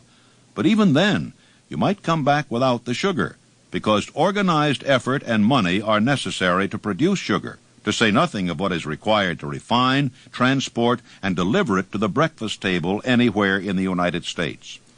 Eggs you could deliver easily enough from nearby farms, but you would have a very long walk to Florida and back before you could serve grapefruit juice. You would have another long walk to Kansas, or one of the other wheat-growing states, when you went after wheat bread. Dry cereal would necessarily have to be omitted from the menu, because it would not be available except through the labor of a trained organization of men and suitable machinery, all of which call for capital. While resting, you could take off for another little swim down to South America, where you could pick up a couple of bananas. On your return, you could take a short walk to the nearest farm, having a dairy, and pick up some butter and cream. Then your family would be ready to sit down and enjoy breakfast. Seems absurd, doesn't it? Well, the procedure described would be the only possible way these simple items of food could be delivered if we had no capitalistic system. The sum of money required for the building and maintenance of the railroads and steamships used in the delivery of that simple breakfast is so huge that it staggers one's imagination. It runs into hundreds of millions of dollars, not to mention the armies of trained employees required to man the ships and trains. But transportation is only a part of the requirements of modern civilization in capitalistic America. Before there can be anything to haul, something must be grown from the ground, or manufactured and prepared for market. This calls for more millions of dollars for equipment, machinery, boxing, marketing, and for the wages of millions of men and women. Steamships and railroads do not spring up from the earth and function automatically. They come in response to the call of civilization, through the labor and ingenuity and organizing ability of men who have imagination, who have faith, enthusiasm, decision, persistence. These men are known as capitalists. They are motivated by the desire to build, construct, achieve, render useful service, earn profits, and accumulate riches. And because they render service without which there would be no civilization, they put themselves in the way of great riches. Just to keep the record simple and understandable, I will add that these capitalists are the self-same men of whom most of us have heard soapbox orators speak. They are the same men to whom radicals, racketeers, dishonest politicians, and grafting labor leaders refer as the predatory interests, or Wall Street. I am not attempting to present a brief for or against any group of men or any system of economics. The purpose of this book, a purpose to which I have faithfully devoted more than half a century, is to present to all who want the knowledge the most dependable philosophy through which individuals may accumulate riches in whatever amounts they desire. I have here analyzed the economic advantages of the capitalistic system for the twofold purpose of showing, one, that all who seek riches must recognize and adapt themselves to the system that controls all approaches to fortunes, large or small. Two, to present the side of the picture opposite to that being shown by politicians and demagogues who deliberately becloud the issues they bring up by referring to organized capital as if it were something poisonous. This is a capitalistic country. It was developed through the use of capital, and we who claim the right to partake of the blessings of freedom and opportunity, we who seek to accumulate riches here, may as well know that neither riches nor opportunity would be available to us if organized capital had not provided these benefits. There is but one dependable method of accumulating and legally holding riches, and that is by rendering useful service. No system has ever been created by which men can legally acquire riches through mere force of numbers, or without giving in return an equivalent value of one form or another. America provides all the freedom and all the opportunity to accumulate riches that any honest person may require. When one goes hunting for game, one selects hunting grounds where game is plentiful. When seeking riches, the same rule would naturally obtain. Do not be in too big a hurry to get away from a country whose people willingly, even eagerly, hand over millions of dollars annually for football, baseball, and prize fights. Remember also that this is but the beginning of the available sources for the accumulation of wealth. Only a few of the luxuries and non-essentials have been mentioned. But remember that the business of producing, transporting, and marketing these few items of merchandise gives regular employment to many millions of men and women who receive for their services many millions of dollars monthly and spend it freely for both the luxuries and the necessities. Especially remember that back of all this exchange of merchandise and personal services may be found an abundance of opportunity to accumulate riches. Here our American freedom comes to one's aid.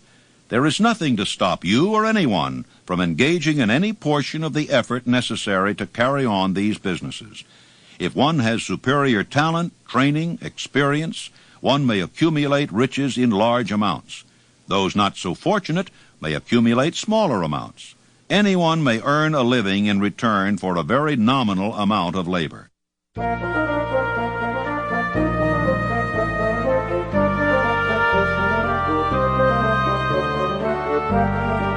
So there you are. Opportunity has spread its wares before you. Step up to the front, select what you want, create your plan, put the plan into action, and follow through with persistence. Capitalistic America will do the rest. You can depend upon this much. Capitalistic America ensures every person the opportunity to render useful service and to collect riches in proportion to the value of the service. The system denies no one this right, but it does not and cannot promise something for nothing, because the system itself is irrevocably controlled by the law of economics, which neither recognizes nor tolerates for long getting without giving.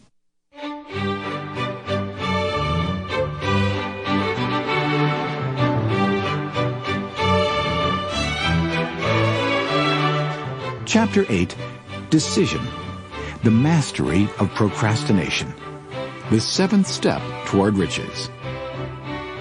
Analysis of over 25,000 men and women who had experienced failure disclosed the fact that lack of decision was near the head of the list of the 31 major causes of failure.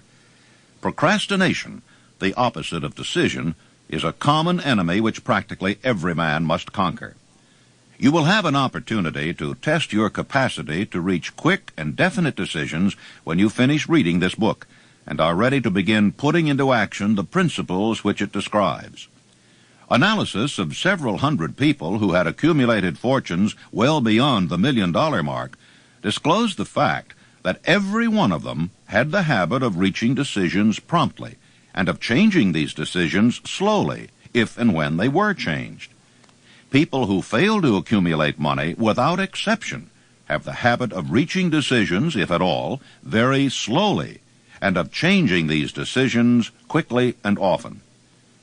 One of Henry Ford's most outstanding qualities was his habit of reaching decisions quickly and definitely, and changing them slowly. This quality was so pronounced in Mr. Ford that it gave him the reputation of being obstinate. It was this quality which prompted Mr. Ford to continue to manufacture his famous Model T, the world's ugliest car, when all of his advisers and many of the purchasers of the car were urging him to change it. Perhaps Mr. Ford delayed too long in making the change, but the other side of the story is that Mr. Ford's firmness of decision yielded a huge fortune before the change in model became necessary. There is but little doubt that Mr. Ford's habit of definiteness of decision assumed the proportion of obstinacy, but this quality is preferable to slowness in reaching decisions and quickness in changing them. Tips on making your own decisions.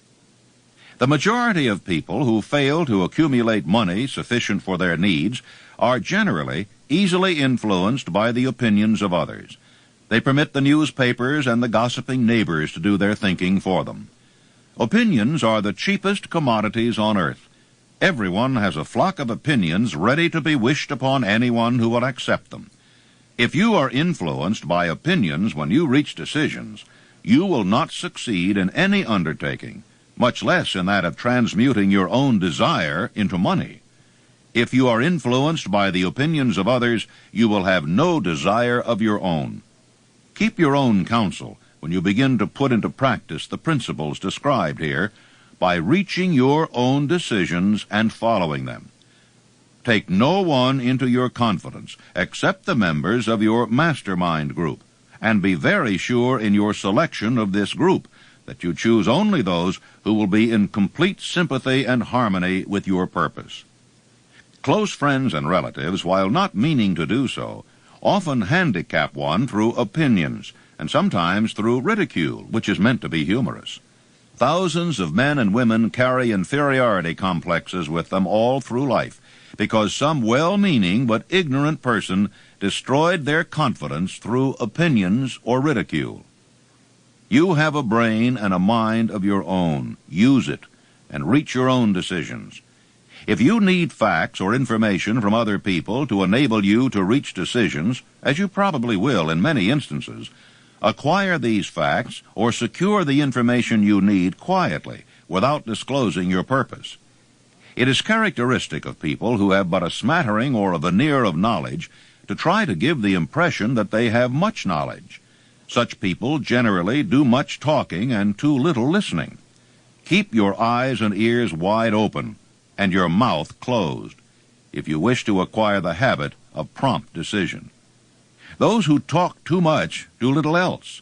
If you talk more than you listen, you not only deprive yourself of many opportunities to accumulate useful knowledge, but you also disclose your plans and purposes to people who will take great delight in defeating you because they envy you.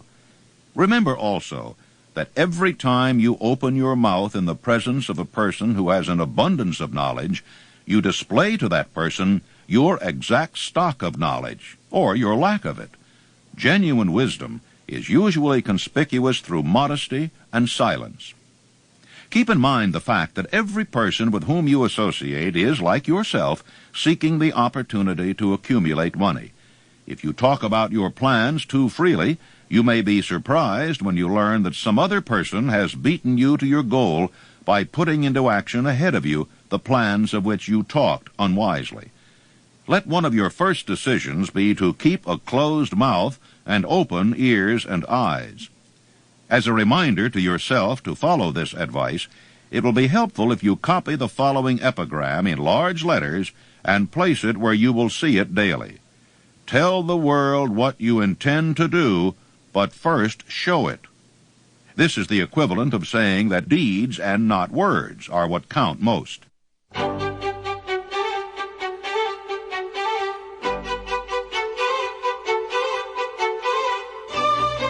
The value of decisions depends upon the courage required to render them. The great decisions which served as the foundation of civilization were reached by assuming great risks, which often meant the chance of death. Lincoln's decision to issue his famous Proclamation of Emancipation was rendered with full understanding that his act would turn thousands of friends and political supporters against him. Socrates' decision to drink the cup of poison rather than compromise in his personal belief was a decision of courage. It turned time ahead 1,000 years and gave to people then unborn the right to freedom of thought and speech.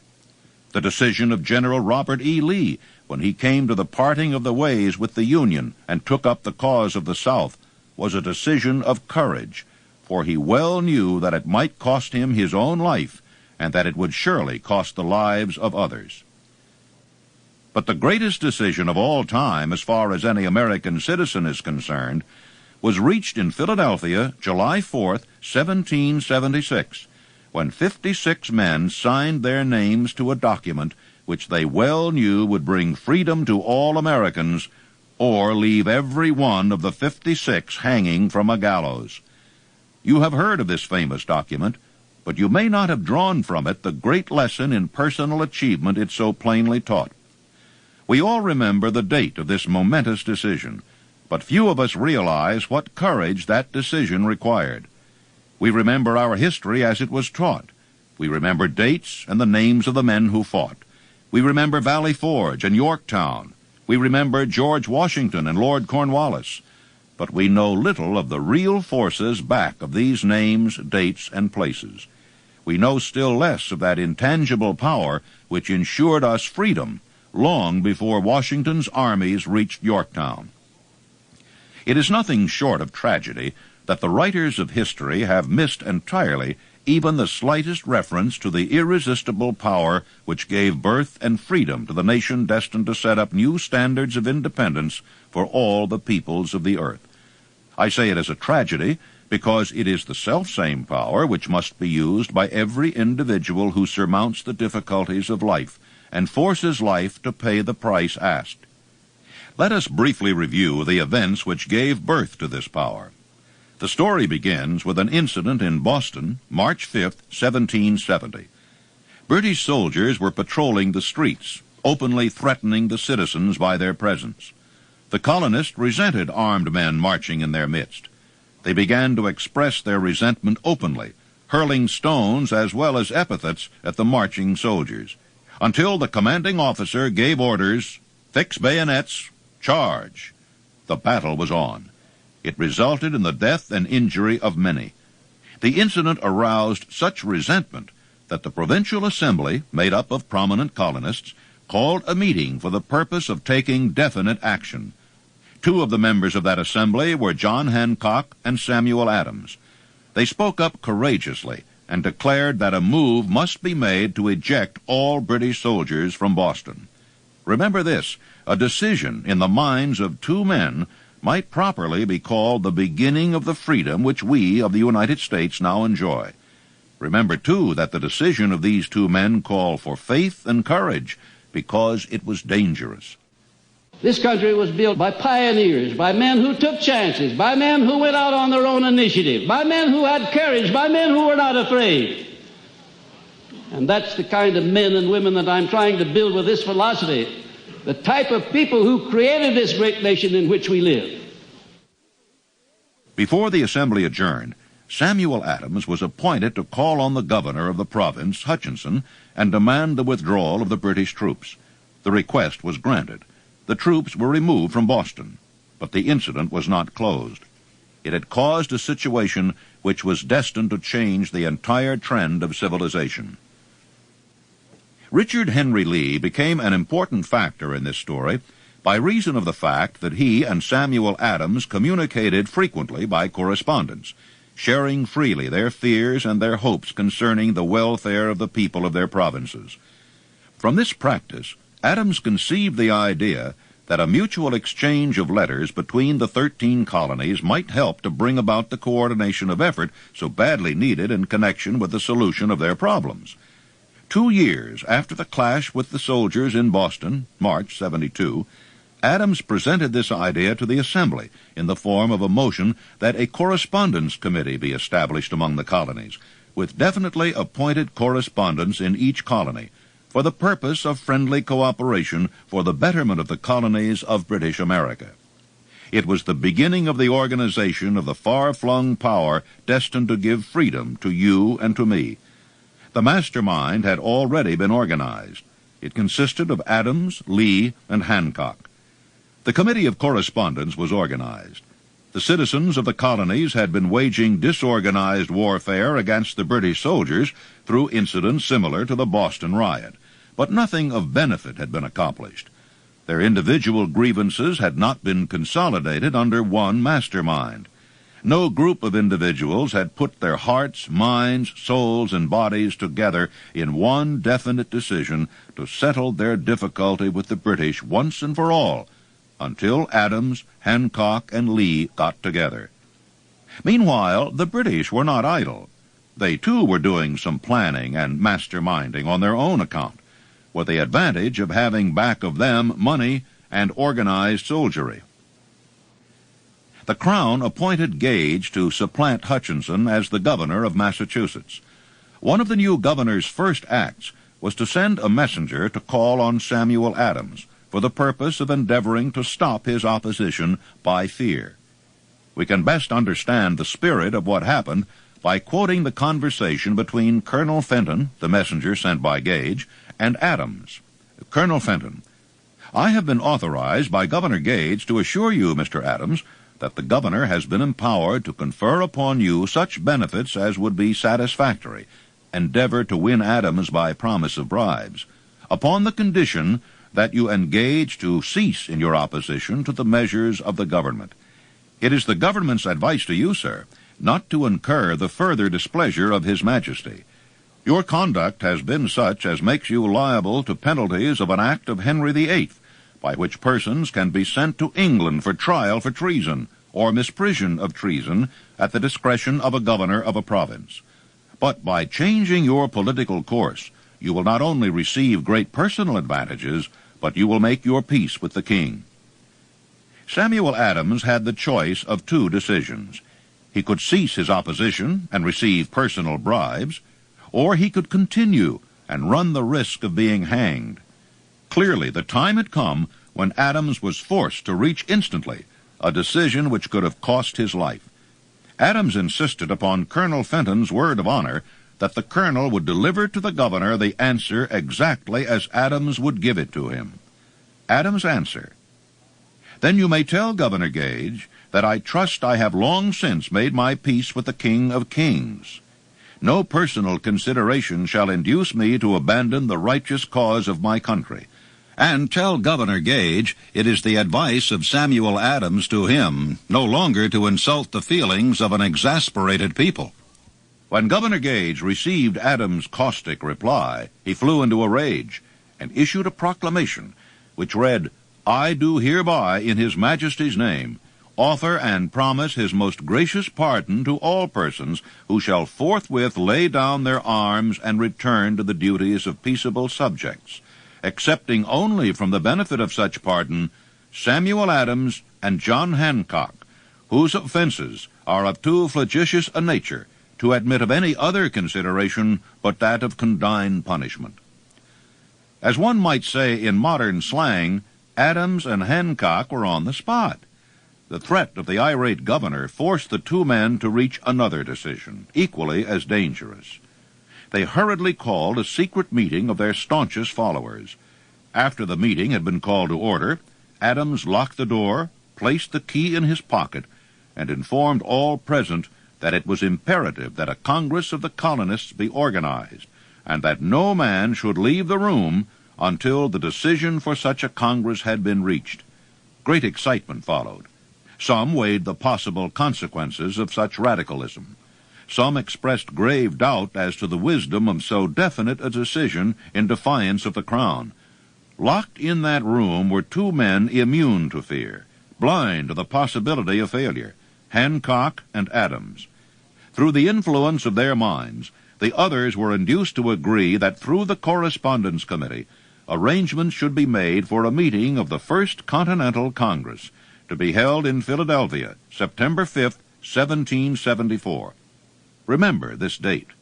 It is more important than July 4th, 1776. If there had been no decision to hold a Continental Congress, there could have been no signing of the Declaration of Independence.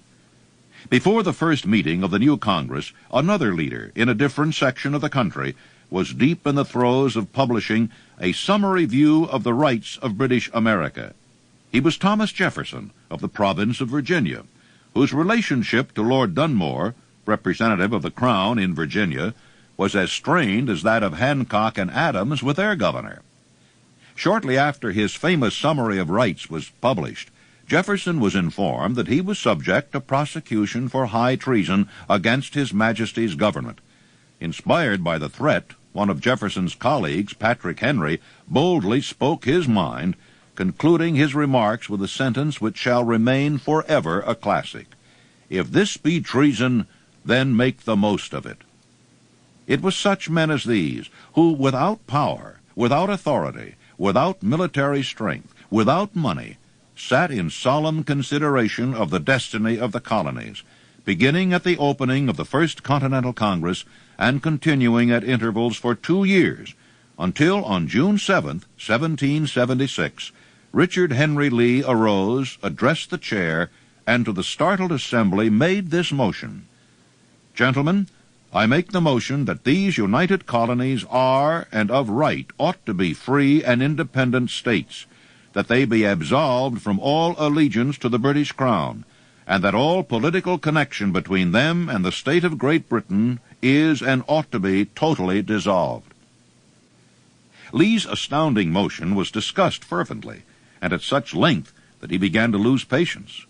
Finally, after days of argument, he again took the floor, and declared in a clear, firm voice, "Mr. President, we have discussed this issue for days. It is the only course for us to follow. Why then, sir, do we longer delay? Why still deliberate? Let this happy day give birth to an American republic. Let her arise, not to devastate and to conquer, but to re-establish the reign of peace and of law." Before his motion was finally voted upon, Lee was called back to Virginia because of serious family illness. But before leaving, he placed his cause in the hands of his friend Thomas Jefferson, who promised to fight until favorable action was taken. Shortly thereafter, the President of the Congress, Hancock, appointed Jefferson as chairman of a committee to draw up a Declaration of Independence. Long and hard the committee labored on a document which would mean, when accepted by the Congress, that every man who signed it would be signing his own death warrant should the colonies lose in the fight with Great Britain which was sure to follow.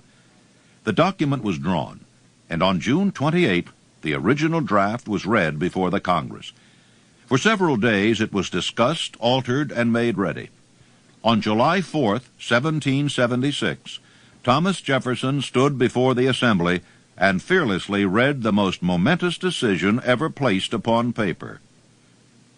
When in the course of human events it becomes necessary for one people to dissolve the political bands which have connected them with another, and to assume among the powers of the earth the separate and equal station to which the laws of nature and of nature's God entitle them, a decent respect to the opinions of mankind requires that they should declare the causes which impel them to the separation.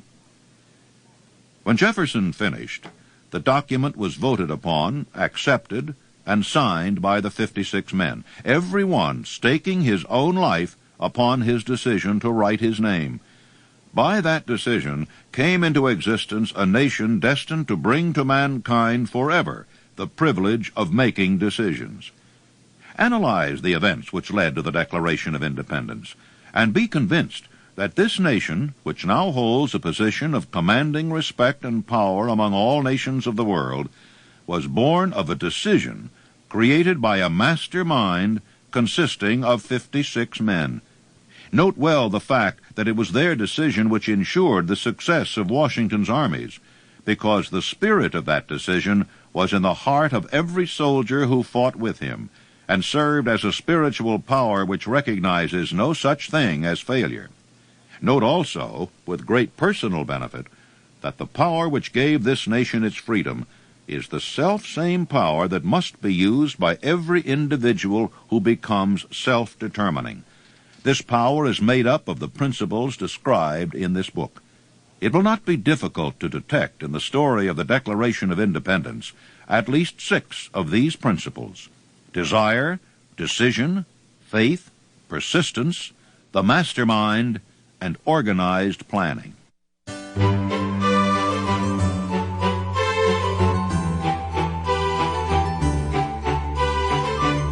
Know what you want, and you'll generally get it. Throughout this philosophy will be found the suggestion that thought, backed by strong desire, has a tendency to transmute itself into its physical equivalent. One may find in this story, and in the story of the organization of the United States Steel Corporation, a perfect description of the method by which thought makes this astounding transformation. In your search for the secret of the method, do not look for a miracle, because you will not find it. You will find only the eternal laws of nature. These laws are available to every person who has the faith and the courage to use them. They may be used to bring freedom to a nation, or to accumulate riches. Those who reach decisions promptly and definitely know what they want and generally get it. The leaders in every walk of life decide quickly and firmly. That is the major reason why they are leaders. The world has the habit of making room for the man whose words and actions show that he knows where he is going. Indecision is a habit which usually begins in youth. The habit takes on permanency as the youth goes through grade school, high school, and even through college without definiteness of purpose. The habit of indecision goes with the student into the occupation he chooses, if in fact he does choose his occupation. Generally, the youth just out of school seeks any job that can be found. He takes the first place he finds because he has fallen into the habit of indecision. 98 out of every 100 people working for wages today are in the positions they hold because they lacked the definiteness of decision to plan a definite position and the knowledge of how to choose an employer. Definiteness of decision always requires courage, sometimes very great courage. The 56 men who signed the Declaration of Independence staked their lives on the decision to affix their signatures to that document.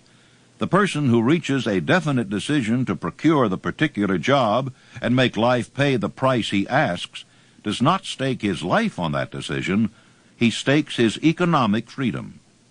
Financial independence, riches, desirable business, and professional positions are not within reach of the person who neglects or refuses to expect, plan, and demand these things.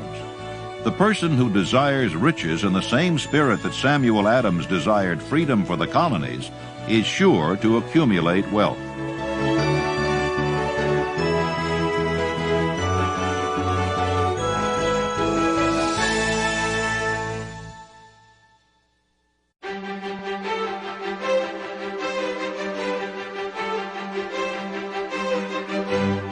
Chapter 9. Persistence. The sustained effort necessary to induce faith. The 8th step toward riches. Persistence is an essential factor in the procedure of transmuting desire into its monetary equivalent. The basis of persistence is the power of will. Willpower and desire, when properly combined, make an irresistible pair. Men who accumulate great fortunes are generally known as cold-blooded and sometimes ruthless. Often they are misunderstood. What they have is willpower, which they mix with persistence and place back of their desires to ensure the attainment of their objectives. The majority of people are ready to throw their aims and purposes overboard and give up at the first sign of opposition or misfortune. A few carry on despite all opposition until they attain their goal. There may be no heroic connotation to the word persistence, but the quality is to the character of man what carbon is to steel. The building of a fortune generally involves the application of the entire 13 factors of this philosophy. These principles must be understood. They must be applied with persistence by all who accumulate money. If you are following this book with the intention of applying the knowledge it conveys, your first test as to your persistence will come when you begin to follow the 6 steps described in the 2nd chapter. Unless you are one of the 2 out of every 100 who already have a definite goal at which you are aiming and a definite plan for its attainment, you may read the instructions and then pass on with your daily routine and never comply with those instructions. Lack of persistence is one of the major causes of failure. Moreover, experience with thousands of people has proved that lack of persistence is a weakness common to the majority of men. It is a weakness which may be overcome by effort.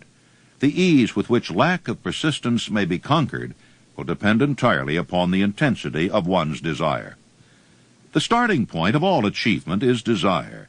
Keep this constantly in mind. Weak desires bring weak results, just as a small amount of fire makes a small amount of heat. If you find yourself lacking in persistence, this weakness may be remedied by building a stronger fire under your desires. Continue to read through to the end, then go back to chapter 2 and start immediately to carry out the instructions given in connection with the 6 steps. The eagerness with which you follow these instructions will indicate clearly how much or how little you really desire to accumulate money. And if you find that you are indifferent, you may be sure that you have not yet acquired the money consciousness which you must possess before you can be sure of accumulating a fortune. Fortunes gravitate to men whose minds have been prepared to attract them, just as surely as water gravitates to the ocean. If you find you are weak in persistence, center your attention upon the instructions contained in the chapter on power.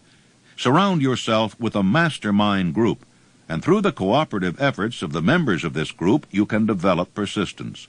You will find additional instructions for the development of persistence in the chapters on autosuggestion and the subconscious mind. Follow the instructions outlined in these chapters until your habit nature hands over to your subconscious mind a clear picture of the object of your desire. From that point on, you will not be handicapped by lack of persistence. Your subconscious mind works continuously while you are awake and while you are asleep. Are you money conscious or poverty conscious? Spasmodic or occasional effort to apply the rules will be of no value to you. To get results, you must apply all of the rules until their application becomes a fixed habit with you. In no other way can you develop the necessary money consciousness. Poverty is attracted to the one whose mind is favorable to it, as money is attracted to him whose mind has been deliberately prepared to attract it, and through the same laws. Poverty consciousness will voluntarily seize the mind which is not occupied with the money consciousness. A poverty consciousness develops without conscious application of habits favorable to it. The money consciousness must be created to order, unless one is born with such a consciousness. Catch the full significance of the statements in the preceding paragraph, and you will understand the importance of persistence in the accumulation of a fortune. Without persistence, you will be defeated, even before you start. With persistence, you will win. If you have ever experienced a nightmare, you will realize the value of persistence. You are lying in bed, half awake, with a feeling that you are about to smother. You are unable to turn over or to move a muscle. You realize that you must begin to regain control over your muscles. Through persistent effort of willpower, you finally manage to move the fingers of one hand. By continuing to move your fingers, you extend your control to the muscles of one arm until you can lift it. Then you gain control of the other arm in the same manner. You finally gain control over the muscles of one leg, and then extend it to the other leg. Then, with one supreme effort of will, you regain complete control over your muscular system and snap out of your nightmare. The trick has been turned step by step. You may find it necessary to snap out of your mental inertia through a similar procedure, moving slowly at first, then increasing your speed until you gain complete control over your will. Be persistent no matter how slowly you may at first have to move. With persistence will come success. If you select your mastermind group with care, you will have in it at least one person who will aid you in the development of persistence. Some men who have accumulated great fortunes did so because of necessity. They developed the habit of persistence because they were so closely driven by circumstances that they had to become persistent. Those who have cultivated the habit of persistence seem to enjoy insurance against failure. No matter how many times they are defeated, they finally arrive up toward the top of the ladder. Sometimes it appears that there is a hidden guide whose duty is to test men through all sorts of discouraging experiences. Those who pick themselves up after defeat and keep on trying arrive, and the world cries, "Bravo, I knew you could do it." The hidden guide lets no one enjoy great achievement without passing the persistence test. Those who can't take it simply do not make the grade. Those who can take it are bountifully rewarded for their persistence. They receive as their compensation whatever goal they are pursuing. That is not all. They receive something infinitely more important than material compensation: the knowledge that every failure brings with it the seed of an equivalent advantage.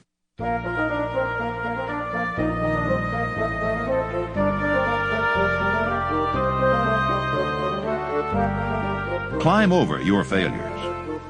There are exceptions to this rule. A few people know from experience the soundness of persistence. They are the ones who have not accepted defeat as being anything more than temporary. They are the ones whose desires are so persistently applied that defeat is finally changed into victory. We who stand on the sidelines of life see the overwhelmingly large number who go down in defeat, never to rise again. We see the few who take the punishment of defeat as an urge to greater effort. These, fortunately, never learn to accept life's reverse gear. But what we do not see, what most of us never suspect of existing, is the silent but irresistible power which comes to the rescue of those who fight on in the face of discouragement. If we speak of this power at all, we call it persistence and let it go at that. One thing we all know: if one does not possess persistence, one does not achieve noteworthy success in any calling. As these lines are being written, I look up from my work and see before me, less than a block away, the great mysterious Broadway, the graveyard of dead hopes, and the front porch of opportunity. From all over the world, people have come to Broadway, seeking fame, fortune, power, love, or whatever it is that human beings call success. Once in a great while, someone steps out from the long procession of seekers, and the world hears that another person has mastered Broadway. But Broadway is not easily nor quickly conquered. She acknowledges talent, recognizes genius, pays off in money, only after one has refused to quit. Then we know he has discovered the secret of how to conquer Broadway. The secret is always inseparably attached to one word: persistence. The secret is told in the struggle of Fannie Hurst, whose persistence conquered the Great White Way. She came to New York in 1915 to convert writing into riches. The conversion did not come quickly, but it came. For 4 years, Miss Hurst learned about the sidewalks of New York from first-hand experience. She spent her days laboring and her nights hoping. When hope grew dim, she did not say, "All right, Broadway, you'll win." She said, "Very well, Broadway, you may whip some, but not me. I'm going to force you to give up."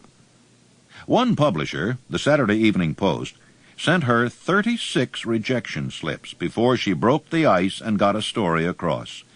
The average writer, like the average in other walks of life, would have given up the job when the first rejection slip came. She pounded the pavements for 4 years because she was determined to win. Then came the payoff. The spell had been broken. The unseen guide had tested Fannie Hurst, and she could take it. From that time on, publishers made a beaten path to her door. Money came so fast she hardly had time to count it. Then the moving picture men discovered her, and money came not in small change, but in floods. Briefly, you have a description of what persistence is capable of achieving. Fannie Hurst is no exception. Wherever men and women accumulate great riches, you may be sure they first acquired persistence. Broadway will give any beggar a cup of coffee and a sandwich, but it demands persistence of those who go after the big stakes. Kate Smith will say amen when she reads this. For years she sang without money and without price before any microphone she could reach. Broadway said to her, "Come and get it if you can take it." She did take it, until one happy day Broadway got tired and said, "What's the use? You don't know when you're whipped, so name your price and go to work in earnest." Miss Smith named her price. It was plenty. You can train yourself to be persistent. Persistence is a state of mind. Therefore, it can be cultivated. Like all states of mind, persistence is based upon definite causes. Among them, these. A. Definiteness of purpose. Knowing what one wants is the first and perhaps the most important step toward the development of persistence. A strong motive forces one to surmount many difficulties. B. Desire. It is comparatively easy to acquire and to maintain persistence in pursuing the object of intense desire. C. Self-reliance. Belief in one's ability to carry out a plan encourages one to follow the plan through with persistence. Self-reliance can be developed through the principle described in the chapter on autosuggestion. D. Definiteness of plans. Organized plans, even though they may be weak and entirely impractical, encourage persistence. E. Accurate knowledge. Knowing that one's plans are sound, based upon experience or observation, encourages persistence. Guessing instead of knowing destroys persistence. F. Cooperation. Sympathy, understanding, and harmonious cooperation with others tend to develop persistence. G. Willpower. The habit of concentrating one's thoughts upon the building of plans for the attainment of a definite purpose leads to persistence. H. Habit. Persistence is the direct result of habit. The mind absorbs and becomes a part of the daily experiences upon which it feeds. Fear, the worst of all enemies, can be effectively cured by forced repetition of acts of courage. Everyone who has seen active service in war knows this.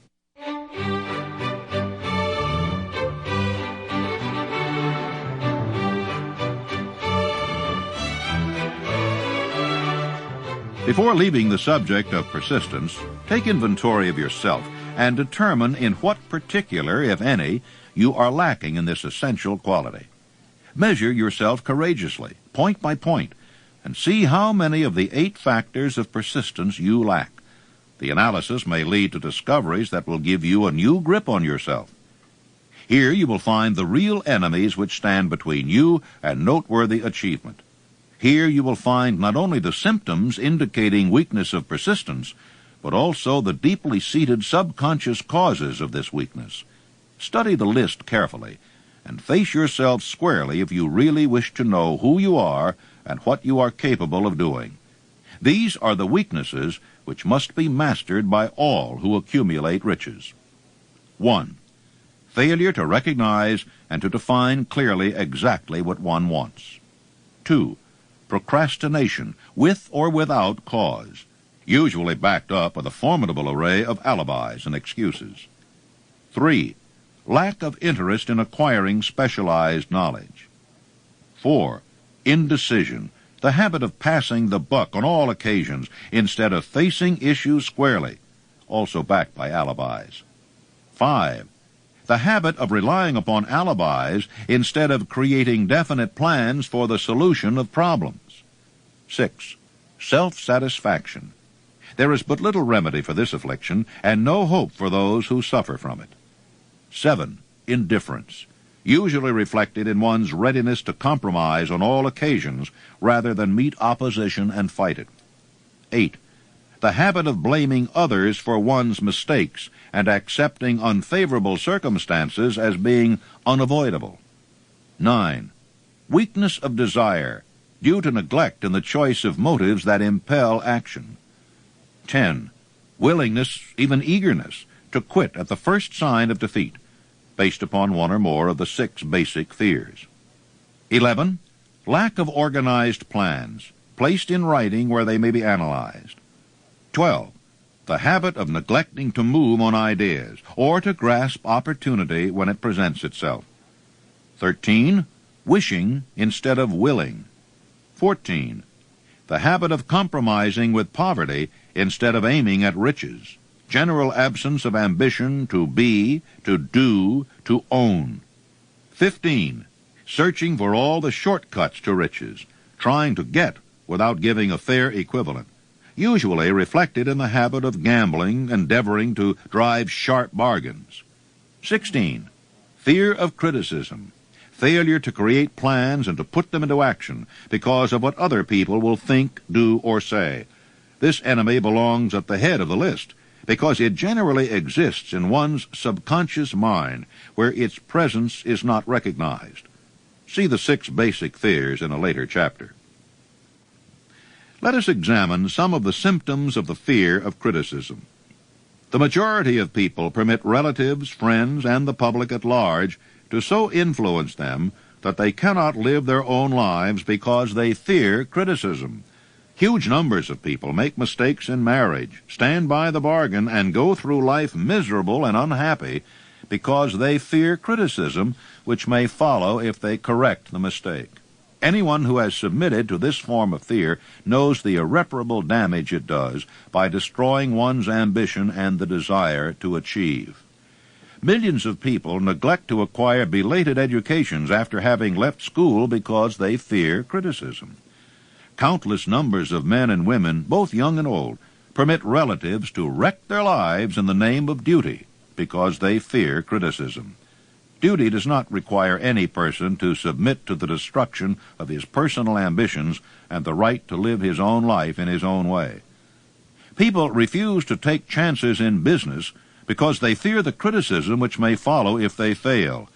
The fear of criticism in such cases is stronger than the desire for success. Too many people refuse to set high goals for themselves, or even neglect selecting a career, because they fear the criticism of relatives and friends who may say, "Don't aim so high. People will think you are crazy." When Andrew Carnegie suggested that I devote 20 years to the organization of a philosophy of individual achievement, my first impulse of thought was fear of what people might say. The suggestion set up a goal for me, far out of proportion to any I had ever conceived. As quick as a flash, my mind began to create alibis and excuses, all of them traceable to the inherent fear of criticism. Something inside of me said, "You can't do it. The job is too big and requires too much time. What will your relatives think of you? How will you earn a living? No one has ever organized a philosophy of success. What right have you to believe you can do it? Who are you anyway to aim so high? Remember your humble birth. What do you know about philosophy? People will think you are crazy," and they did. Why hasn't some other person done this before now? These, many other questions, flashed into my mind and demanded attention. It seemed as if the whole world had suddenly turned its attention to me with the purpose of ridiculing me into giving up all desire to carry out Mr. Carnegie's suggestion. I had a fine opportunity then and there to kill off ambition before it gained control of me. Later in life, after having analyzed thousands of people, I discovered that most ideas are stillborn and need the breath of life injected into them through definite plans of immediate action. The time to nurse an idea is at the time of its birth. Every minute it lives gives it a better chance of surviving. The fear of criticism is at the bottom of destruction of most ideas which never reach the planning and action stage.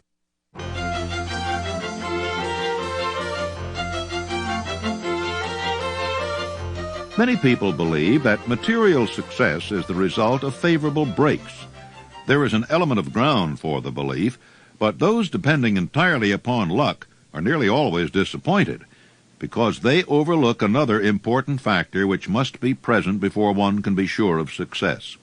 It is the knowledge with which favorable breaks can be made to order. During the Depression, W.C. Fields, the comedian, lost all his money and found himself without income, without a job, and his means of earning a living, vaudeville, no longer existed. Moreover, he was past 60, when many men consider themselves old. He was so eager to stage a comeback that he offered to work without pay in a new field, movies. In addition to his other troubles, he fell and injured his neck. To many, that would have been the place to give up and quit. But Fields was persistent. He knew that if he carried on, he would get the breaks sooner or later, and he did get them, but not by chance. Marie Dressler found herself down and out, with her money gone, with no job, when she was about 60. She, too, went after the breaks and got them. Her persistence brought an astonishing triumph late in life, long beyond the age when most men and women are done with ambition to achieve. Eddie Cantor lost his money in the 1929 stock crash, but he still had his persistence and his courage. With these, plus 2 prominent eyes, he exploited himself back into an income of $10,000 a week.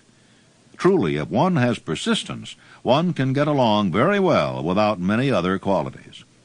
The only break anyone can afford to rely upon is a self-made break. These come through the application of persistence. The starting point is definiteness of purpose. Examine the first 100 people you meet. Ask them what they want most in life, and 98 of them will not be able to tell you. If you press them for an answer, some will say security. Many will say money. A few will say happiness. Others will say fame and power. And still others will say social recognition, ease in living, ability to sing, dance, or write.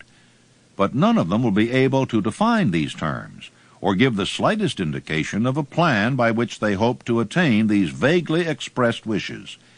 Riches do not respond to wishes. They respond only to definite plans, backed by definite desires through constant persistence.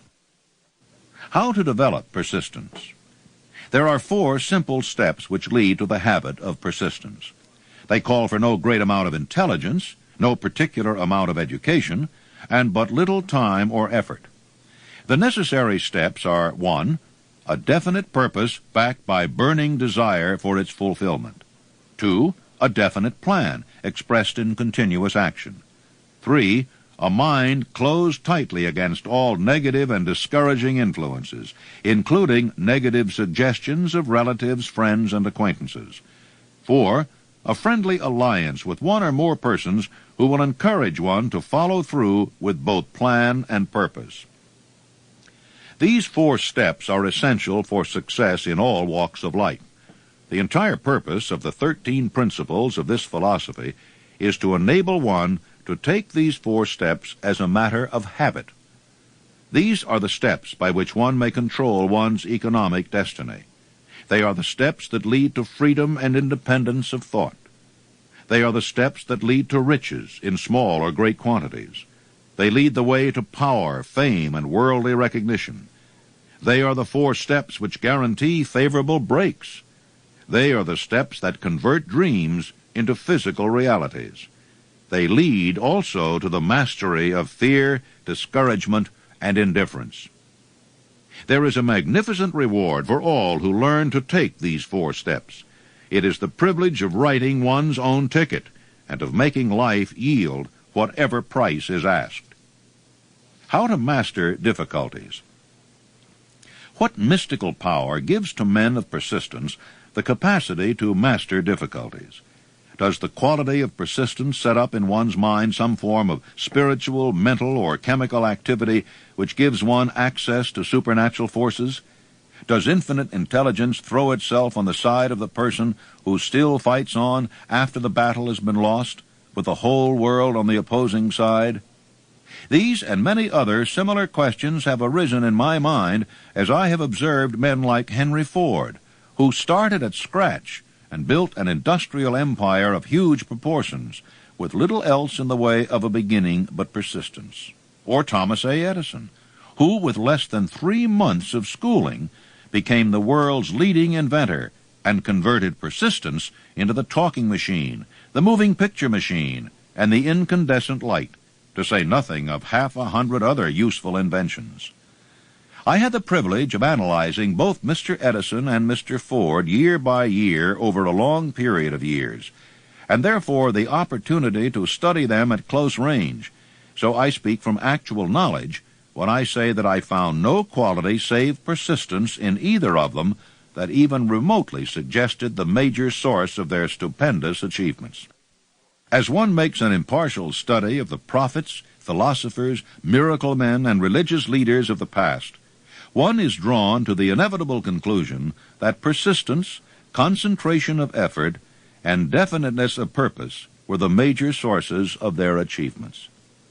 You may be interested in knowing that I had the help of some 500 of the most successful men in America to help me create the science of personal achievement.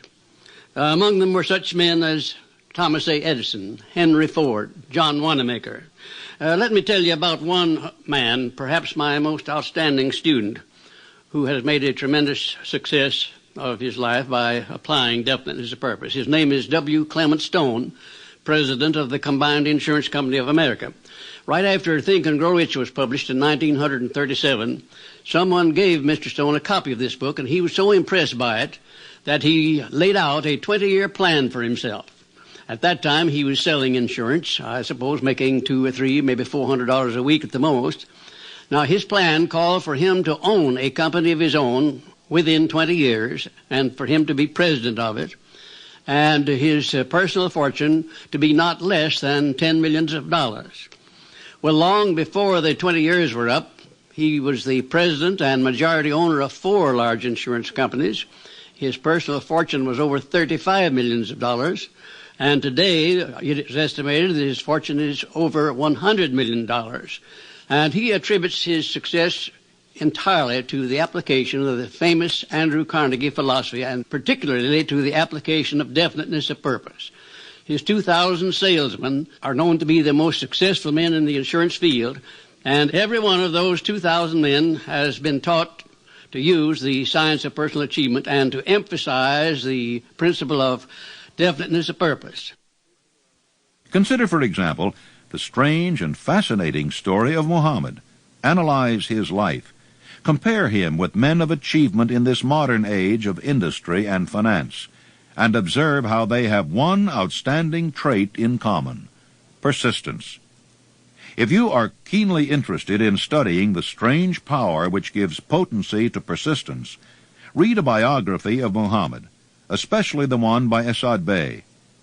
This brief review of that book by Thomas Shagru in the Herald Tribune will provide a preview of the rare treat in store for those who take the time to read the entire story of one of the most astounding examples of the power of persistence known to civilization. The Last Great Prophet, reviewed by Thomas Shagru. Muhammad was a prophet, but he never performed a miracle. He was not a mystic. He had no formal schooling. He did not begin his mission until he was 40. When he announced that he was the messenger of God bringing word of the true religion, he was ridiculed and labeled a lunatic. Children tripped him and women threw filth upon him. He was banished from his native city, Mecca, and his followers were stripped of their worldly goods and sent into the desert after him. When he had been preaching 10 years, he had nothing to show for it but banishment, poverty, and ridicule. Yet before another 10 years had passed, he was dictator of all Arabia, ruler of Mecca, and the head of a new world religion which was to sweep to the Danube and the Pyrenees before exhausting the impetus he gave it. That impetus was threefold: the power of words, the efficacy of prayer, and man's kinship with God. His career never made sense. Muhammad was born to impoverished members of the leading family of Mecca. Because Mecca, the crossroads of the world, home of the magic stone called the Kaaba, great city of trade, and the center of trade routes, was unsanitary, its children were sent to be raised in the desert by Bedouins. Muhammad was thus nurtured, drawing strength and health from the milk of nomad, vicarious mothers. He tended sheep and soon hired out to a rich widow as leader of her caravans. He traveled to all parts of the Eastern world, talked with many men of diverse beliefs, and observed the decline of Christianity into warring sects. When he was 28, Khadijah, the widow, looked upon him with favor and married him. Her father would have objected to such a marriage, so she got him drunk and held him up while he gave the paternal blessing. For the next 12 years, Muhammad lived as a rich and respected and very shrewd trader. Then he took to wandering in the desert, and one day he returned with the first verse of the Koran and told Khadijah that the archangel Gabriel had appeared to him and said that he was to be the messenger of God. The Koran, the revealed word of God, was the closest thing to a miracle in Muhammad's life. He had not been a poet, he had no gift of words. Yet the verses of the Koran, as he received them and recited them to the faithful, were better than any verses which the professional poets of the tribes could produce. This to the Arabs was a miracle. To them the gift of words was the greatest gift. The poet was all-powerful. In addition, the Koran said that all men were equal before God, that the world should be a democratic state, Islam. It was this political heresy, plus Muhammad's desire to destroy all the 360 idols in the courtyard of the Kaaba, which brought about his banishment. The idols brought the desert tribes to Mecca, and that meant trade. So the businessmen of Mecca, the capitalists of which he had been one, set upon Muhammad. Then he retreated to the desert and demanded sovereignty over the world. The rise of Islam began. Out of the desert came a flame which would not be extinguished, a democratic army fighting as a unit and prepared to die without wincing. Muhammad had invited the Jews and Christians to join him, for he was not building a new religion. He was calling all who believed in one God to join in a single faith. If the Jews and Christians had accepted his invitation, Islam would have conquered the world. They didn't. They would not even accept Muhammad's innovation of humane warfare. When the armies of the Prophet entered Jerusalem, not a single person was killed because of his faith. When the Crusaders entered the city, centuries later, not a Muslim man, woman, or child was spared. But the Christians did accept one Muslim idea, the place of learning, the university.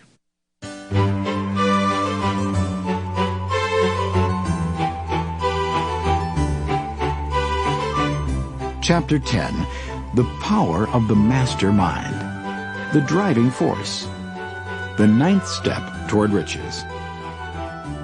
Power is essential for success in the accumulation of money. Plans are inert and useless without sufficient power to translate them into action.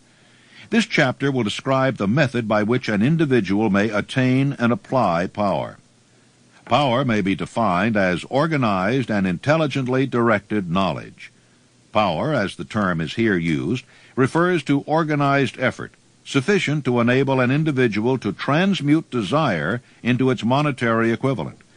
Organized effort is produced through the coordination of effort of two or more people who work toward a definite end in a spirit of harmony. Power is required for the accumulation of money. Power is necessary for the retention of money after it has been accumulated. Let us ascertain how power may be acquired. If power is organized knowledge, let us examine the sources of knowledge. A. Infinite intelligence. This source of knowledge may be contacted through the procedure described in another chapter with the aid of creative imagination. B. Accumulated experience. The accumulated experience of man, or that portion of it which has been organized and recorded, may be found in any well-equipped public library. An important part of this accumulated experience is taught in public schools and colleges, where it has been classified and organized. C. Experiment and research. In the field of science, and in practically every other walk of life, men are gathering, classifying, and organizing new facts daily. This is the source to which one must turn when knowledge is not available through accumulated experience. Here, too, the creative imagination must often be used. Knowledge may be required from any of the foregoing sources. It may be converted into power by organizing it into definite plans, and by expressing those plans in terms of action. Examination of the three major sources of knowledge will readily disclose the difficulty an individual would have if he depended upon his efforts alone in assembling knowledge and expressing it through definite plans in terms of action. If his plans are comprehensive, and if they contemplate large proportions, he must generally induce others to cooperate with him before he can inject into them the necessary element of power. Gaining power through the mastermind.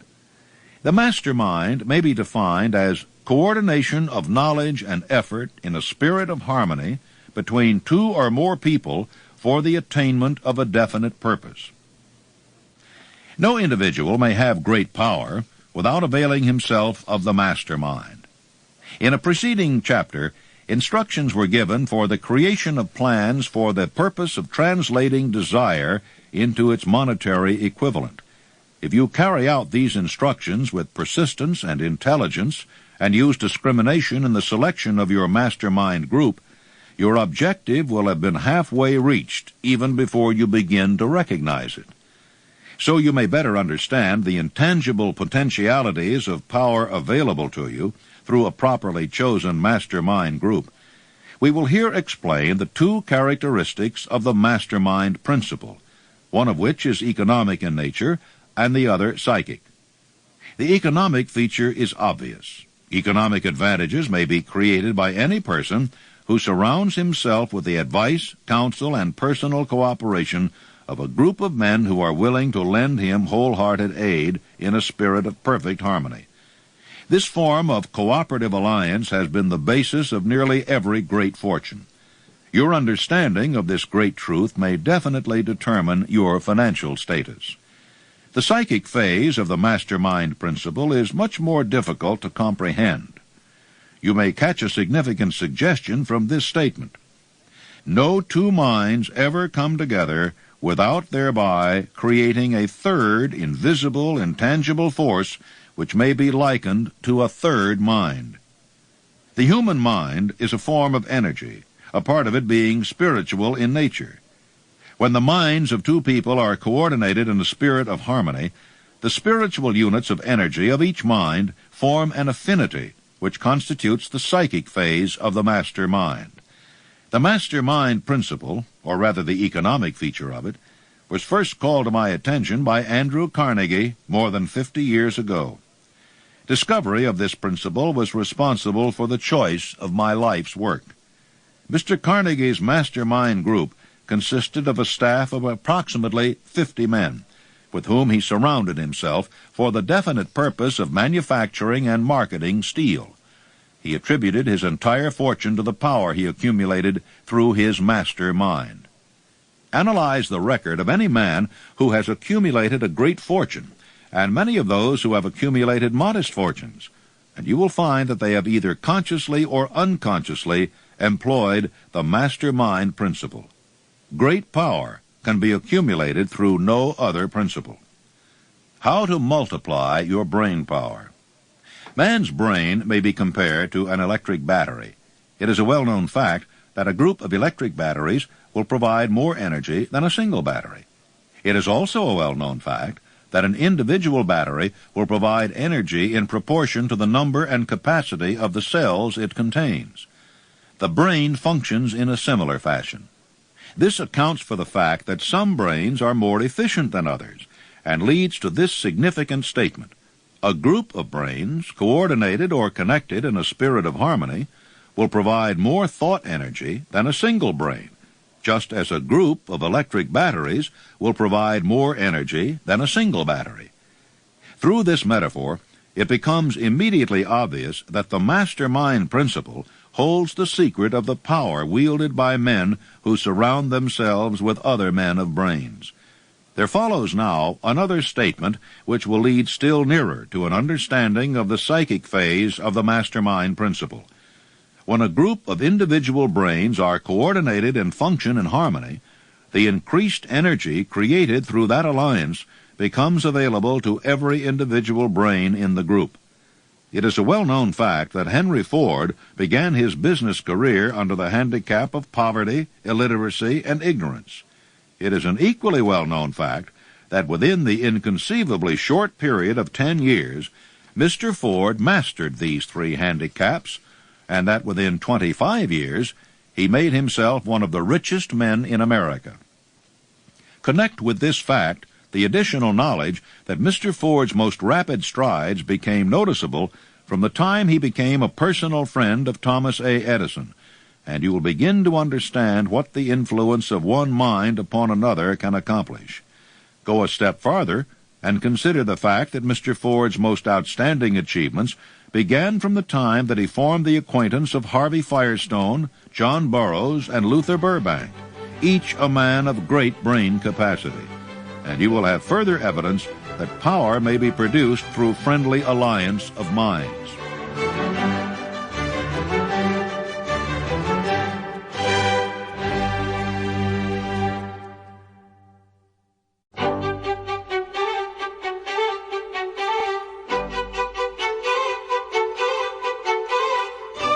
Chapter 10 continued. The power of the mastermind. Let me tell you about my experience in helping Franklin D. Roosevelt to create a mastermind which broke the back of the Depression in 1933. Shortly after the President entered the White House, he sent for me to come and go to work for him. We created one of the most outstanding masterminds that this nation has ever known, perhaps. It consisted of both houses of Congress working in harmony with the President, something that never had been done before and never has been done since, probably to the extent that we accomplished it there in 1933.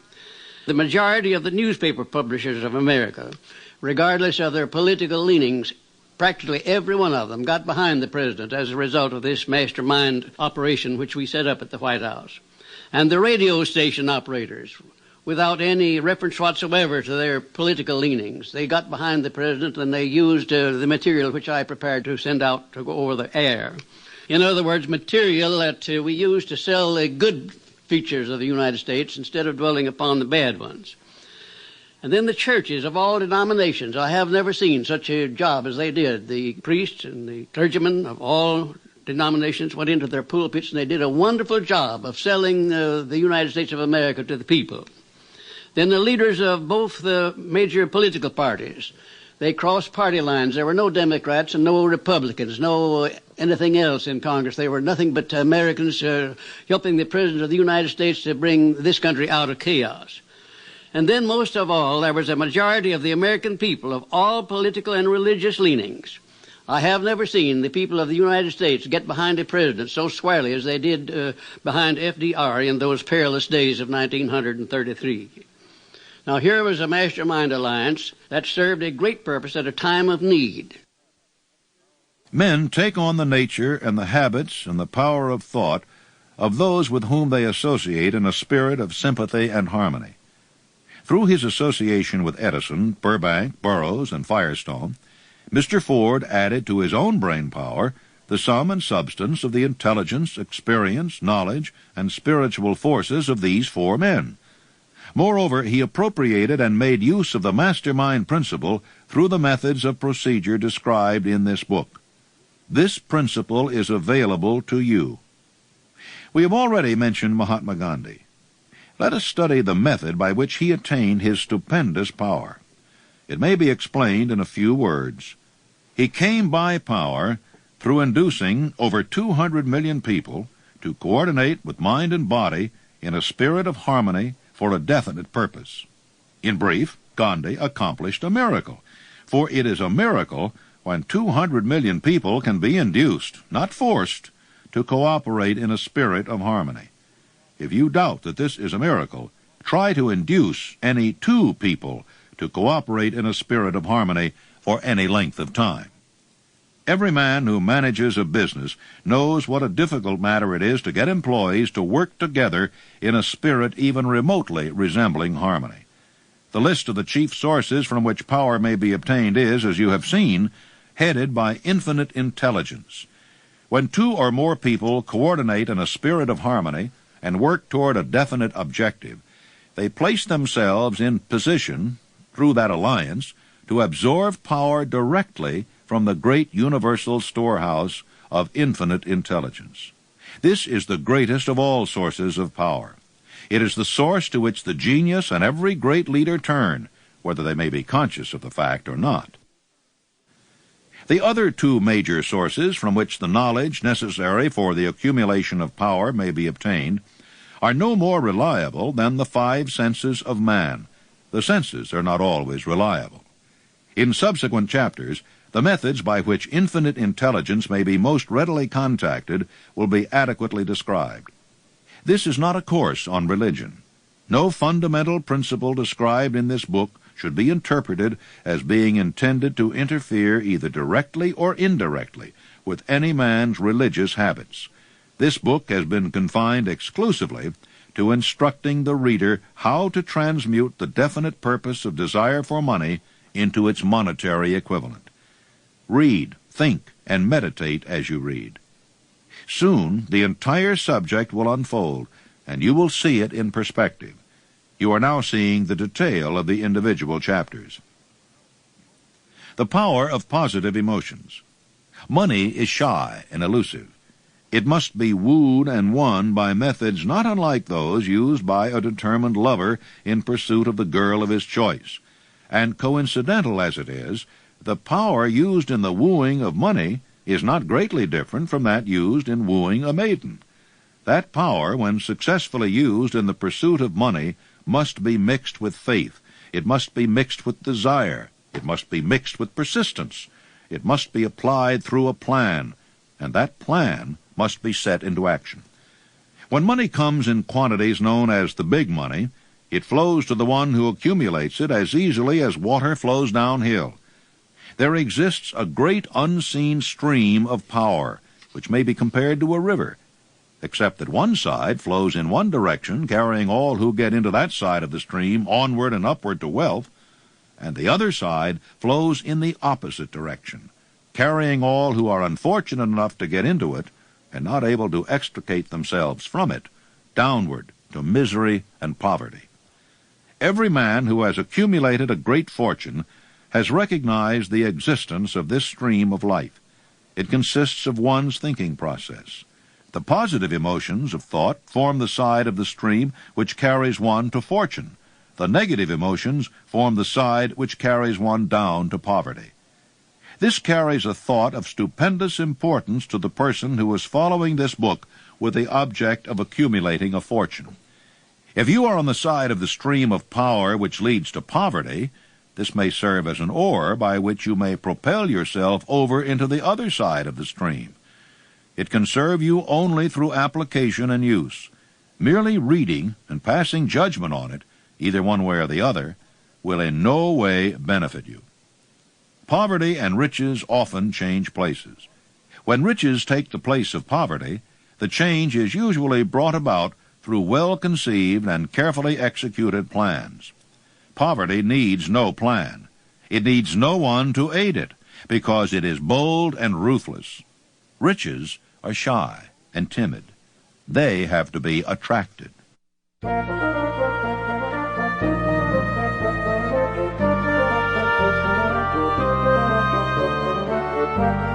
Chapter 11. The Mystery of Sex Transmutation. The 10th step toward riches. The meaning of the word transmute is, in simple language, the changing or transferring of one element or form of energy into another. The emotion of sex brings into being a state of mind. Because of ignorance on the subject, this state of mind is generally associated with the physical, and because of improper influences to which most people have been subjected in acquiring knowledge of sex, things essentially physical have highly biased the mind. The emotion of sex has back of it the possibility of three constructive potentialities. They are, 1, the perpetuation of mankind; 2, the maintenance of health. As a therapeutic agency, it has no equal; 3, the transformation of mediocrity into genius through transmutation. Sex transmutation is simple and easily explained. It means the switching of the mind from thoughts of physical expression to thoughts of some other nature.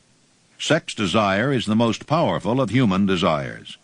When driven by this desire, Men develop keenness of imagination, courage, willpower, persistence, and creative ability unknown to them at other times. So strong and impelling is the desire for sexual contact that men freely run the risk of life and reputation to indulge it. When harnessed and redirected along other lines, this motivating force maintains all of its attributes of keenness and imagination, courage, and so on, which may be used as powerful creative forces in literature, art, or in any other profession or calling, including, of course, the accumulation of riches. The transmutation of sex energy calls for the exercise of willpower, to be sure, but the reward is worth the effort. The desire for sexual expression is inborn and natural. The desire cannot and should not be submerged or eliminated, but it should be given an outlet through forms of expression which enrich the body, mind, and spirit of man. If not given this form of outlet through transmutation, it will seek outlets through purely physical channels. A river may be dammed and its water controlled for a time, but eventually it will force an outlet. The same is true of the emotion of sex. It may be submerged and controlled for a time, but its very nature causes it to be ever-seeking means of expression. If it is not transmuted into some creative effort, it will find a less worthy outlet.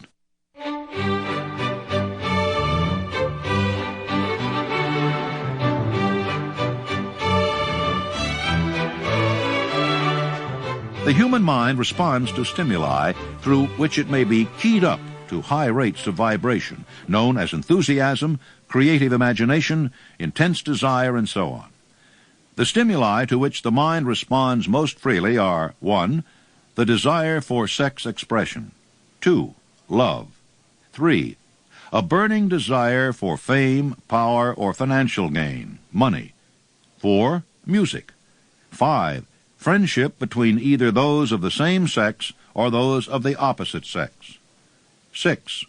A mastermind alliance based upon the harmony of two or more people who ally themselves for spiritual or temporal advancement.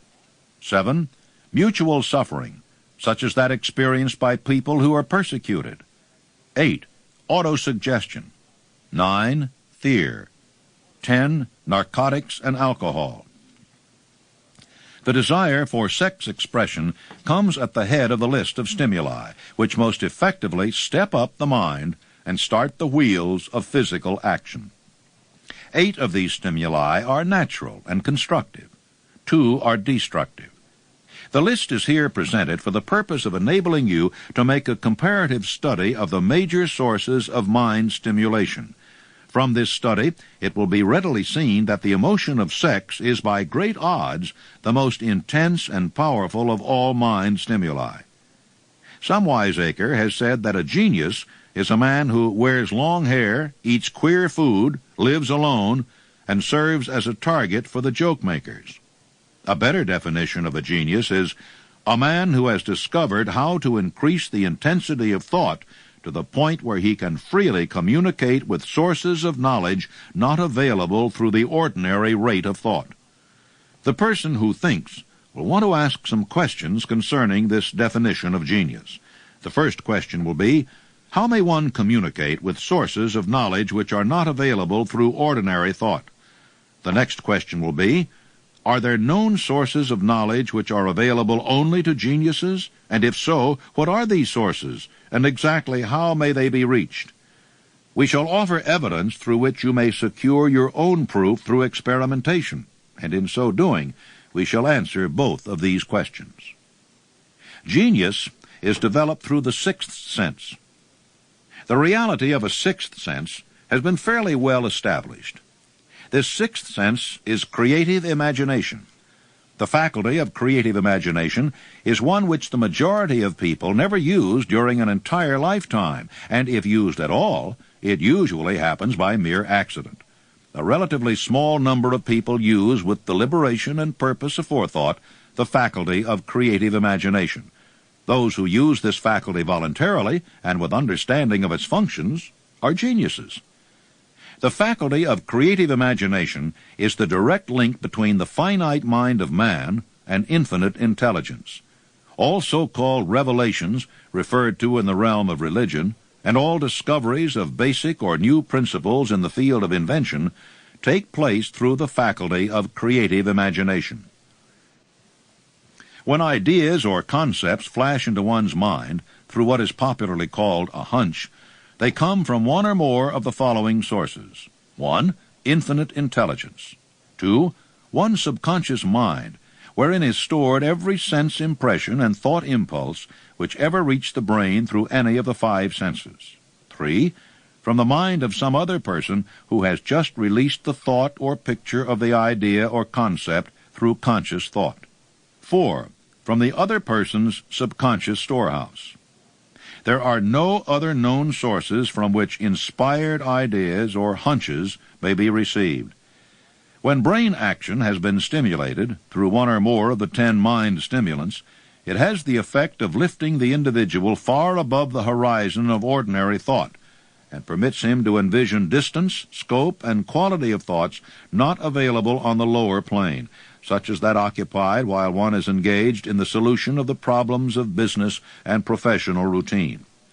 When lifted to this higher level of thought through any form of mind stimulation, an individual occupies relatively the same position as one who has ascended in an airplane to a height from which he may see over and beyond the horizon line, which limits his vision while on the ground. Moreover, while on this higher level of thought, the individual is not hampered or bound by any of the stimuli which circumscribe and limit his vision while wrestling with the problems of gaining the 3 basic necessities of food, clothing, and shelter.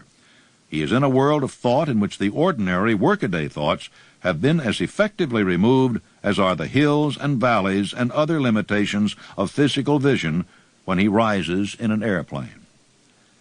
While on this exalted plane of thought, the creative faculty of the mind is given freedom for action. The way has been cleared for the 6th sense to function. It becomes receptive to ideas which could not reach the individual under any other circumstances.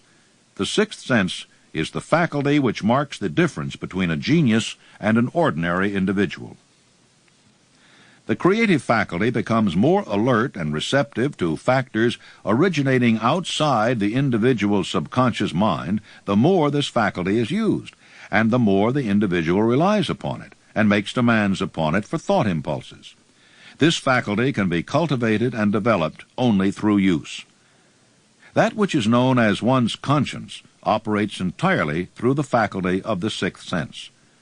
The great artists, writers, musicians, and poets become great because they acquire the habit of relying upon the still, small voice which speaks from within through the faculty of creative imagination. It is a fact well known to people who have keen imaginations that their best ideas come through so-called hunches.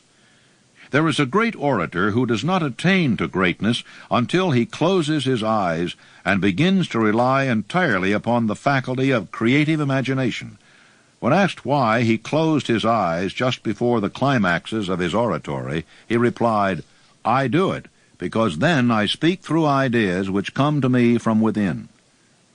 One of America's most successful and best-known financiers followed the habit of closing his eyes for 2 or 3 minutes before making a decision.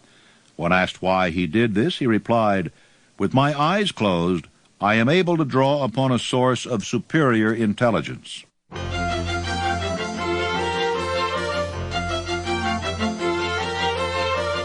The late Dr. Elmer R. Gates of Chevy Chase, Maryland, created more than 200 useful patents, many of them basic, through the process of cultivating and using the creative faculty. His method is both significant and interesting to one interested in attaining to the status of genius, in which category Dr. Gates unquestionably belonged. Dr. Gates was one of the really great, though less publicized, scientists of the world. In his laboratory, he had what he called his personal communication room. It was practically soundproof, and so arranged that all light could be shut out. It was equipped with a small table, on which he kept a pad of writing paper. In front of the table on the wall was an electric push-button which controlled the lights. When Dr. Gates desired to draw upon the forces available to him through his creative imagination, he would go into this room, seat himself at the table, shut off the lights, and concentrate upon the known factors of the invention on which he was working, remaining in that position until ideas began to flash into his mind in connection with the unknown factors of the invention.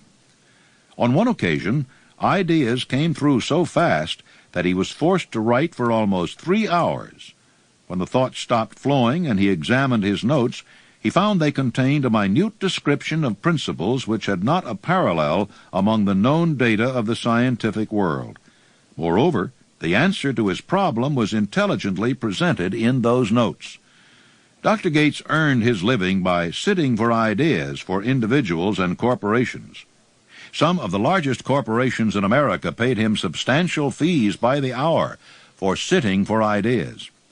The reasoning faculty is often faulty because it is largely guided by one's accumulated experience. Not all knowledge which one accumulates through experience is accurate. Ideas received through the creative faculty are much more reliable, for the reason that they come from sources more reliable than any which are available to the reasoning faculty of the mind. Methods used by geniuses are available to you. The major difference between the genius and the ordinary crank inventor may be found in the fact that the genius works through his faculty of creative imagination, while the crank knows nothing of this faculty. The scientific inventor makes use of both the synthetic and the creative faculties of imagination. For example, the scientific inventor begins an invention by organizing and combining the known ideas or principles accumulated through experience through the synthetic faculty, the reasoning faculty.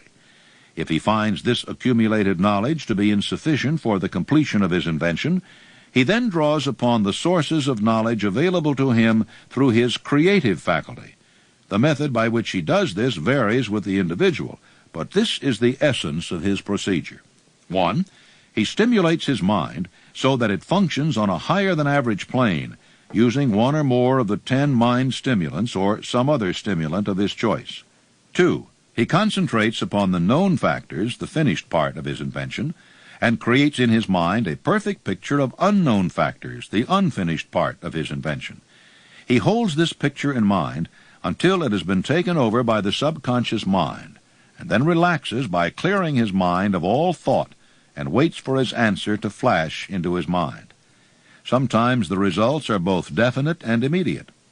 At other times, the results are negative, depending upon the state of development of the sixth sense or creative faculty.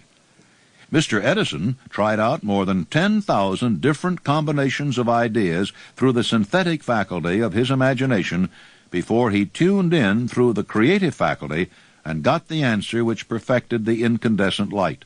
His experience was similar when he produced the phonograph.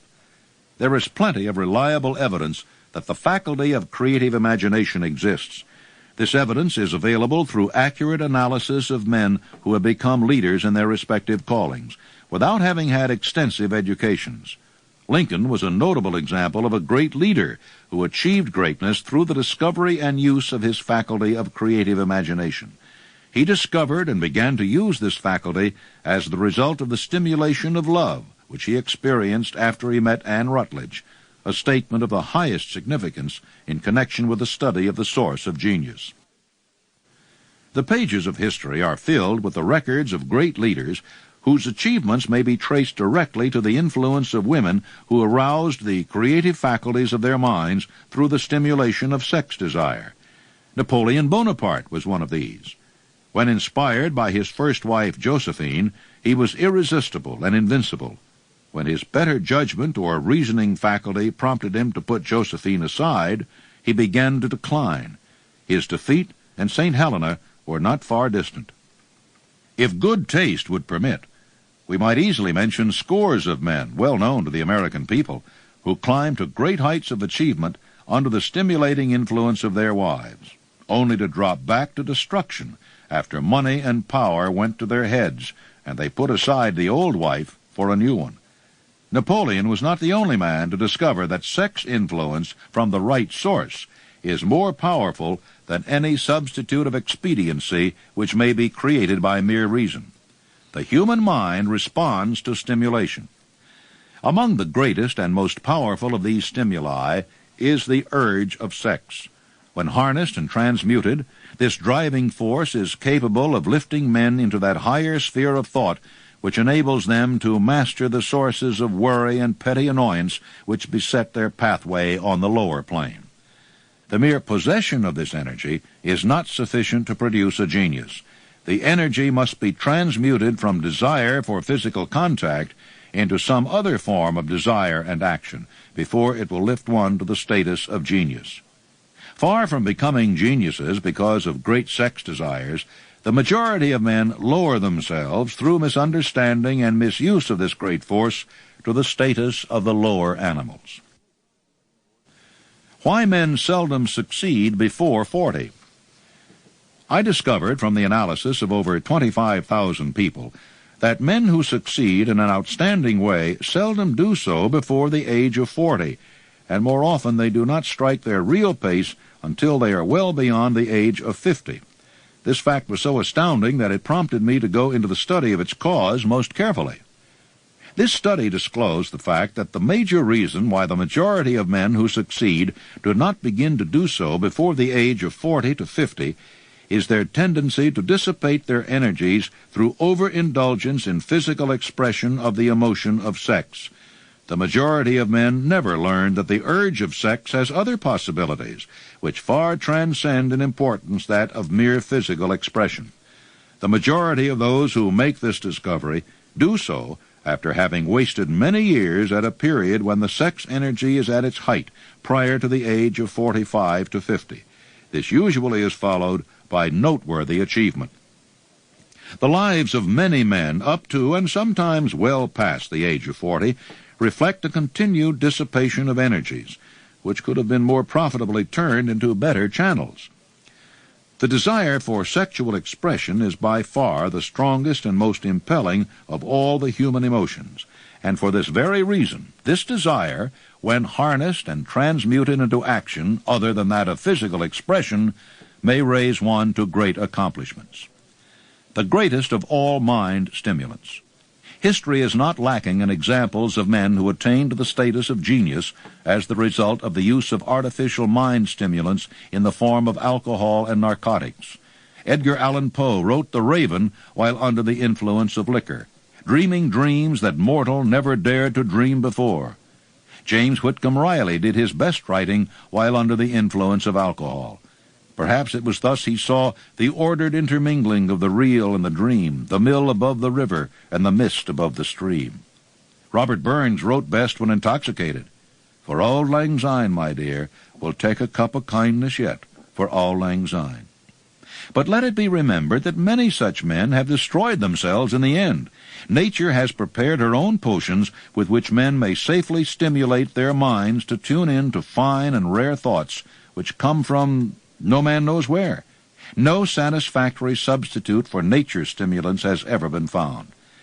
The world is ruled and the destiny of civilization is established by the human emotions.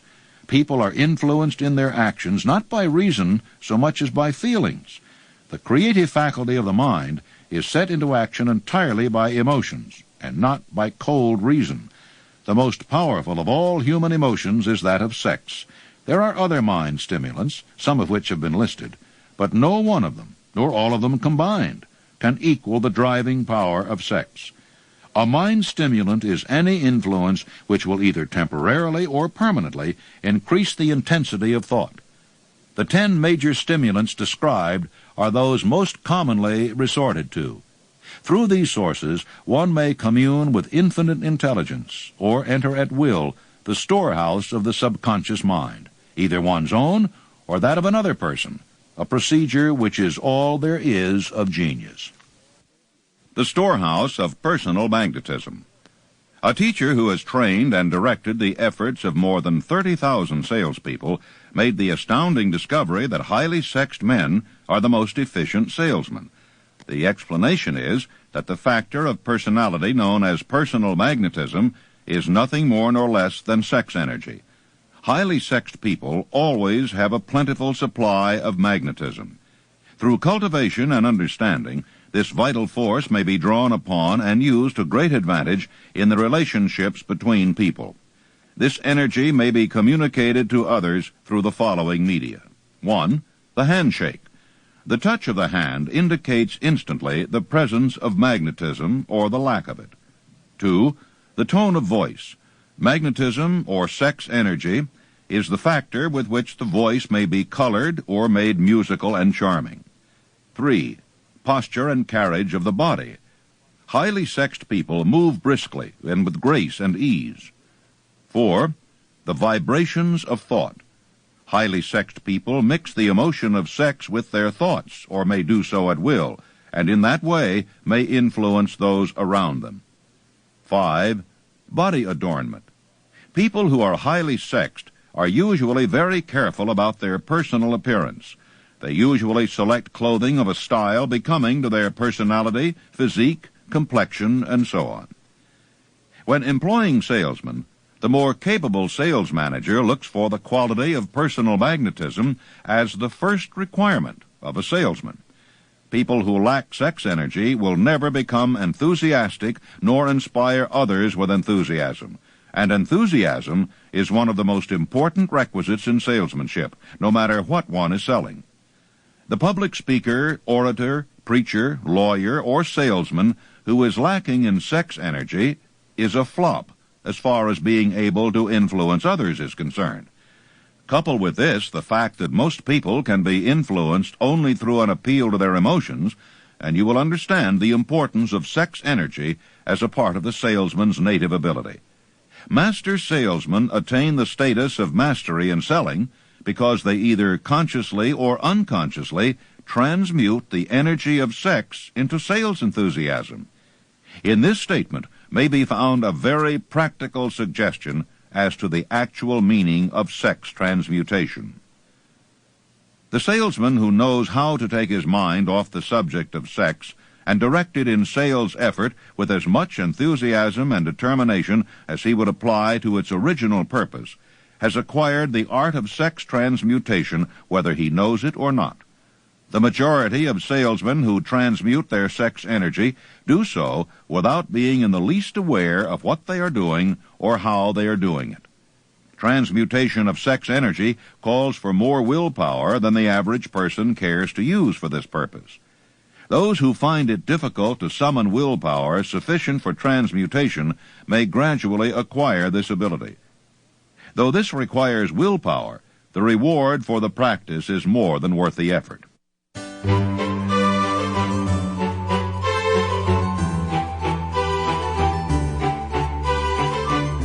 False beliefs about sex harm the personality. The entire subject of sex is one which the majority of people appear to be unpardonably ignorant. The urge of sex has been grossly misunderstood, slandered, and burlesqued by the ignorant and the evil-minded.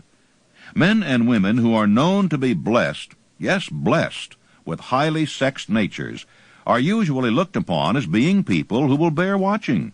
Instead of being called blessed, they are usually called cursed. Millions of people, even in this age of enlightenment, have inferiority complexes, which they develop because of this false belief that a highly sexed nature is a curse. These statements of the virtue of sex energy should not be construed as justification for the libertine.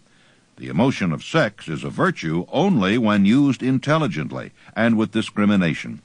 It may be misused, and often is, to such an extent that it debases instead of enriches both body and mind. Every intelligent person knows that stimulation in excess through alcoholic drink and narcotics is a destructive form of intemperance. Not every person knows, however, that overindulgence in sex expression may become a habit as destructive and as detrimental to creative effort as narcotics or liquor.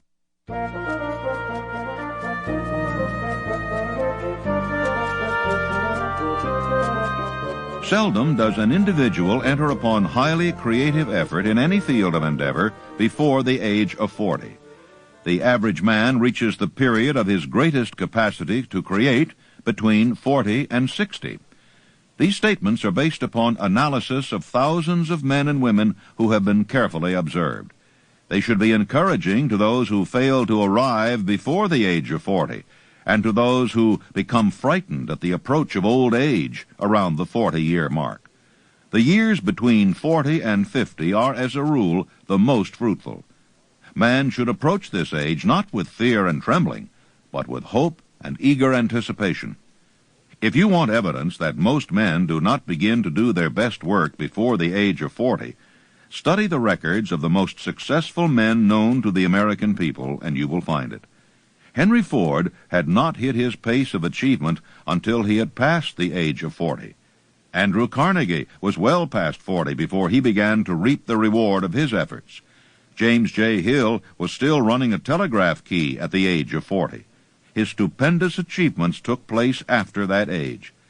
Biographies of American industrialists and financiers are filled with evidence that the period from 40 to 60 is the most productive age of man. Between the ages of 30 and 40, man begins to learn, if he ever learns, the art of sex transmutation. This discovery is generally accidental, and more often than otherwise, the man who makes it is totally unconscious of his discovery. He may observe that his powers of achievement have increased around the age of 35 to 40, but in most cases he is not familiar with the cause of this change, that nature begins to harmonize the emotions of love and sex in the individual between the ages of 30 and 40, so that he may draw upon these great forces and apply them jointly as stimuli to action. Tap your powerhouse of emotions. Sex alone is a mighty urge to action, but its forces are like a cyclone. They are often uncontrollable. When the emotion of love begins to mix itself with the emotion of sex, the result is calmness of purpose, poise, accuracy of judgment, and balance. What person who has attained to the age of 40 is so unfortunate as to be unable to analyze these statements and to corroborate them by his own experience? When driven by his desire to please a woman, based solely upon the emotion of sex, a man may be, and usually is, capable of great achievement, but his actions may be disorganized, distorted, and totally destructive. When driven by his desire to please a woman based upon the motive of sex alone, a man may steal, cheat, and even commit murder. But when the emotion of love is mixed with the emotion of sex, that same man will guide his actions with more sanity, balance, and reason. Love, romance, and sex are all emotions capable of driving men to heights of superachievement. Love is the emotion which serves as a safety valve and ensures balance, poise, and constructive effort. When combined, these three emotions may lift one to an altitude of a genius. The emotions are states of mind. Nature has provided man with a chemistry of the mind which operates in a manner similar to the principles of chemistry of matter. It is a well-known fact that through the aid of chemistry of matter, a chemist may create a deadly poison by mixing certain elements, none of which are in themselves harmful in the right proportions. The emotions may likewise be combined so as to create a deadly poison.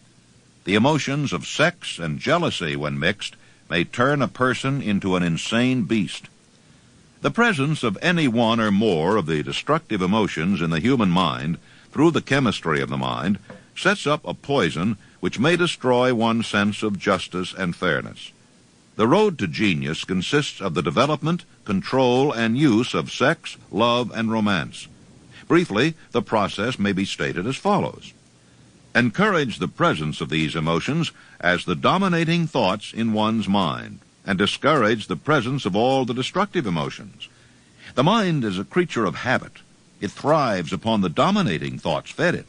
Through the faculty of willpower, one may discourage the presence of any emotion and encourage the presence of any other. Control of the mind through the power of will is not difficult. Control comes from persistence and habit. The secret of control lies in understanding the process of transmutation. When any negative emotion presents itself in one's mind, it can be transmuted into a positive or constructive emotion by the simple procedure of changing one's thoughts. There is no other road to genius than through voluntary self-effort. A man may attain to great heights of financial or business achievement solely by the driving force of sex energy. But history is filled with evidence that he may, and usually does, carry with him certain traits of character which rob him of the ability to either hold or enjoy his fortune.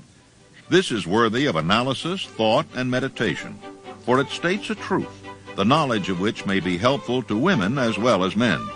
Ignorance of this has cost thousands of people their privilege of happiness, even though they possessed riches.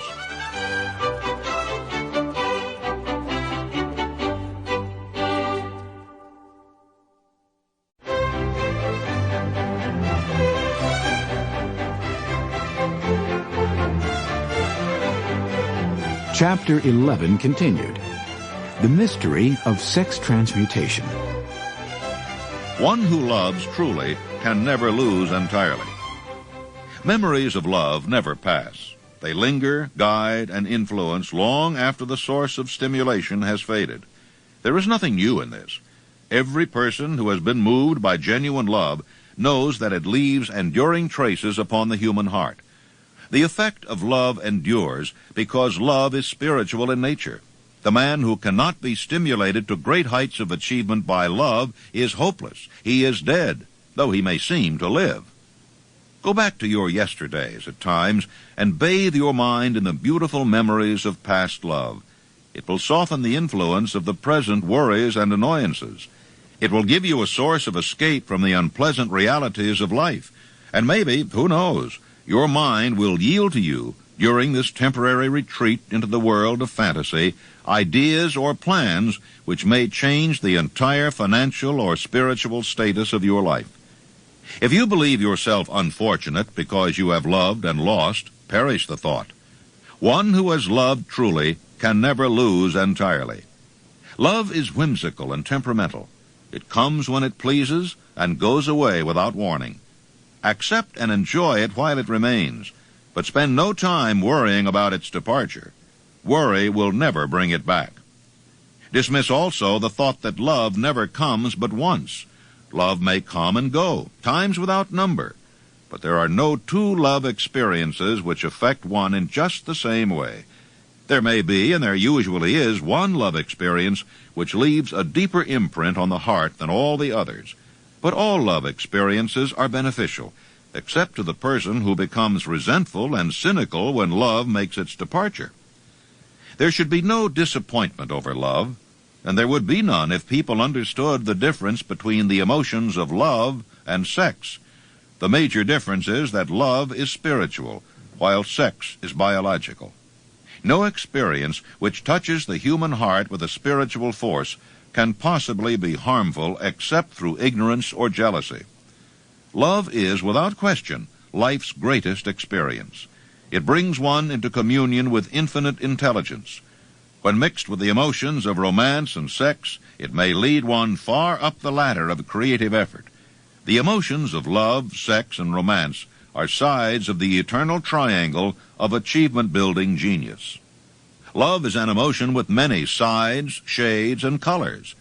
But the most intense and burning of all kinds of love is that experienced in the blending of the emotions of love and sex. Marriages not blessed with the eternal affinity of love properly balanced and proportioned with sex cannot be happy ones and seldom endure. Love alone will not bring happiness in marriage, nor will sex alone. When these two beautiful emotions are blended, marriage may bring about a state of mind closest to the spiritual that one may ever know on this earthly plane. When the emotion of romance is added to those of love and sex, the obstructions between the finite mind of man and infinite intelligence are removed. Then a genius has been born. Reasons why a man's wife can either make or break him.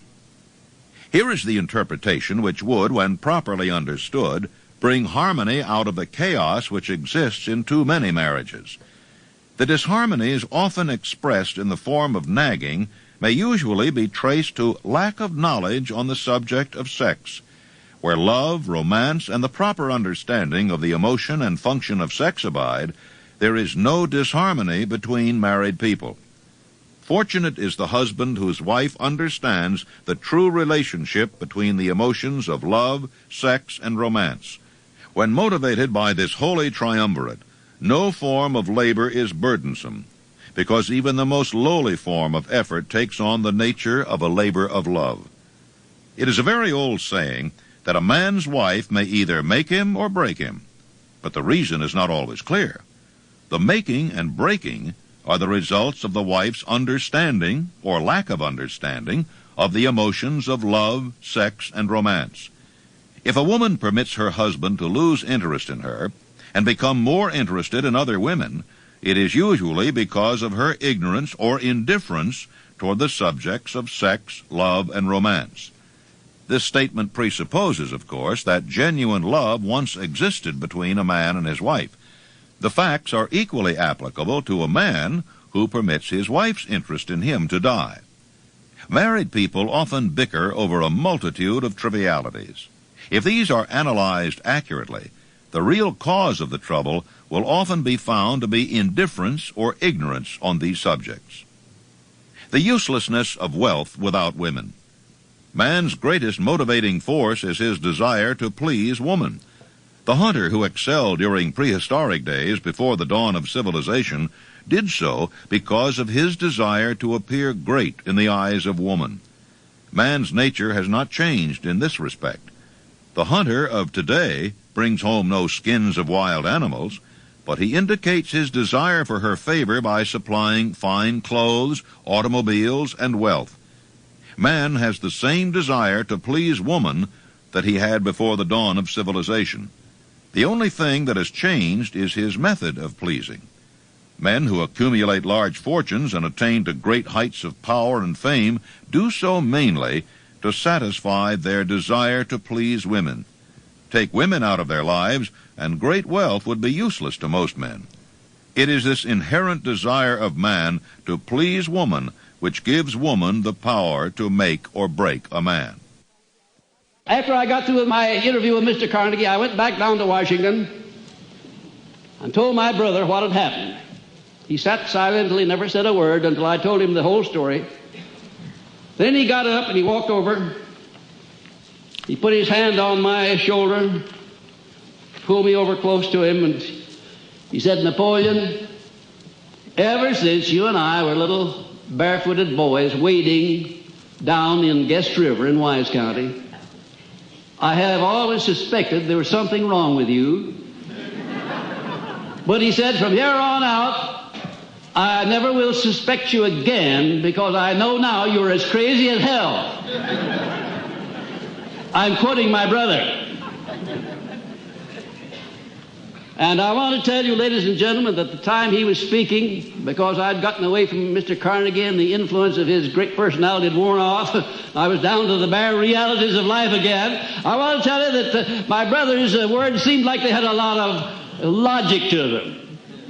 And then I was only to meet with rebuff after rebuff. There wasn't a single solitary one of my relatives who didn't agree with my brother's evaluation of what I had done. There was only one person among my friends and among my relatives that stood by and said, "You can do it and you will do it," and that was my stepmother. And when I tell you that, you know why I say she was the most wonderful woman I have ever known. But there have been two truly great women in my life. Two. One was my stepmother, and the other is my wife, my alter ego, the one who is my greatest critic and yet my best friend.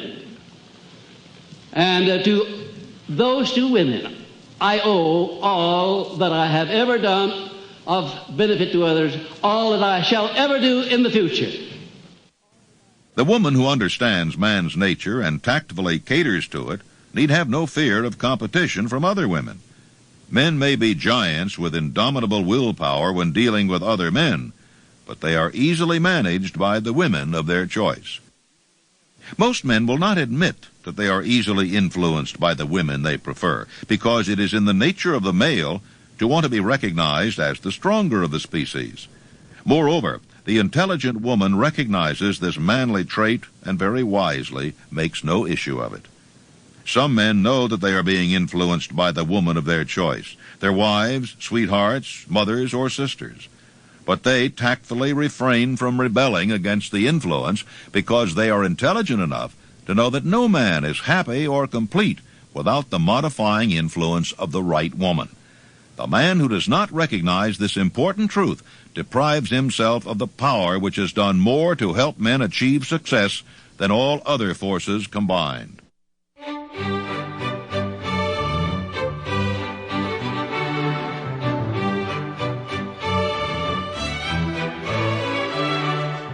Chapter 12. The Subconscious Mind, the Connecting Link. The 11th Step Toward Riches. The subconscious mind consists of a field of consciousness in which every impulse of thought that reaches the conscious mind through any of the 5 senses is classified and recorded, and from which thoughts may be recalled or withdrawn as letters may be taken from a filing cabinet. It receives and files sense impressions or thoughts, regardless of their nature. You may voluntarily plant in your subconscious mind any plan, thought, or purpose which you desire to translate into its physical or monetary equivalent. The subconscious acts first on the dominating desires which have been mixed with emotional feelings, such as faith. Consider this in connection with the instructions given in the chapter on desire for taking the 6 steps there outlined, and the instructions given in the chapter on the building and execution of plans, and you will understand the importance of the thought conveyed. The subconscious mind works day and night. Through a method of procedure unknown to man, the subconscious mind draws upon the forces of infinite intelligence for the power with which it voluntarily transmutes one's desires into their physical equivalent, making use always of the most practical media by which this end may be accomplished. You cannot entirely control your subconscious mind, but you can voluntarily hand over to it any plan, desire, or purpose which you wish transformed into concrete form. Read again instructions for using the subconscious mind in the chapter on autosuggestion. There is plenty of evidence to support the belief that the subconscious mind is the connecting link between the finite mind of man and infinite intelligence. It is the intermediary through which one may draw upon the forces of infinite intelligence at will. It alone contains the secret process by which mental impulses are modified and changed into their spiritual equivalent. It alone is the medium through which prayer may be transmitted to the source capable of answering prayer. How to energize your subconscious mind for creative effort. The possibilities of creative effort connected with the subconscious mind are stupendous and imponderable. They inspire one with awe. I never approach the discussion of the subconscious mind without a feeling of littleness and inferiority, due perhaps to the fact that man's entire stock of knowledge on this subject is so pitifully limited. After you have accepted as a reality the existence of the subconscious mind, and understand its possibilities as a medium for transmuting your desires into their physical or monetary equivalent, you will comprehend the full significance of the instructions given in the chapter on desire. You will also understand why you have been repeatedly admonished to make your desires clear and to reduce them to writing. You will also understand the necessity of persistence in carrying out instructions. The 13 principles are the stimuli with which you acquire the ability to reach and to influence your subconscious mind. Do not become discouraged if you cannot do this upon the first attempt. Remember that the subconscious mind may be voluntarily directed only through habit, under the directions given in the chapter on faith. You have not yet had time to master faith. Be patient. Be persistent. A good many statements in the chapters on faith and autosuggestion will be repeated here for the benefit of your subconscious mind. Remember, your subconscious mind functions voluntarily, whether you make any effort to influence it or not. This naturally suggests to you that thoughts of fear and poverty and all negative thoughts serve as stimuli to your subconscious mind, unless you master these impulses and give it more desirable food upon which it may feed. The subconscious mind will not remain idle. If you fail to plant desires in your subconscious mind, it will feed upon the thoughts which reach it as the result of your neglect. We have already explained that thought impulses, both negative and positive, are reaching the subconscious mind continuously from the 4 sources which were mentioned in the chapter on sex transmutation. For the present, It is sufficient if you remember that you are living daily in the midst of all manner of thought impulses which are reaching your subconscious mind without your knowledge. Some of these impulses are negative, some are positive. You are now engaged in trying to help shut off the flow of negative impulses and to aid in voluntarily influencing your subconscious mind through positive impulses of desire. When you achieve this, you will possess the key which unlocks the door to your subconscious mind. Moreover, you will control that door so completely that no undesirable thought may influence your subconscious mind. Everything which man creates begins in the form of a thought impulse. Man can create nothing which he does not first conceive in thought. Through the aid of the imagination, thought impulses may be assembled into plans. The imagination, when under control, may be used for the creation of plans or purposes that lead to success in one's chosen occupation. You know, it's not more knowledge, it's not more education we need, it's not more facts.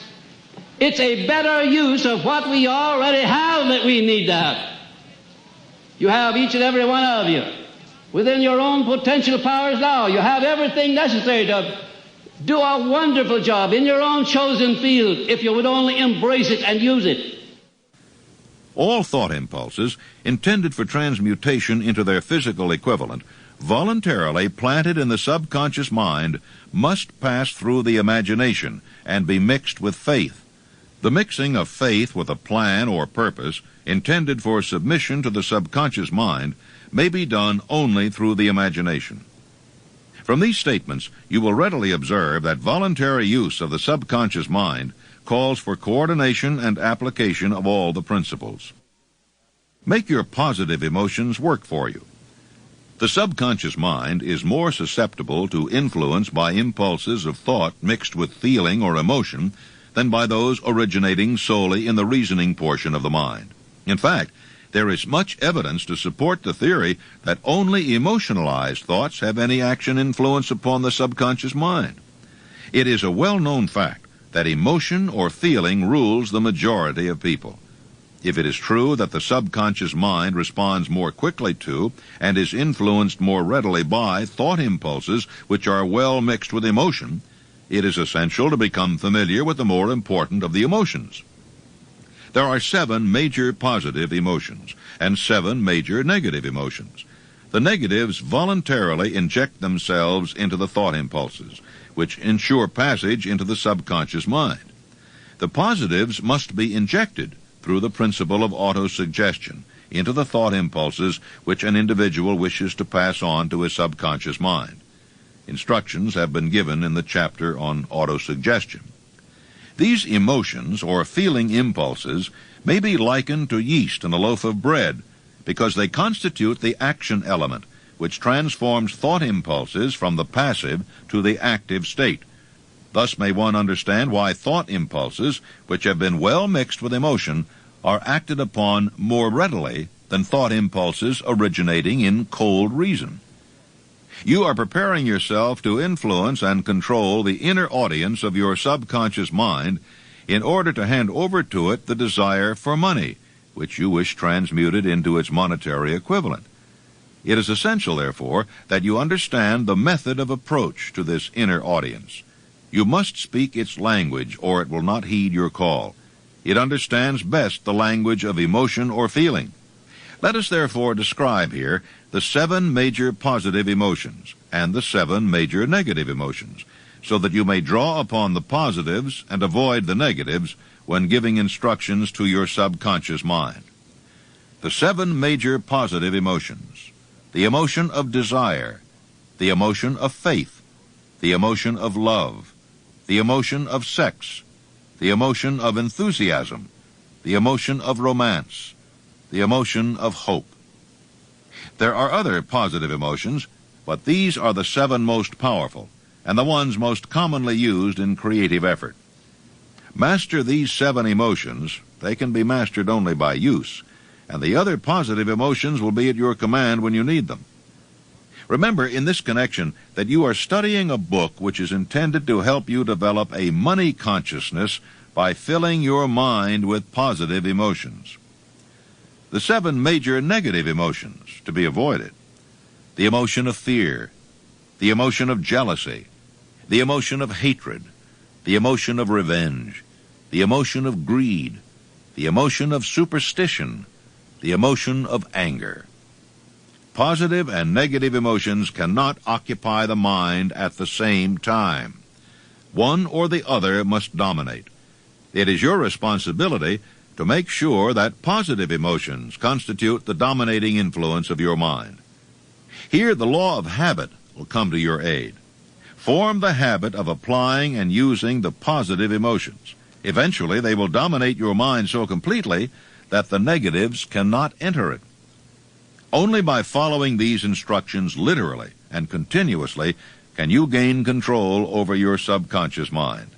The presence of a single negative in your conscious mind is sufficient to destroy all chances of constructive aid from your subconscious mind. The secret of effective prayer. If you are an observing person, you must have noticed that most people resort to prayer only after everything else has failed, or else they pray by a ritual of meaningless words.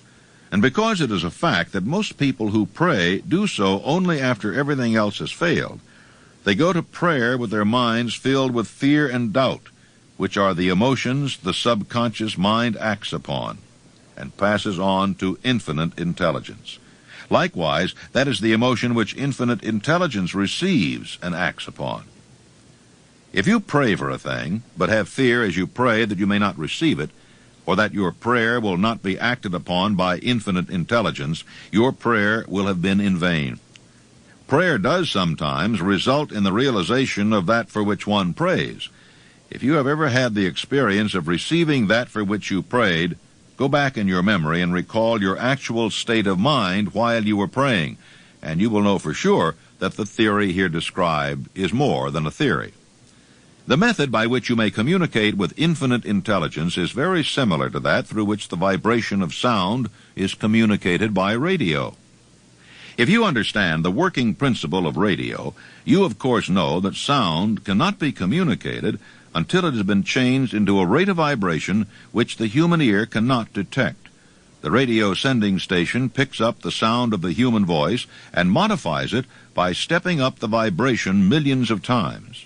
Only in this way can the energy of sound be communicated through space.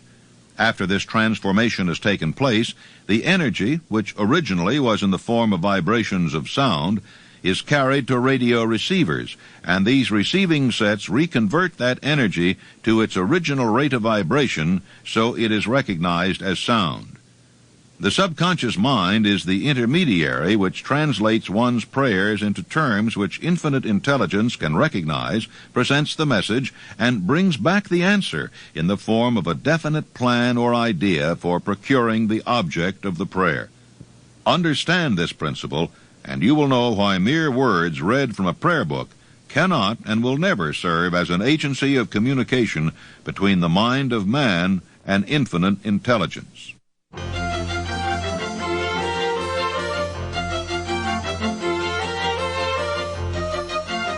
Chapter 13. The Brain, a broadcasting and receiving station for thought. The 12th step toward riches. More than 40 years ago, the author, working in conjunction with the late Dr. Alexander Graham Bell and Dr. Elmer R. Gates, observed that every human brain is both a broadcasting and receiving station for the vibration of thought. In a fashion similar to that employed by the radio broadcasting principle, every human brain is capable of picking up vibrations of thought which are being released by other brains. In connection with the statement in the preceding paragraph, compare and consider the description of the creative imagination as outlined in the chapter on imagination. The creative imagination is the receiving set of the brain, which receives thoughts released by the brains of others. It is the agency of communication between one's conscious or reasoning mind and the four sources from which one may receive thought stimuli. When stimulated or stepped up to a high rate of vibration, the mind becomes more receptive to thought, which reaches it through outside sources. This stepping up process takes place through the positive emotions or the negative emotions. Through the emotions, the vibrations of thought may be increased. The emotion of sex stands at the head of the list of human emotions as far as intensity and driving force are concerned. The brain, which has been stimulated by the emotion of sex, functions at a much more rapid rate than it does when that emotion is quiescent or absent. The result of sex transmutation is the increase of thoughts to such a pitch that the creative imagination becomes highly receptive to ideas. On the other hand, when the brain is functioning at a rapid rate, it not only attracts thoughts and ideas released by other brains, but it gives to one's own thoughts that feeling which is essential before those thoughts will be picked up and acted upon by one's subconscious mind. The subconscious mind is the sending station of the brain, through which vibrations of thought are broadcast. The creative imagination is the receiving set, through which the energies of thought are picked up. Along with the important factors of the subconscious mind and the faculty of the creative imagination, which constitute the sending and receiving sets of your mental broadcasting machinery, consider now the principle of autosuggestion, which is the medium by which you may put into operation your broadcasting station. Through the instructions described in the chapter on autosuggestion, you were definitely informed of the method by which desire may be transmuted into its monetary equivalent. Operation of your mental broadcasting station is a comparatively simple procedure. You have but three principles to bear in mind and to apply when you wish to use your broadcasting station: the subconscious mind, creative imagination, and autosuggestion. The stimuli through which you put these three principles into action have been described, and the procedure begins with desire.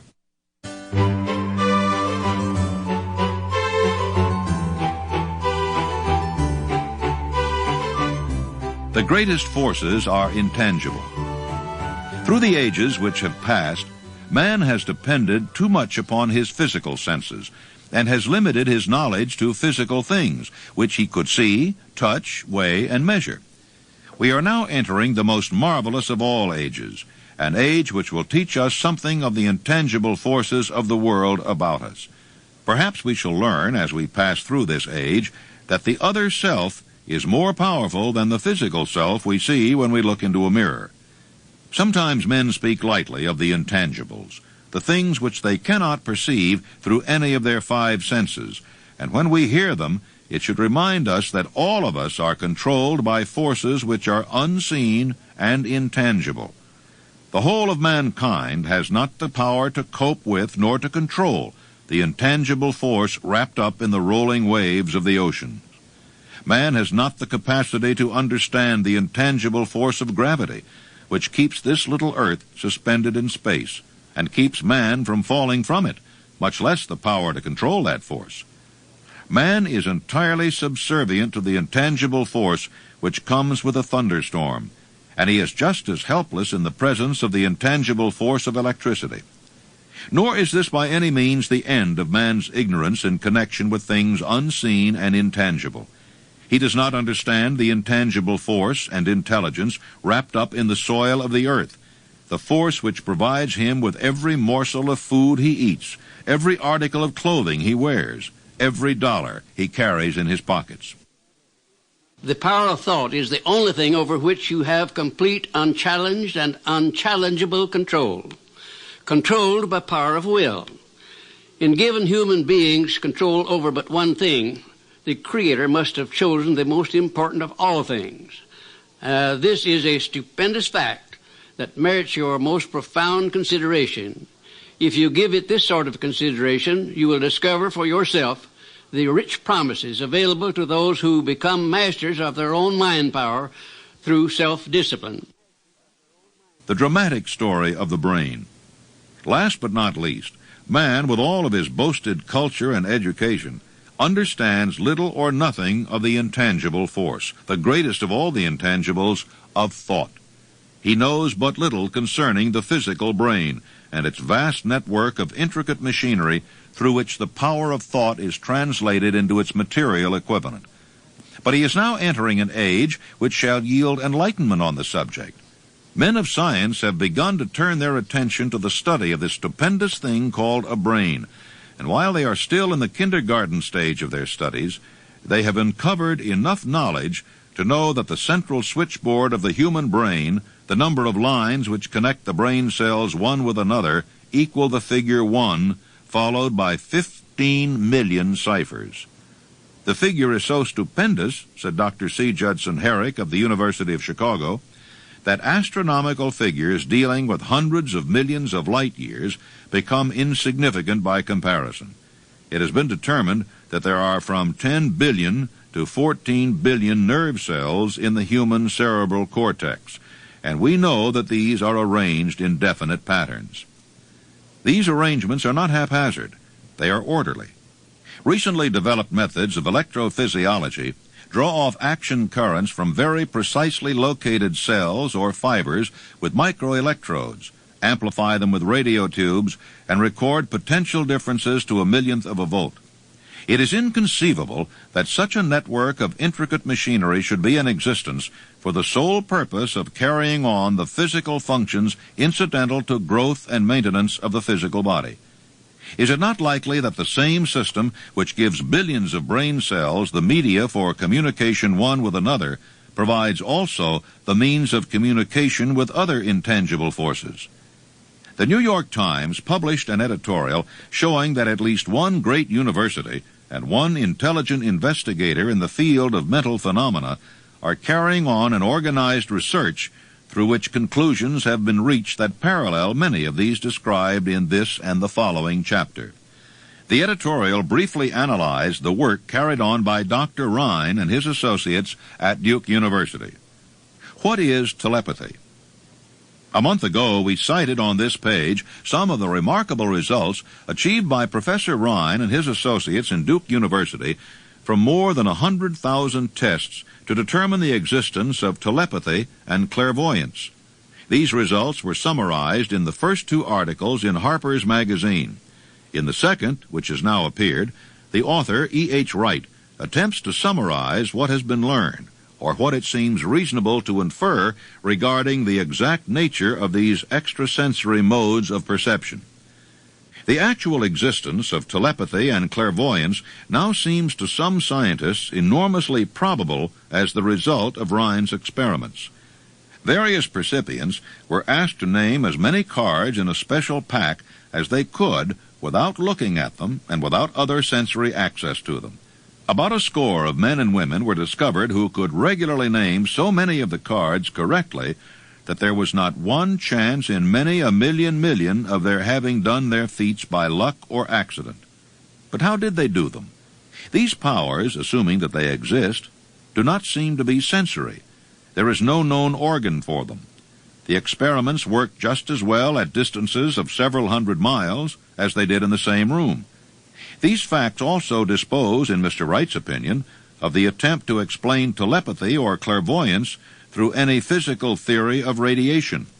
All known forms of radiant energy decline inversely as the square of the distance traversed. Telepathy and clairvoyance do not. But they do vary through physical cause as our other mental powers do.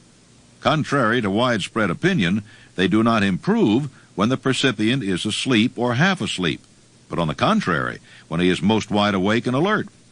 Rhine discovered that a narcotic will invariably lower a percipient score, while a stimulant will always send it higher. The most reliable performer apparently cannot make a good score unless he tries to do his best. One conclusion that Wright draws with some confidence is that telepathy and clairvoyance are really one and the same gift. That is, the faculty that sees a card face down on a table seems to be exactly the same one that reads a thought residing only in another mind. There are several grounds for believing this. So far, for example, the two gifts have been found in every person who enjoys either of them. In every one so far, the two have been of equal vigor, almost exactly. Screens, walls, distances have no effect at all on either. Wright advances from this conclusion to express what he puts forward as no more than the mere hunch that other extrasensory experiences, prophetic dreams, premonitions of disaster and the like, may also prove to be part of the same faculty. The reader is not asked to accept any of these conclusions unless he finds it necessary, but the evidence that Rhine has piled up must remain impressive. In view of Dr. Rhine's announcement in connection with the conditions under which the mind responds to what he terms extrasensory modes of perception, I now feel privileged to add to his testimony by stating that my associates and I have discovered what we believe to be the ideal conditions under which the mind can be stimulated so that the sixth sense described in the next chapter can be made to function in a practical way. The conditions to which I refer consist of a close working alliance between myself and two members of my staff. Through experimentation and practice, we have discovered how to stimulate our minds by applying the principle used in connection with the invisible counselors described in the next chapter, so that we can, by a process of blending our three minds into one, find the solution to a great variety of personal problems which are submitted by my clients. The procedure is very simple. We sit down at a conference table, clearly state the nature of the problem we have under consideration, then begin discussing it. Each contributes whatever thoughts may occur. The strange thing about this method of mind stimulation is that it places each participant in communication with unknown sources of knowledge definitely outside his own experience. If you understand the principle described in the chapter of the mastermind, you of course recognize the round table procedure here described as being a practical application of the mastermind. This method of mind stimulation through harmonious discussion of definite subjects between three people illustrates the simplest and most practical use of the mastermind.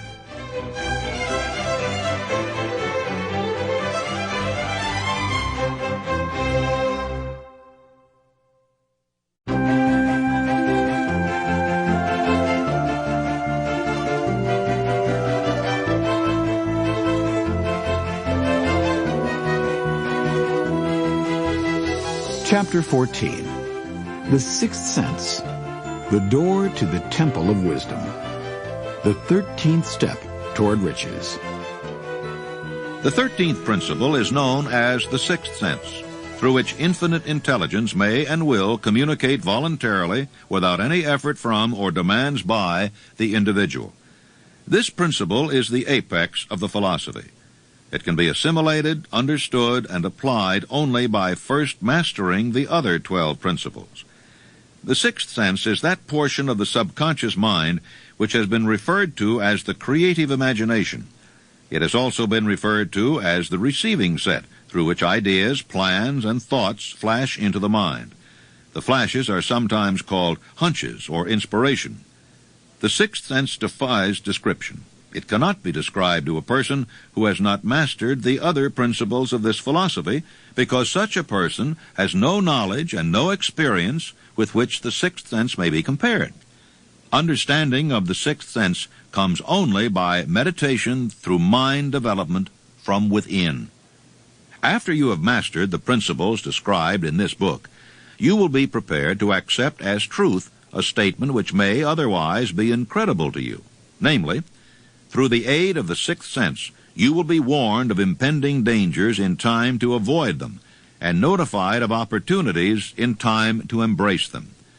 There comes to your aid and to your bidding, with the development of the sixth sense, a guardian angel, who will open to you at all times the door to the temple of wisdom. Miracles of the sixth sense. The author is not a believer in, nor the advocate of miracles, for the reason that he has enough knowledge of nature to understand that nature never deviates from her established laws. Some of her laws are so incomprehensible that they produce what appear to be miracles. The sixth sense comes as near to being a miracle as anything I have ever experienced.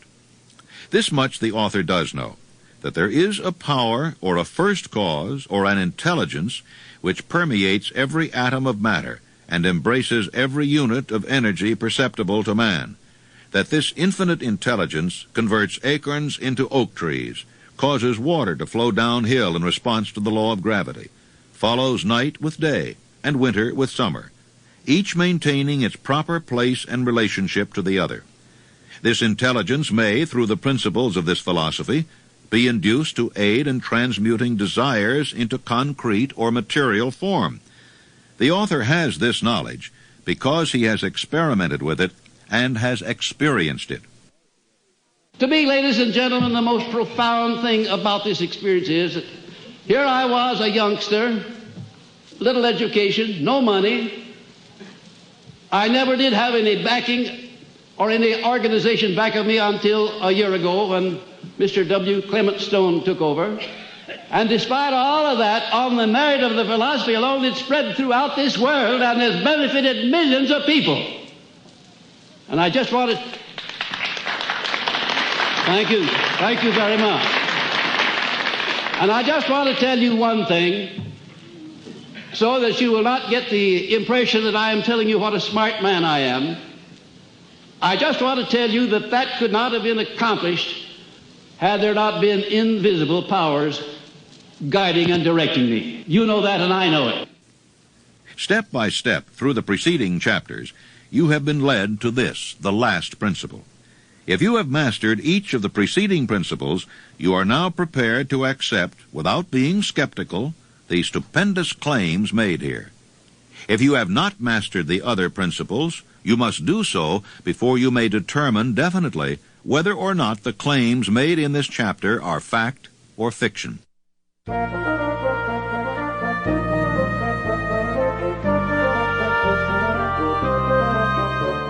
While I was passing through the age of hero worship, I found myself trying to imitate those whom I most admired. Moreover, I discovered that the element of faith with which I endeavored to imitate my idols gave me great capacity to do so quite successfully. I have never entirely divested myself of this habit of hero worship. My experience has taught me that the next best thing to being truly great is to emulate the great by feeling and action as nearly as possible. Long before I had ever written a line for publication or endeavored to deliver a speech in public, I followed the habit of reshaping my own character by trying to imitate the 9 men whose lives and works had been most impressive to me. These 9 men were Emerson, Paine, Edison, Darwin, Lincoln, Burbank, Napoleon, Ford, and Carnegie. Every night, over a long period of years, I held an imaginary council meeting with this group whom I called my invisible counselors. The procedure was this.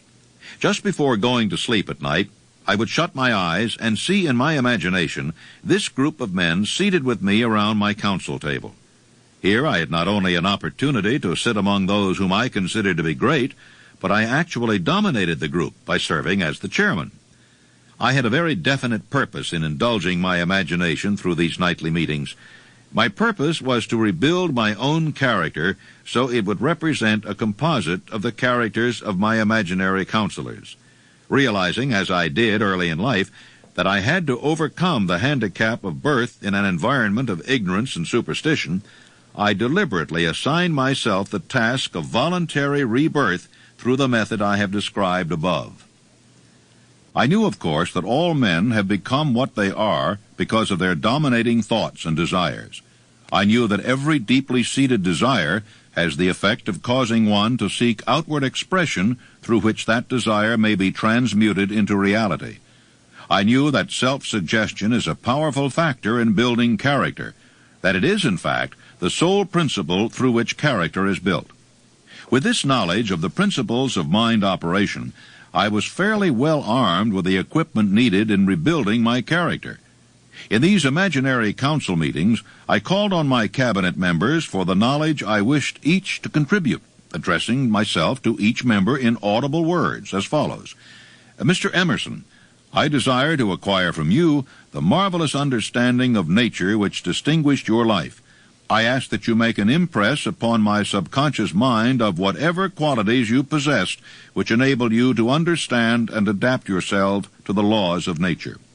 Mr. Burbank, I request that you pass on to me the knowledge which enabled you to so harmonize the laws of nature that you caused the cactus to shed its thorns and become an edible food.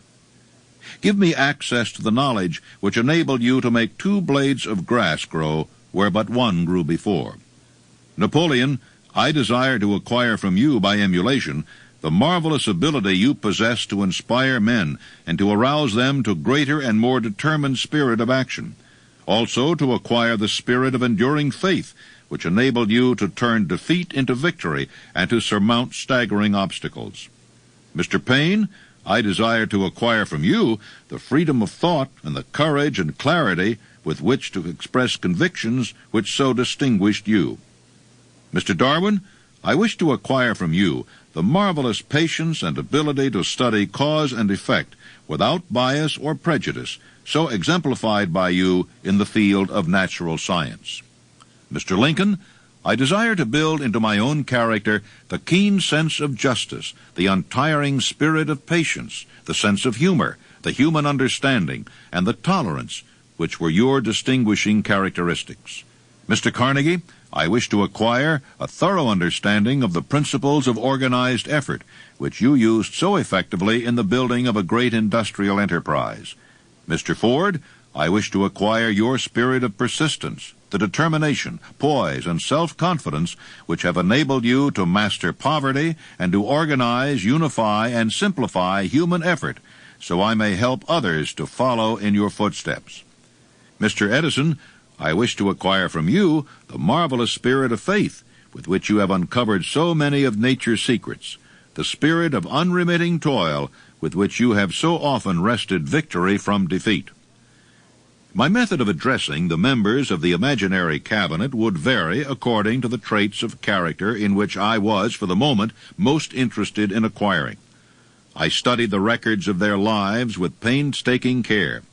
After some months of this nightly procedure, I was astounded by the discovery that these imaginary figures became apparently real. Each of these 9 men developed individual characteristics which surprised me. For example, Lincoln developed the habit of always being late, and then walking around in solemn parade. He always wore an expression of seriousness upon his face. Rarely did I see him smile. That was not true of the others. Burbank and Payne often indulged in witty repartee which seemed at times to shock the other members of the cabinet. On one occasion, Burbank was late.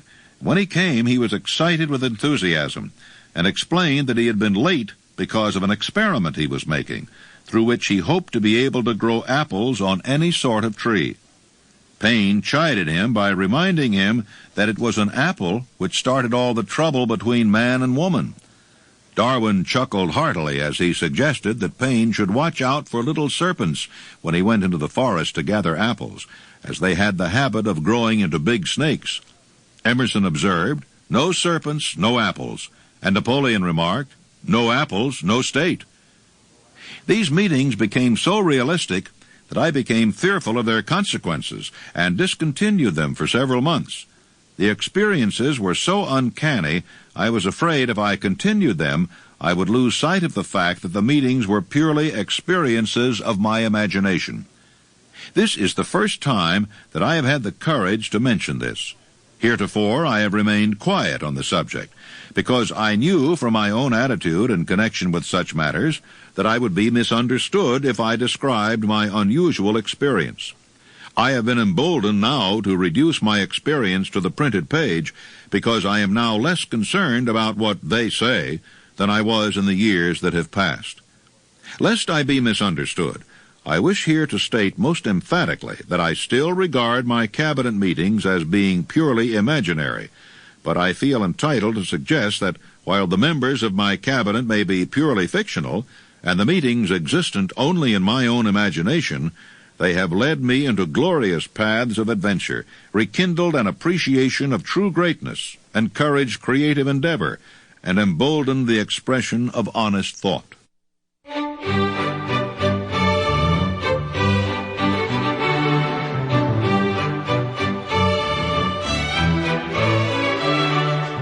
Somewhere in the cell structure of the brain is located an organ which receives vibrations of thought ordinarily called hunches.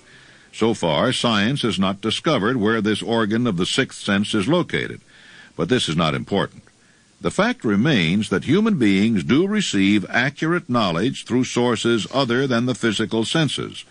Such knowledge generally is received when the mind is under the influence of extraordinary stimulation. Any emergency which arouses the emotions and causes the heart to beat more rapidly than normal may, and generally does, bring the sixth sense into action. Anyone who has experienced a near accident while driving knows that on such occasions the sixth sense often comes to one's rescue and aids by split seconds in avoiding the accident.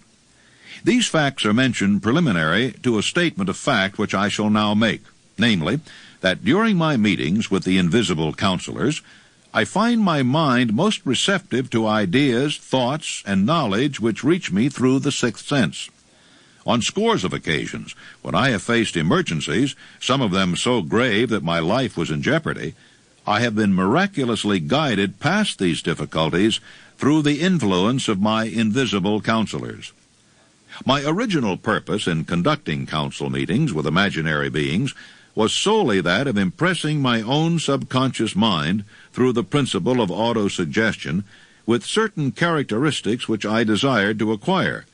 In more recent years, my experimentation has taken on an entirely different trend. I now go to my imaginary counselors with every difficult problem which confronts me and my clients. The results are often astonishing, although I do not depend entirely on this form of counsel. The sixth sense is not something that one can take off and put on at will. Ability to use this great power comes slowly, through application of the other principles outlined in this book. No matter who you are, or what may have been your purpose in reading this book, you can profit by it without understanding the principle described in this chapter. This is especially true if your major purpose is that of accumulation of money or other material things. The chapter on the sixth sense was included because the book is designed for the purpose of presenting a complete philosophy by which individuals may unerringly guide themselves in attaining whatever they ask of life. The starting point of all achievement is desire. The finishing point is that brand of knowledge which leads to understanding, understanding of self, understanding of others, understanding of the laws of nature, recognition and understanding of happiness. This sort of understanding comes in its fullness only through familiarity with and use of the principle of the sixth sense. Having read the chapter, you must have observed that while reading it, you were lifted to a high level of mental stimulation. Splendid. Come back to this again a month from now. Read it once more, and observe that your mind will soar to a still higher level of stimulation. Repeat this experience from time to time, giving no concern as to how much or how little you learn at the time, and eventually you will find yourself in possession of a power that will enable you to throw off discouragement, master fear, overcome procrastination, and draw freely upon your imagination. Then you will have felt the touch of that unknown something which has been the moving spirit of every truly great thinker, leader, artist, musician, writer, statesman. Then you will be in position to transmute your desires into their physical or financial counterpart as easily as you may lie down and quit at the first sign of opposition.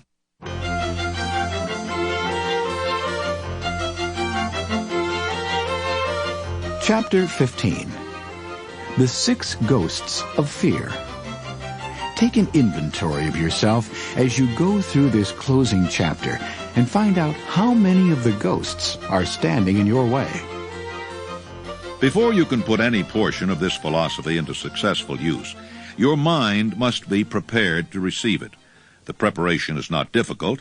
It begins with study, analysis, and understanding of 3 enemies which you shall have to clear out: indecision, doubt, and fear.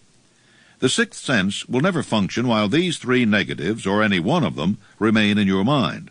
The members of this unholy trio are closely related. Where one is found, the other 2 are close at hand. Indecision is the seedling of fear. Remember this as you read. Indecision crystallizes into doubt. The 2 blend and become fear. The blending process often is slow. This is one reason why these 3 enemies are so dangerous. They germinate and grow without their presence being observed. The remainder of this chapter describes an end which must be attained before the philosophy as a whole can be put into practical use.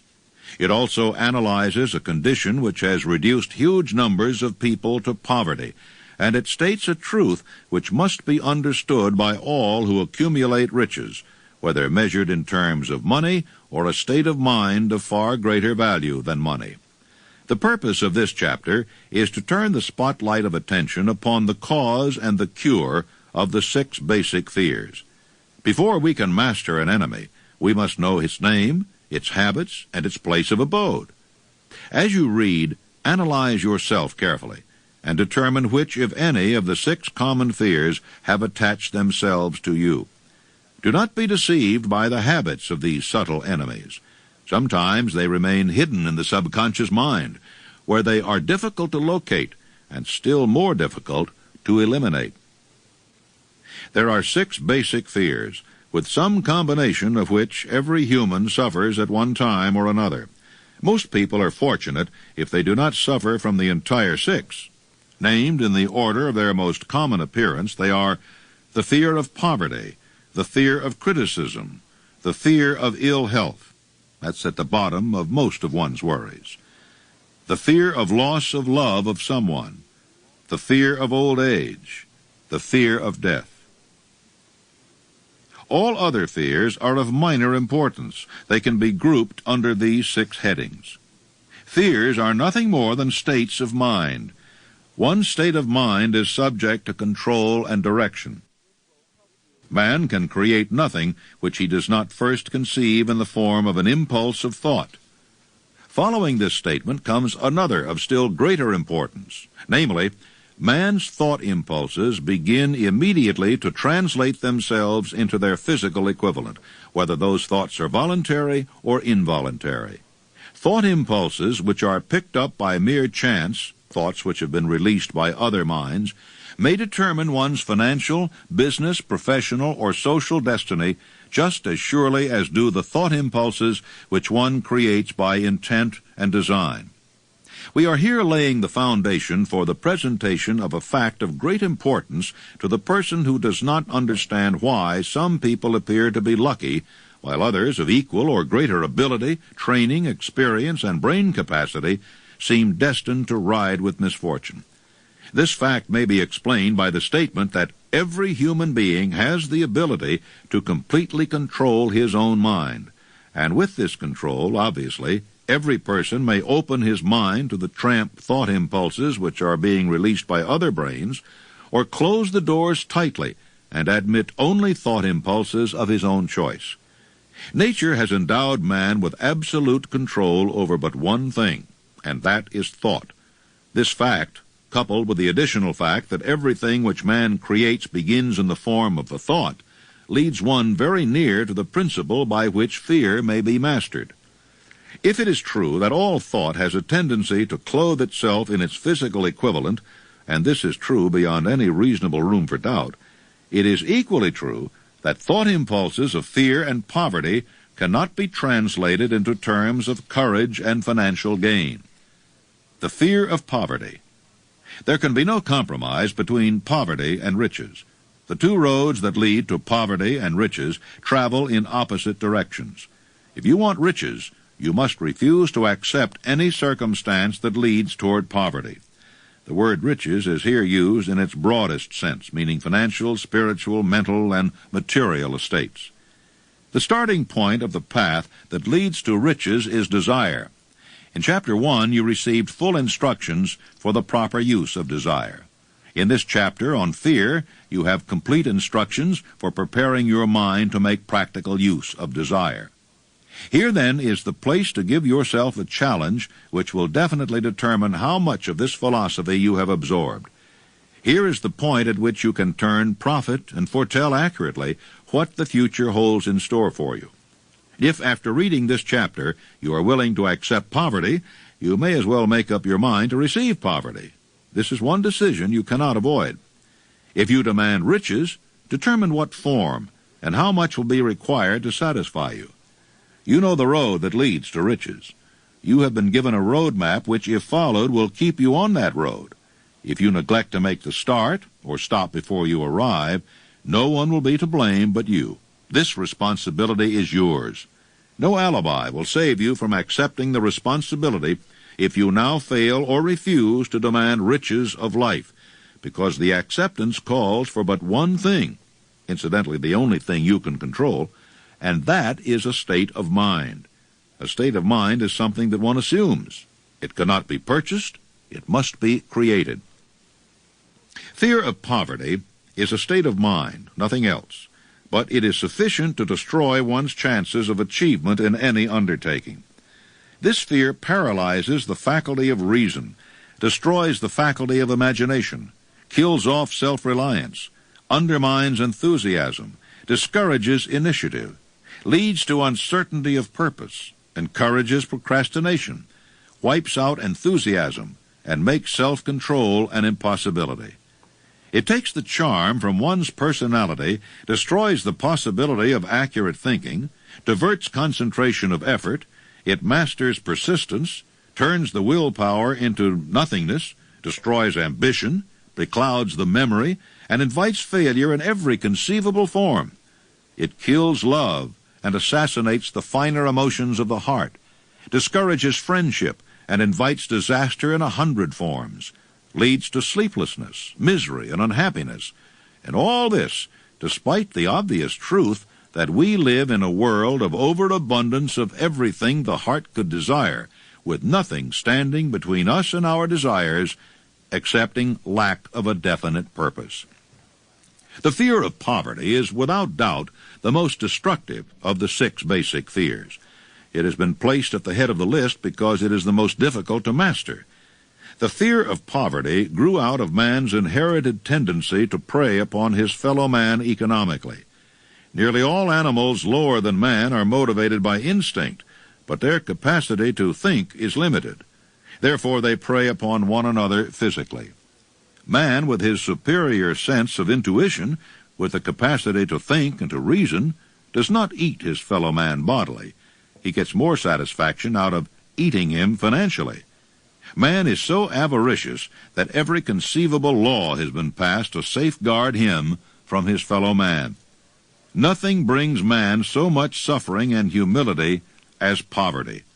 Only those who have experienced poverty understand the full meaning of this. It is no wonder that man fears poverty.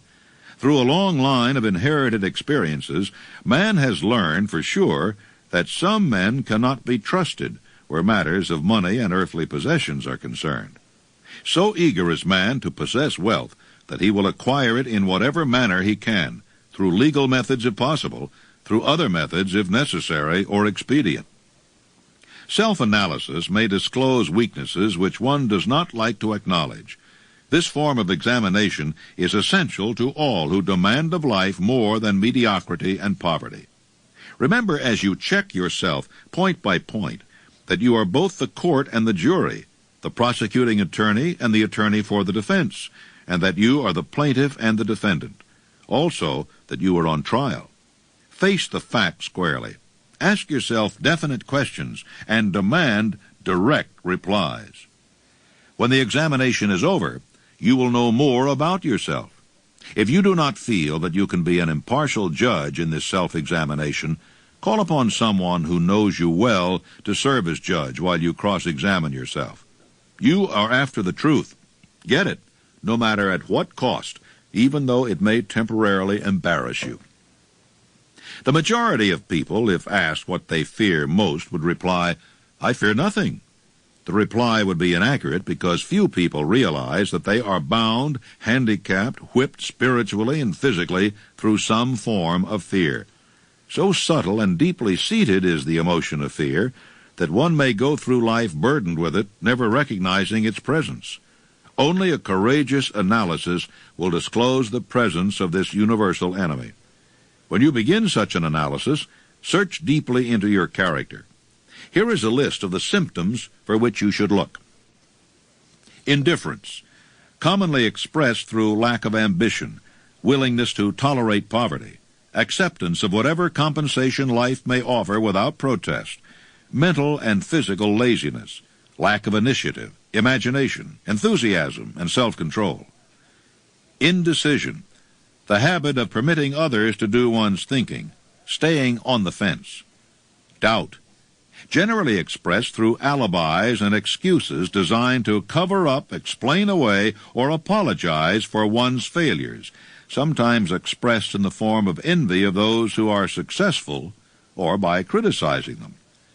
Worry, usually expressed by finding fault with others, a tendency to spend beyond one's income, neglect of personal appearance, scowling and frowning, intemperance in the use of alcoholic drink, sometimes through the use of narcotics, nervousness, lack of poise and self-consciousness.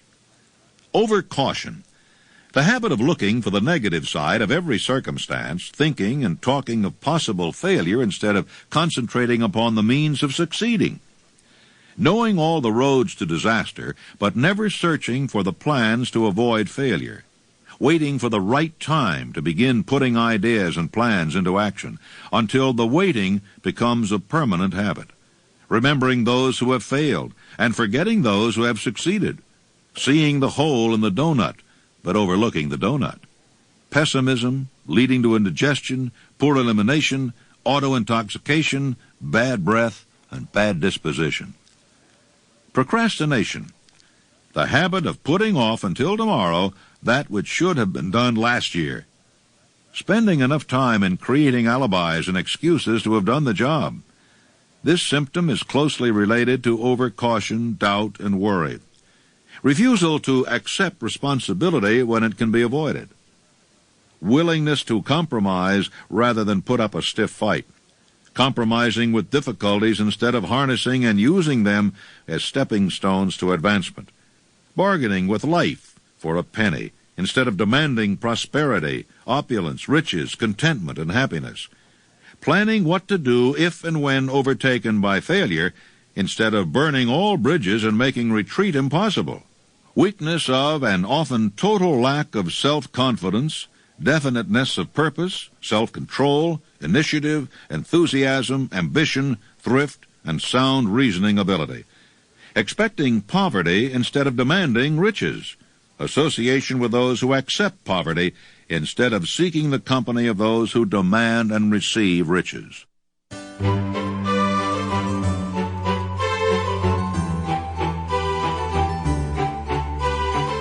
Some will ask, why did you write a book about money?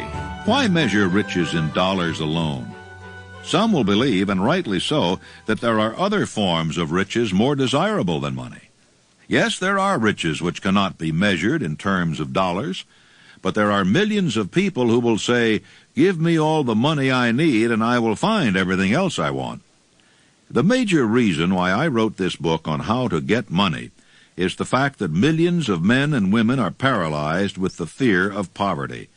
What this sort of fear does to one was well described by Westbrook Pegler.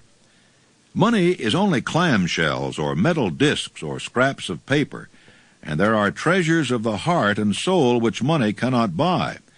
But most people, being broke, are unable to keep this in mind and sustain their spirits.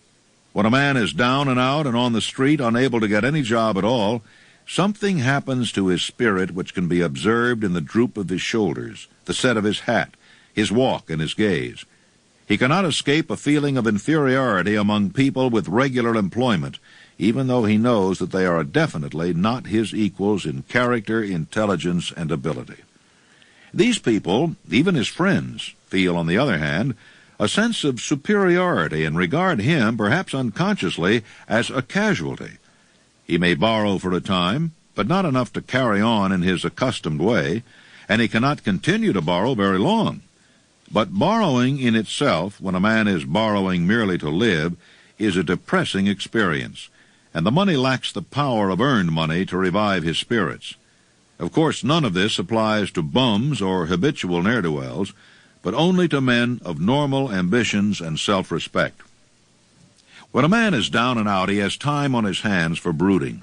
He may travel miles to see a man about a job and discover that the job is filled, or that it is one of those jobs with no base pay but only a commission on the sale of some useless knick-knack which nobody would buy except out of pity.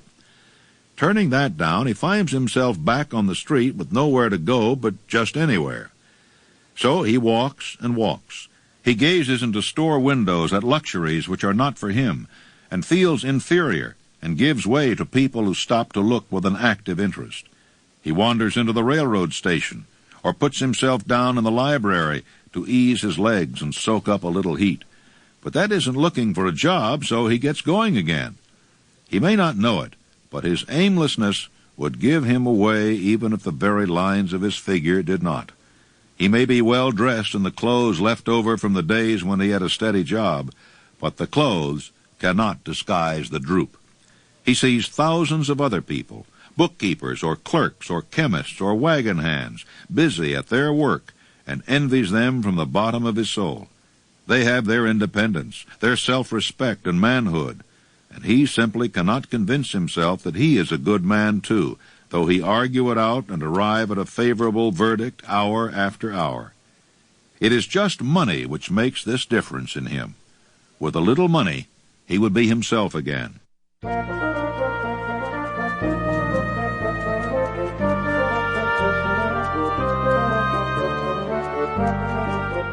The fear of criticism.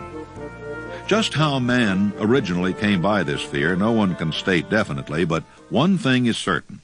He has it in a highly developed form. This author is inclined to attribute the basic fear of criticism to that part of man's inherited nature which prompts him not only to take away his fellow man's goods and wares, but to justify his action by criticism of his fellow man's character.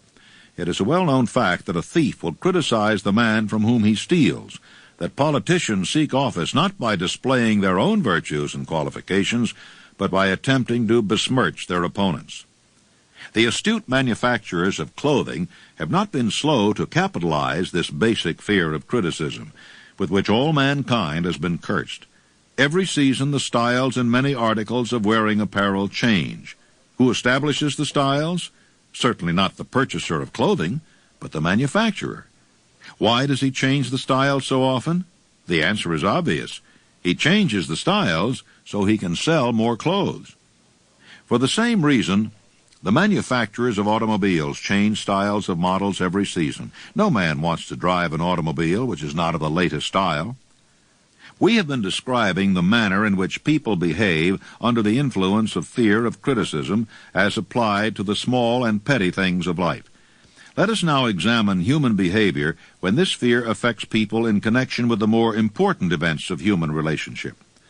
Take, for example, practically any person who has reached the age of mental maturity, from 35 to 40 years of age as a general average.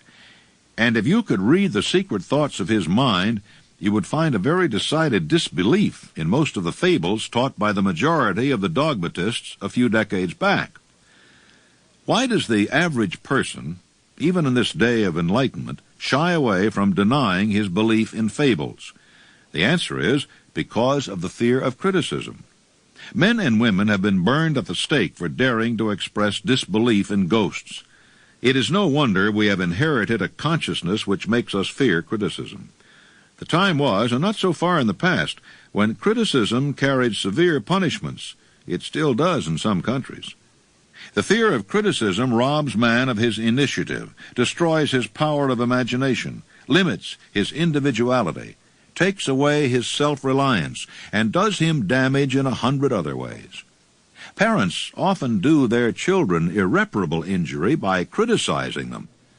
The mother of one of my boyhood chums used to punish him with a switch almost daily, always completing the job with the statement, "You'll land in the penitentiary before you're 20. He was sent to a reformatory at the age of 17. Criticism is the one form of service of which everyone has too much. Everyone has a stock of it which is handed out gratis, whether called for or not. One's nearest relatives often are the worst offenders. It should be recognized as a crime, in reality it is a crime of the worst nature, for any parent to build inferiority complexes in the mind of a child through unnecessary criticism. Employers who understand human nature get the best there is in men not by criticism, but by constructive suggestion. Parents may accomplish the same results with their children. Criticism will plant fear in the human heart, or resentment, but it will not build love or affection. This fear is almost as universal as the fear of poverty, and its effects are just as fatal to personal achievement, mainly because this fear destroys initiative and discourages the use of imagination. The major symptoms of the fear are self-consciousness. generally expressed through nervousness, timidity in conversation and in meeting strangers, awkward movement of the hands and limbs, shifting of the eyes. Lack of poise, expressed through lack of voice control, nervousness in the presence of others, poor posture of body, poor memory. Personality, lacking in firmness of decision, personal charm, and ability to express opinions definitely. The habit of sidestepping issues instead of meeting them squarely, agreeing with others without careful examination of their opinions. Inferiority complex, the habit of expressing self-approval by word of mouth and by actions as a means of covering up a feeling of inferiority, using big words to impress others, often without knowing the real meaning of the words, imitating others in dress, speech, and manners, boasting of imaginary achievements. This sometimes gives a surface appearance of a feeling of superiority. Extravagance, the habit of trying to keep up with the Joneses, spending beyond one's income. Lack of initiative, failure to embrace opportunities for self-advancement, fear to express opinions, lack of confidence in one's own ideas, giving evasive answers to questions asked by superiors, hesitancy of manner and speech, deceit in both words and deeds. Lack of ambition, mental and physical laziness, lack of self-assertion, slowness in reaching decisions, being too easily influenced, the habit of criticizing others behind their backs and flattering them to their faces, the habit of accepting defeat without protest or quitting an undertaking when opposed by others, suspicion of other people without cause, lack of tactfulness of manner and speech, unwillingness to accept the blame for mistakes.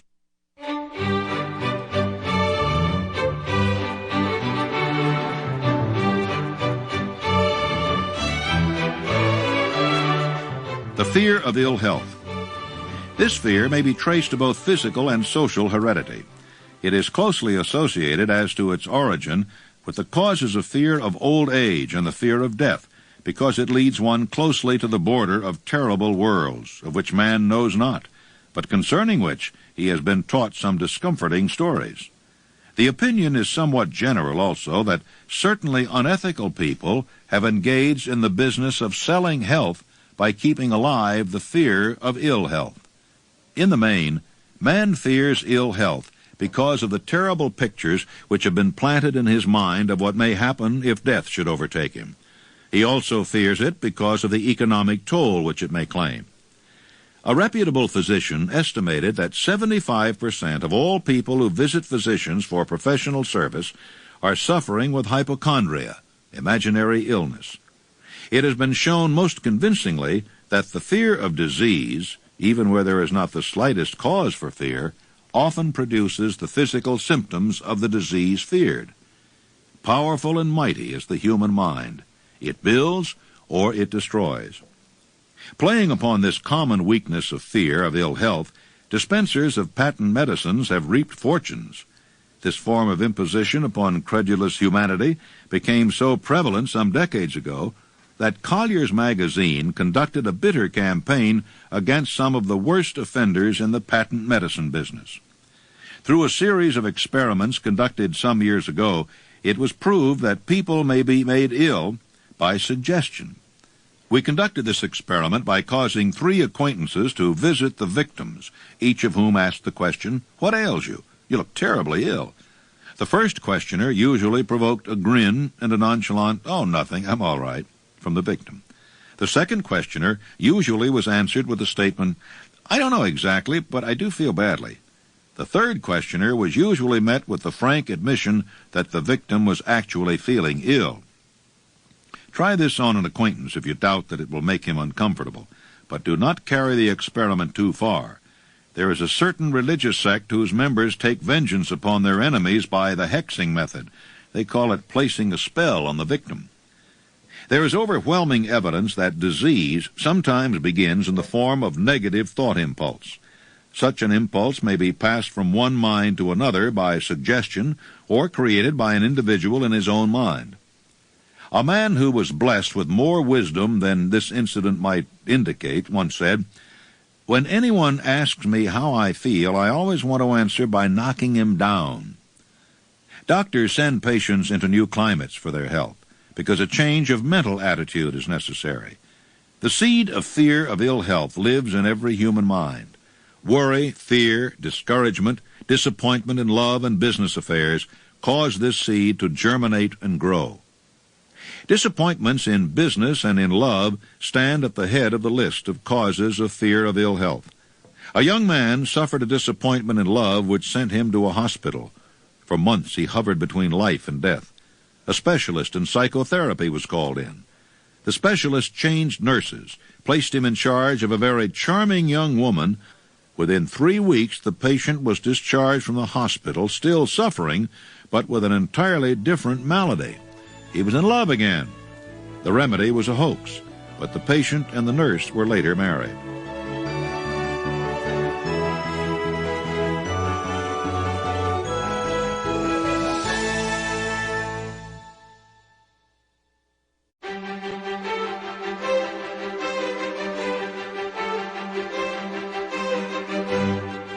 Chapter 15 continued. The 6 Ghosts of Fear. Symptoms of the fear of ill health. The symptoms of this almost universal fear are autosuggestion, the habit of negative use of self-suggestion by looking for and expecting to find the symptoms of all kinds of disease, enjoying imaginary illness and speaking of it as real, the habit of trying all fads and isms recommended by others as having therapeutic value, talking to others of operations, accidents, and other forms of illness, experimenting with diets, physical exercises, reducing systems without professional guidance, trying home remedies, patent medicines, and quack remedies. Hypochondria, the habit of talking of illness, concentrating the mind upon disease, and expecting its appearance until a nervous break occurs. Nothing that comes in bottles can cure this condition. It is brought on by negative thinking, and nothing but positive thought can effect a cure. Hypochondria, a medical term for imaginary disease, is said to do as much damage on occasion as the disease one fears might do. Most so-called cases of nerves come from imaginary illness. Exercise. Fear of ill health often interferes with proper physical exercise and results in overweight by causing one to avoid outdoor life. Susceptibility. Fear of ill health breaks down nature's body resistance and creates a favorable condition for any form of disease one may contact. The fear of ill health often is related to the fear of poverty, especially in the case of the hypochondriac, who constantly worries about the possibility of having to pay doctor's bills, hospital bills, and so on. This type of person spends much time preparing for sickness, talking about death, saving money for cemetery lots and burial expenses, and so on. Self-coddling. The habit of making a bid for sympathy, using imaginary illness as the lure. People often resort to this trick to avoid work. The habit of feigning illness to cover plain laziness or to serve as an alibi for lack of ambition. Intemperance. The habit of using alcohol or narcotics to destroy pain such as headaches, neuralgia, and so on, instead of eliminating the cause. The habit of reading about illness and worrying over the possibility of being stricken by it. The habit of reading patent medicine advertisements. The fear of loss of love. This fear is the most painful of all the 6 basic fears. It probably plays more havoc with the body and mind than any of the other basic fears. The fear of the loss of love probably dates back to the Stone Age, when men stole women by brute force. They continue to steal females, but their technique has changed. Instead of force, they now use persuasion, the promise of pretty clothes, fine cars, and other bait, much more effective than physical force. Man's habits are the same as they were at the dawn of civilization, but he expresses them differently. Symptoms of the fear of loss of love. The distinguishing symptoms of this fear are jealousy, the habit of being suspicious of friends and loved ones without any reasonable evidence of sufficient grounds, the habit of accusing wife or husband of infidelity without grounds, general suspicion of everyone, absolute faith in no one. Fault-finding. The habit of finding fault with friends, relatives, business associates, and loved ones upon the slightest provocation or without any cause whatsoever. Gambling. The habit of gambling, stealing, cheating, and otherwise taking hazardous chances to provide money for loved ones, with the belief that love can be bought.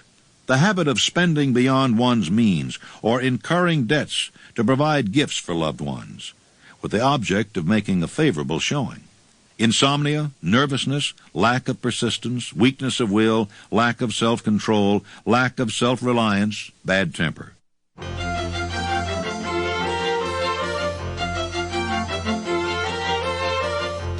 The fear of old age. In the main, this fear grows out of two sources. First, the thought that old age may bring with it poverty. Secondly, and by far the most common source, from false and cruel teachings of the past which have been too well mixed with fire and brimstone and other bogies cunningly designed to enslave man through fear.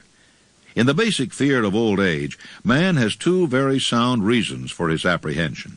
One growing out of his distrust of his fellow man, who may seize whatever worldly goods he may possess, and the other arising from the terrible pictures in his mind of the world beyond. The possibility of ill health, which is more common as people grow older, is also a contributing cause of this common fear of old age. Eroticism also enters into the cause of the fear of old age, as no man cherishes the thought of diminishing sex attraction. The most common cause of fear of old age is associated with the possibility of poverty. Another contributing cause of the fear of old age is the possibility of loss of freedom and independence, as old age may bring with it the loss of both physical and economic freedom. Symptoms of the fear of old age. The commonest symptoms of this fear are the tendency to slow down and develop an inferiority complex at the age of mental maturity, around the age of 40, falsely believing oneself to be slipping because of age. The truth is that man's most useful years, mentally and spiritually, are those between 40 and 60. The habit of speaking apologetically of oneself as being old, merely because one has reached the age of 40 or 50. Instead of reversing the rule and expressing gratitude for having reached the age of wisdom and understanding. The habit of killing off initiative, imagination, and self-reliance by falsely believing oneself too old to exercise these qualities. The habit of the man or woman of 40 dressing with the aim of trying to appear much younger and affecting mannerisms of youth, thereby inspiring ridicule by both friends and strangers.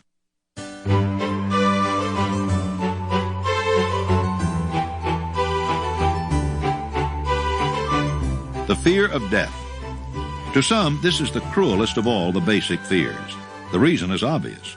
The terrible pangs of fear associated with the thought of death, in the majority of cases, may be charged to religious fanaticism.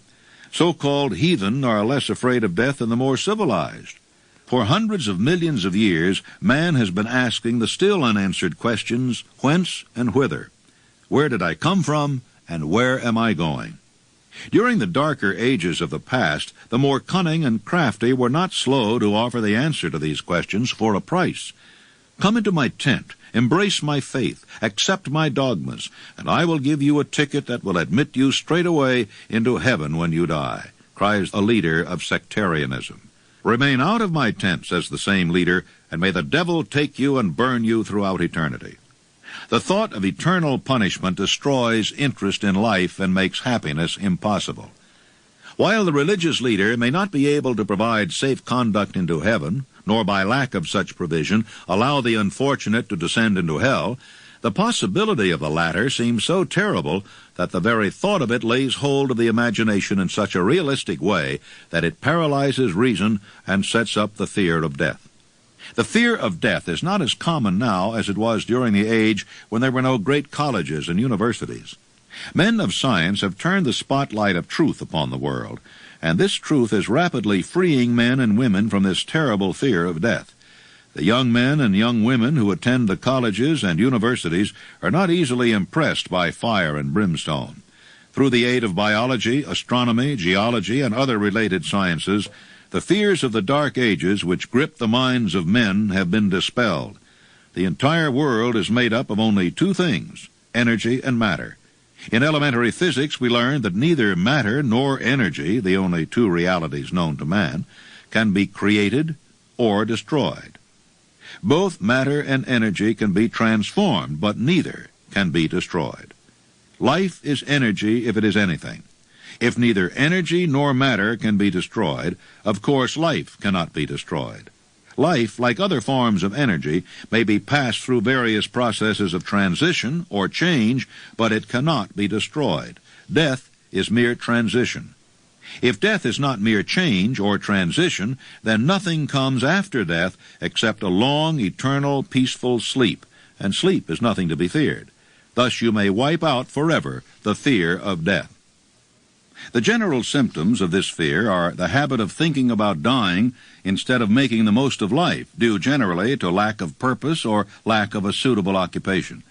This fear is more prevalent among the aged, but sometimes the more youthful are victims of it. The greatest of all remedies for the fear of death is a burning desire for achievement backed by useful service to others. A busy person seldom has time to think about dying. He finds life too thrilling to worry about death.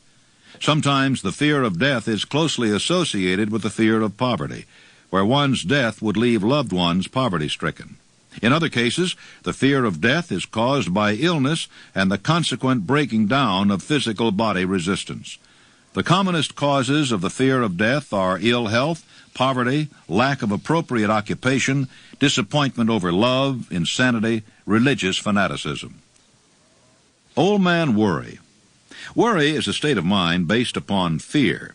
It works slowly but persistently. It is insidious and subtle. Step by step, it digs itself in until it paralyzes one's reasoning faculty, destroys self-confidence and initiative. Worry is a form of sustained fear caused by indecision. Therefore, it is a state of mind which can be controlled. An unsettled mind is helpless.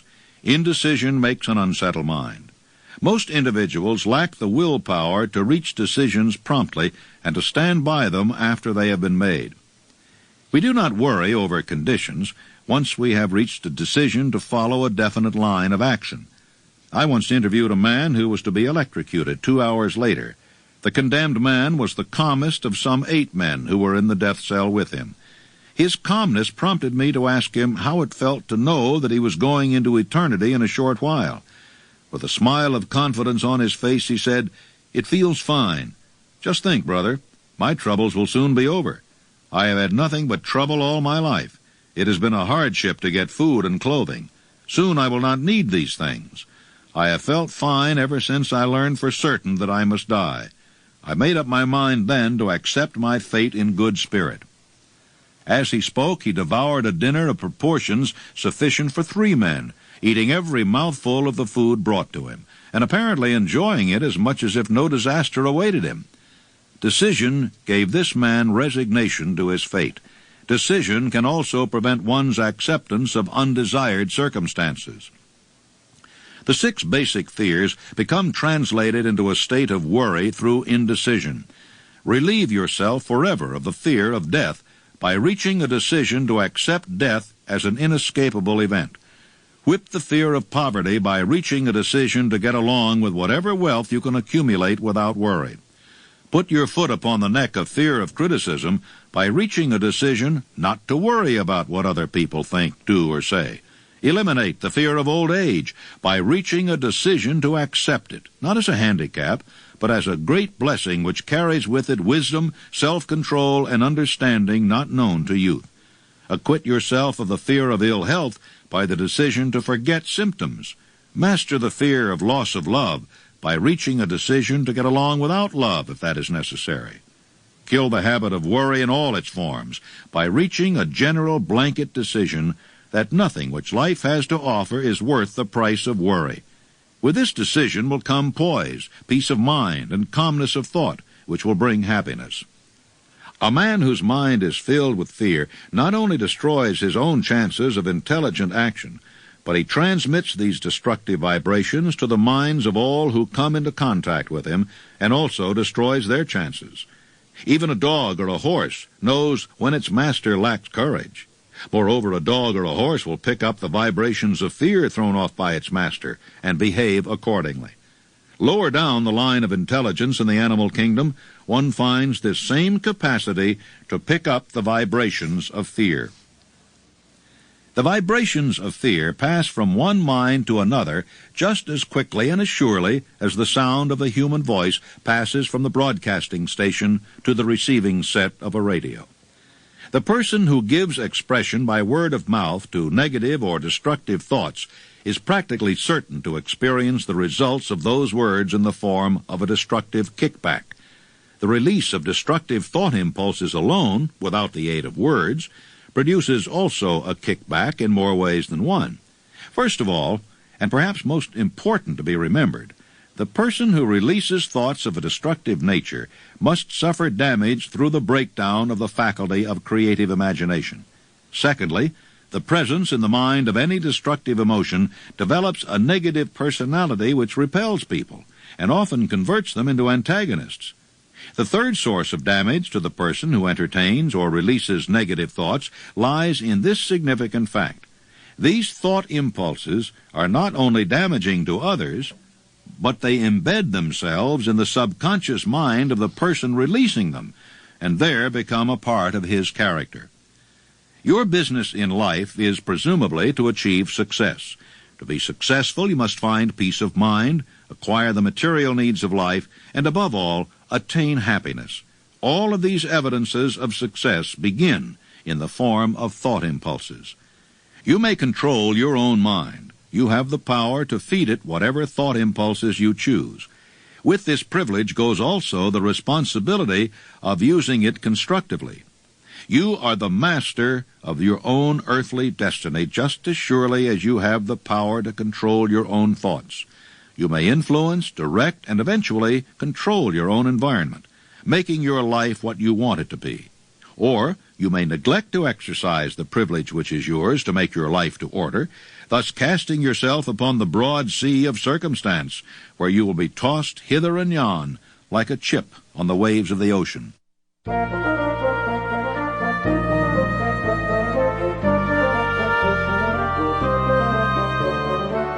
In addition to the 6 basic fears, there is another evil by which people suffer.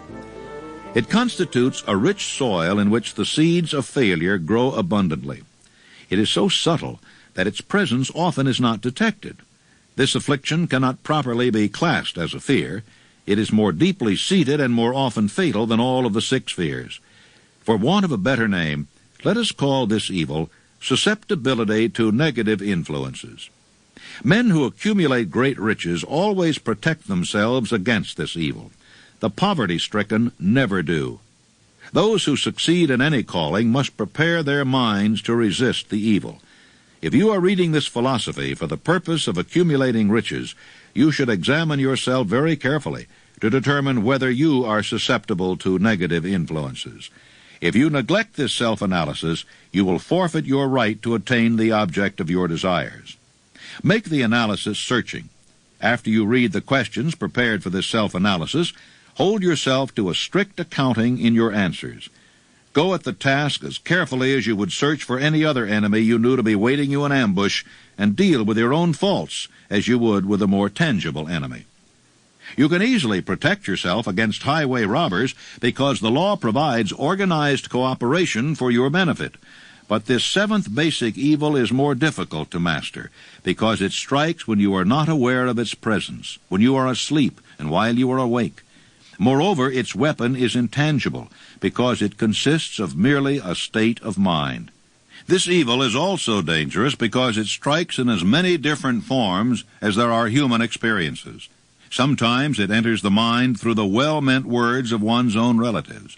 At other times, it bores from within, through one's own mental attitude. Always, it is as deadly as poison, even though it may not kill as quickly. To protect yourself against negative influences, whether of your own making or the result of the activities of negative people around you, recognize that you have a willpower and put it into constant use until it builds a wall of immunity against negative influences in your own mind. Recognize the fact that you and every other human being are by nature lazy, indifferent, and susceptible to all suggestions which harmonize with your weaknesses. Recognize that you are by nature susceptible to all the 6 basic fears, and set up habits for the purpose of counteracting all those fears. Recognize that negative influences often work on you through your subconscious mind. Therefore, they are difficult to detect, and keep your mind closed against all people who depress or discourage you in any way. Clean out your medicine chest, throw away all pill bottles, and stop pandering to colds, aches, pains, and imaginary illness. Deliberately seek the company of people who influence you to think and act for yourself. Do not expect troubles, as they have a tendency not to disappoint. Without doubt, the most common weakness of all human beings is the habit of leaving their minds open to the negative influence of other people. This weakness is all the more damaging because most people do not recognize that they are cursed by it, and many who acknowledge it neglect or refuse to correct the evil until it becomes an uncontrollable part of their daily habits. I think if there was ever a time in this country when men and women need to recognize the power of their own minds, when they need to overcome frustration and fear, that time is now. There is too much fear spread around.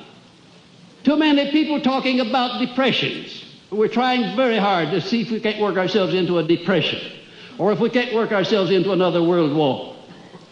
Let's get our mind, each and every one of us as individuals, fixed upon a definite goal so big and so outstanding that we'll have no time to think about these things we don't want. Do you know one of the queer things about mankind consists in the fact that the vast majority of people are born, grow up, struggle, go through life as misery and in failure, never getting out of life what they want, not recognizing that it would be just as easy, by the turn of a hand, so to speak, to switch over and get out of life exactly what they want, not recognizing that the mind attracts the thing that the mind dwells upon.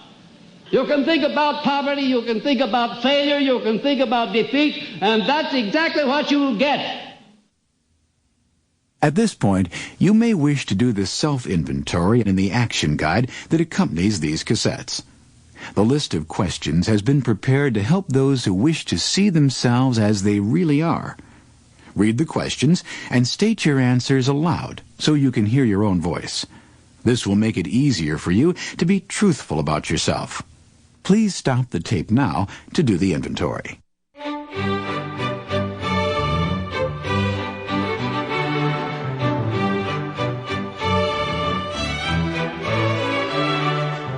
If you have answered all these questions truthfully, you know more about yourself than the majority of people. Study the questions carefully.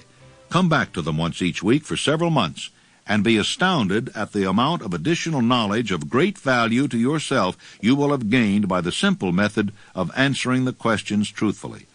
If you are not certain concerning the answers to some of the questions, seek the counsel of those who know you well, especially those who have no motive in flattering you, and see yourself through their eyes. The experience will be astonishing.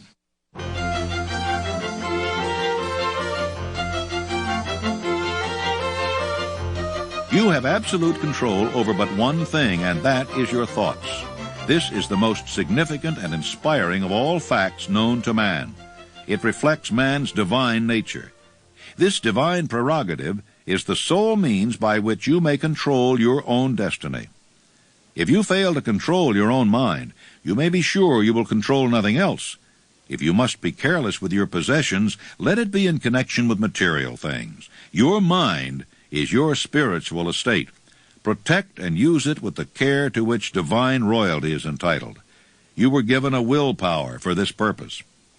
Unfortunately, there is no legal protection against those who, either by design or ignorance, poison the minds of others by negative suggestion.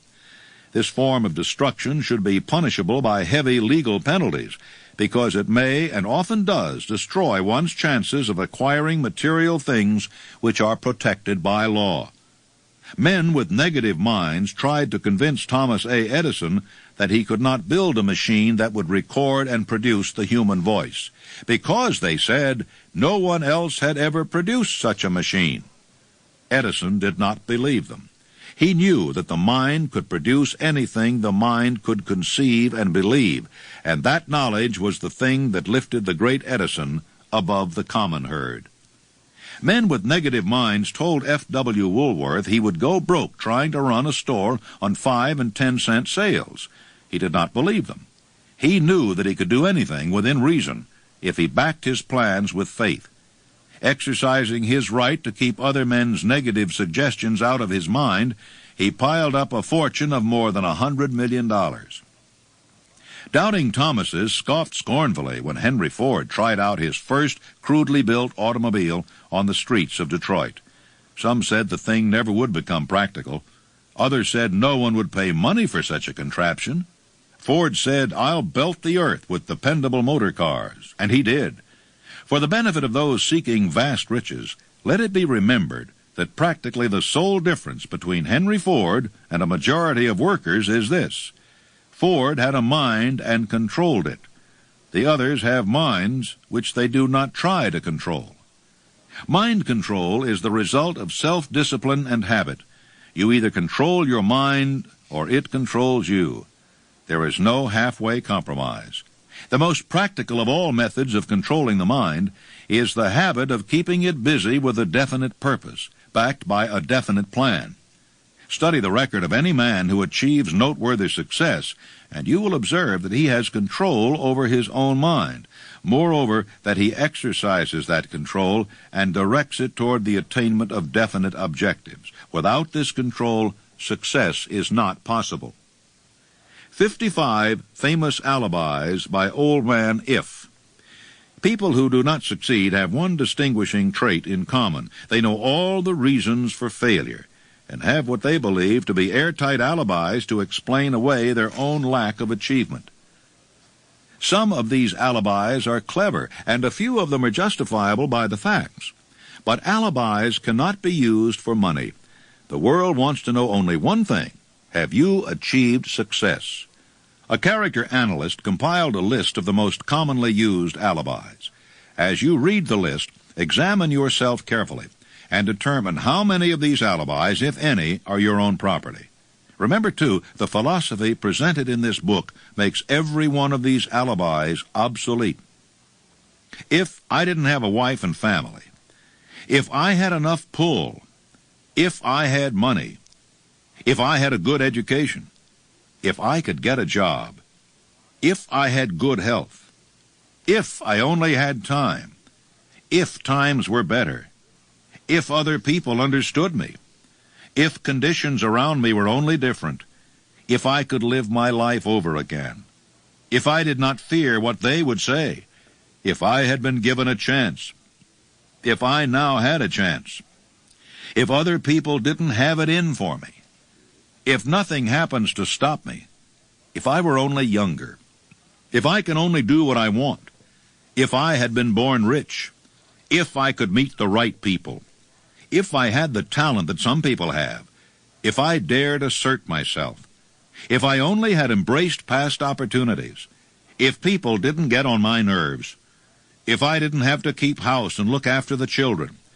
if I could save some money, if the boss only appreciated me, if I only had someone to help me, if my family understood me, if I lived in a big city, if I could just get started, if I were only free, if I had the personality of some people, if I were not so fat, if my talents were known, if I could just get a break, if I could only get out of debt, if I hadn't failed, if I only knew how, if everybody didn't oppose me, if I didn't have so many worries, if I could marry the right person, if people weren't so dumb, if my family were not so extravagant, if I were sure of myself, if luck were not against me, if I had not been born under the wrong star, if it were not true that what is to be will be, if I did not have to work so hard, if I hadn't lost my money,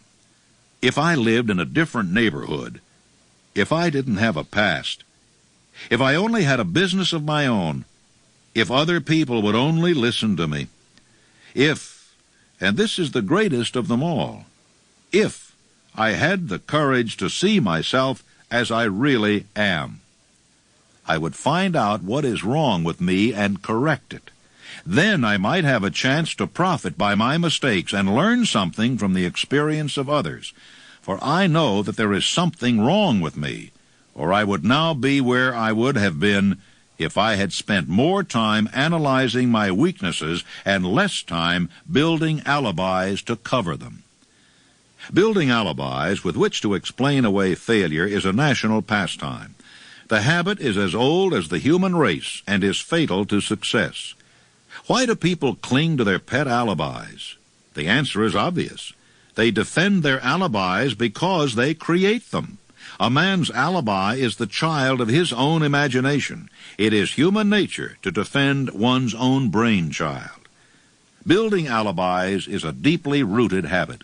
Habits are difficult to break, especially when they provide justification for something we do.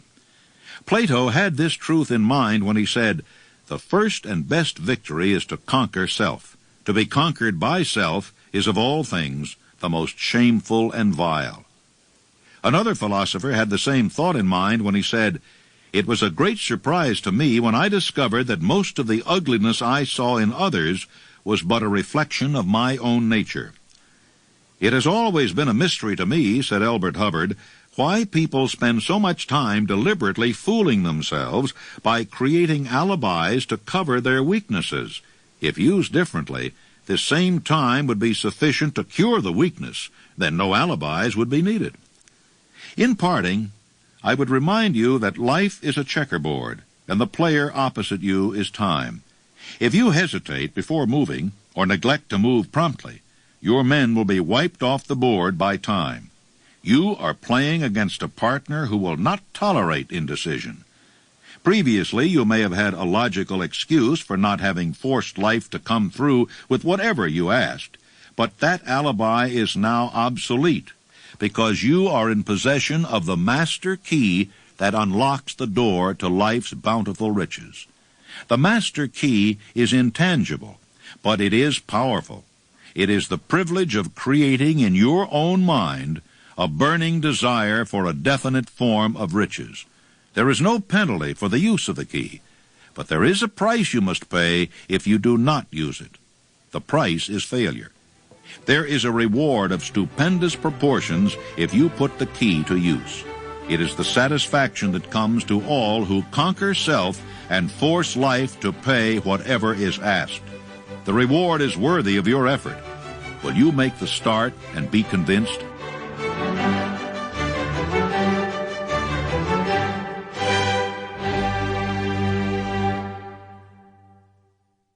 You will indeed gain great rewards if you make the material you've heard an integral part of your life. This concludes Think and Grow Rich. But it's just the start of your journey to happiness and achievement. Remember, repeated listenings will offer new insights, and eventually, if you use these techniques correctly, they'll lead you to exactly the kind of life you want. Thanks for listening, and good luck. Audible hopes you have enjoyed this program.